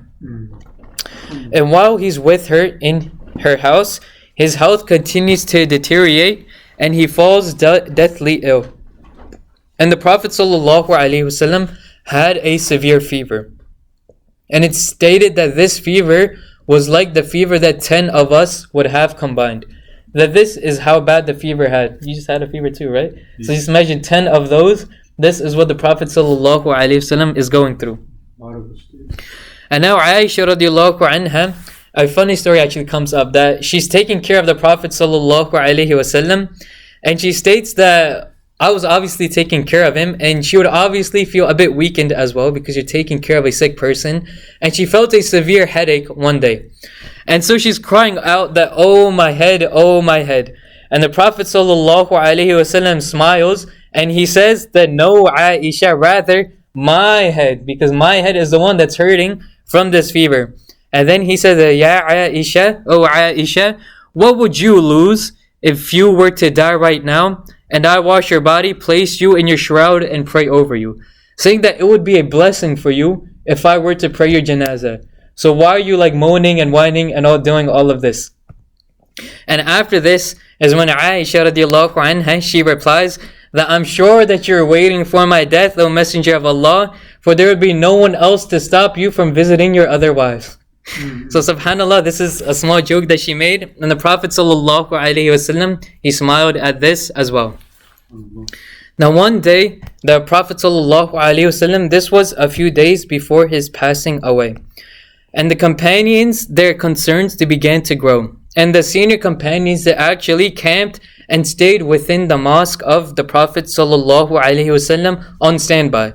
That as soon as anything happens, we'd be able to rush in and go and be beside the Prophet ﷺ. It became so bad that the Prophet, he could not even stand on the pulpit.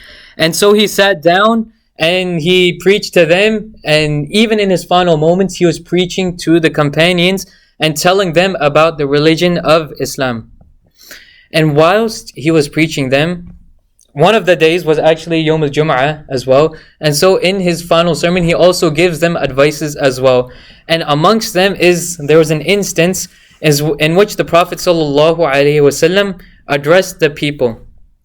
And he says to them, قال خطب رسول الله صلى الله عليه وسلم وقال إن الله خير عبدا بين الدنيا وبين ما عنده فاختار ذلك العبد ما عند الله قال فبكى أبو بكر. That the Prophet ﷺ was addressing the people, and he says that Allah has given the option to a slave to choose his world or what is with him in the hereafter. So the Prophet ﷺ again is saying that a slave of Allah has been given the option to choose what is with him with Allah or what is with him in this dunya. And then he says that the slave, he chose what is with Allah.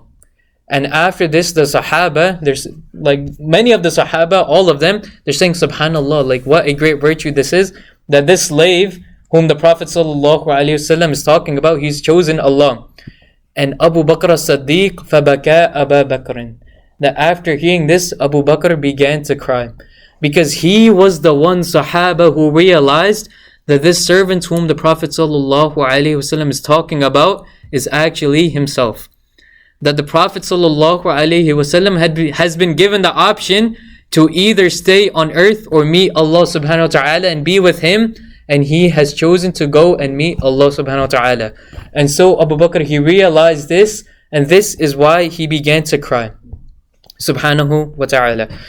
Now, the final prayer that the Prophet ﷺ led was actually Maghrib on the Friday before his passing away, and he recited Surah Al-Mursalat. And the final two ayat of this surah as well, mashallah, I actually asked that everyone in your spare time when you're able to go read in translations, because it's actually, subhanallah, it shows one of the aspects of the religion, which is what happens to good people and what happens to bad people. So even during the prayer, the Prophet ﷺ is trying to preach to them and teach them this religion and the virtues of holding on to this religion.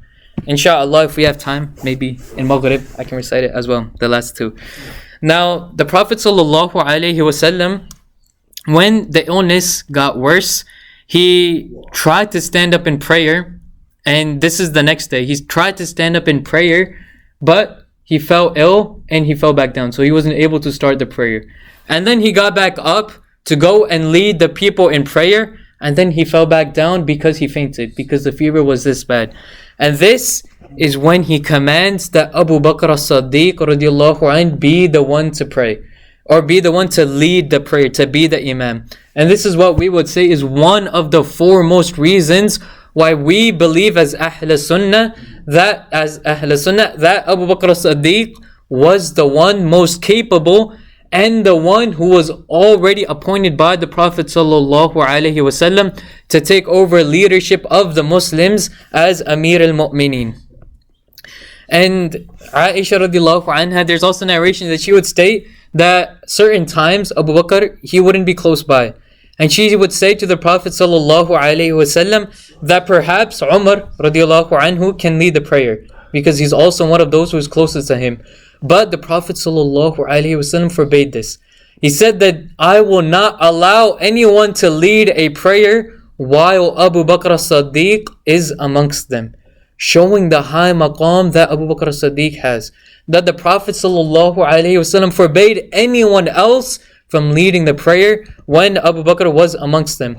And this is something that's never happened in Medina. That whilst in Medina, whilst the Prophet ﷺ was there, that someone else be leading the prayer. This has never happened until now. Now the next day, the Prophet ﷺ, he gained some energy. And he was able to walk to the prayer. Let me just check quickly how much time I have. Alright, inshallah. And he was able to go and walk to the prayer. But Abu Bakr as-Siddiq had already started praying, and the Sahaba, they were praying as well. When Abu Bakr as-Siddiq, he heard a commotion in the back. And people, what they were doing is that they were making way for the Prophet ﷺ to go and lead them. Now Abu Bakr as-Siddiq, because mashallah, his hikmah and his wisdom, he realized this. This is what the commotion behind me is about. And so he stood back. So he stood back in the saf so that the Prophet ﷺ could lead. But at this time, even the Prophet was telling him, or he was sort of gesturing to him that you should like continue leading. But he still came back and he pushed the Prophet ﷺ forward, and they finished the prayer. And after this is when the Prophet asks him that, why didn't you finish the prayer when I gestured you or I told you to do so?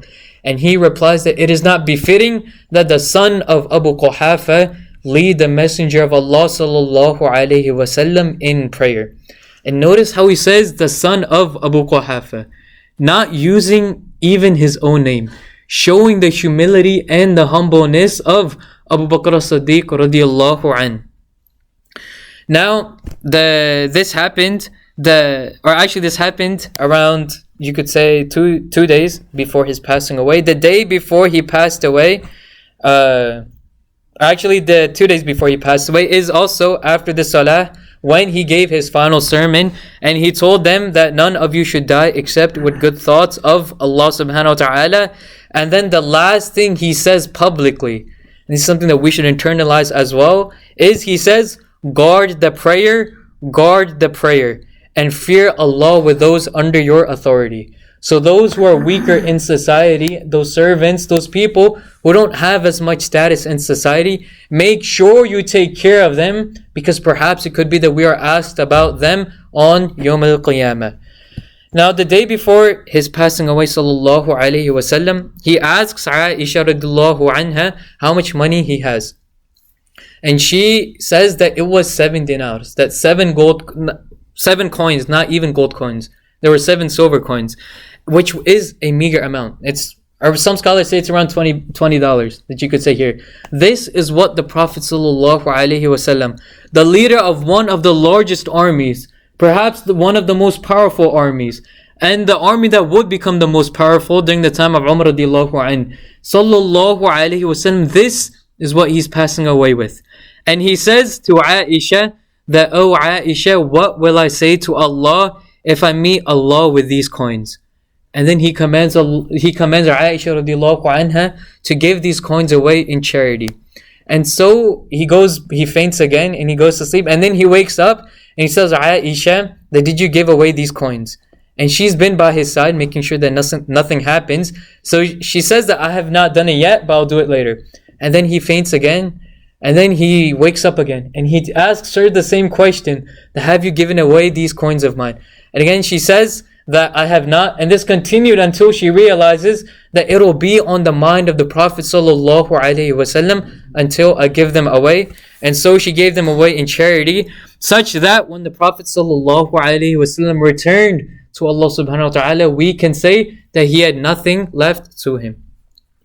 Now the final day of the Prophet sallallahu alaihi wasallam, it had stated that after the Fajr, the Prophet sallallahu alaihi wasallam was in bed, and Abu Bakr as-Siddiq was leading the Muslims in prayer. This is the Salat of Fajr. And the Prophet sallallahu alaihi wasallam, he lifts the curtains to observe his companions in prayer. And Anas ibn Malik radiallahu anhu, he states that when we saw, like out the corner of our eyes, when we saw the curtain lift, we became so happy that we almost turned fully around and broke our prayers. That this is how happy we became, that we thought that perhaps the Prophet ﷺ has gained more energy and that the sickness has left him. But the Prophet ﷺ lowered the curtain and he smiled. That they narrate there was a beaming smile on his face. And now what is one of the reasons that he would smile at this time, seeing the companions? Because they're still being Muslim. That's right, because at the end of the day, the message of Islam has been reached to them. And Allah subhanahu wa ta'ala will ask the messengers that did you convey my message? And all of them will be asked. And when the Prophet sallallahu alaihi wasallam sees this, he feels confident that I can answer yes. That Ya Allah, I did indeed convey the message. So much so that even up until now, the message has indeed reached all of us. And the promise of the Prophet sallallahu alaihi wasallam has remained true.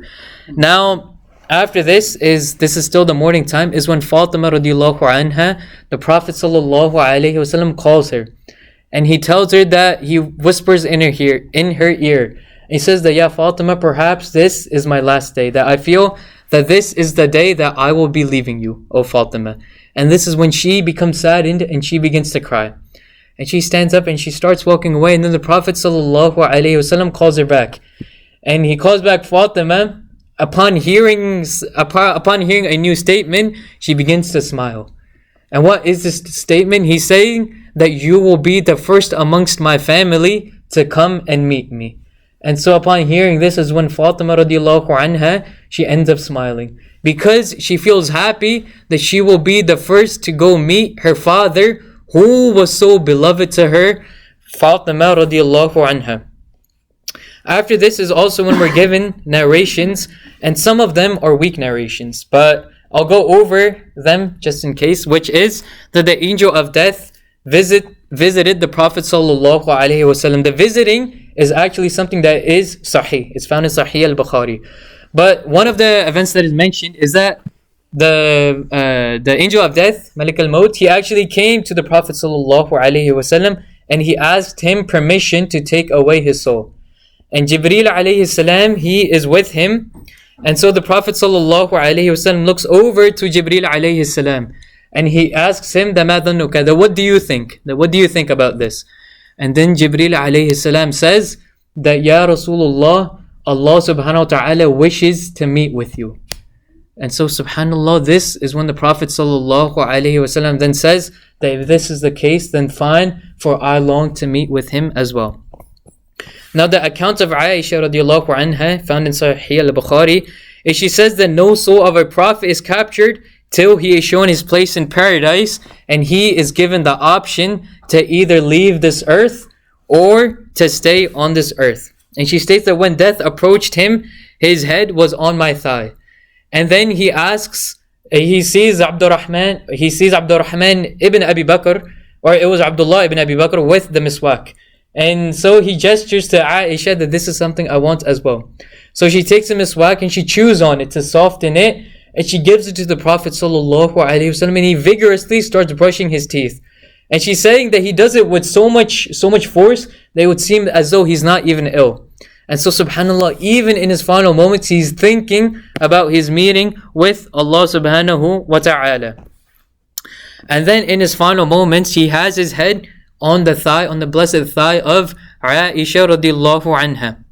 And he's saying in his final moments, La ilaha illallah inna lil mawti li sakarat.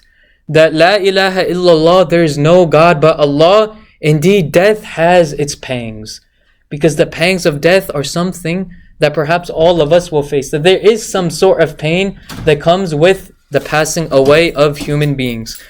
And then after this is when he says, and his final words, sallallahu alayhi wasallam, Allahumma ghfirli warhamni walhiqni birrafiqil a'la. Allahumma ghfirli warhamni walhiqni birrafiqil a'la. That, oh Allah, forgive me, have mercy on me. Oh Allah, allow me to be with Rafiq al-A'la, with the Nabiyyin and the Siddiqeen and the Shuhada and the Salihin. And so he's asking Allah subhanahu wa ta'ala that allow me to be with those who have passed on, the righteous who have passed on before me. And he repeats this, and his final words are, Allahumma ghfirli warhamni walhiqni birrafiq al-a'la. And Aisha radiallahu anha, she states that his final words are this, O Allah with the highest companion, Allahumma rafiq al-a'la, that with the loftiest companion. And what he means by this is indeed the Sahaba and those who have passed on before him. But there's a narration that states that Rafiq al-A'la refers to Allah subhanahu wa ta'ala himself.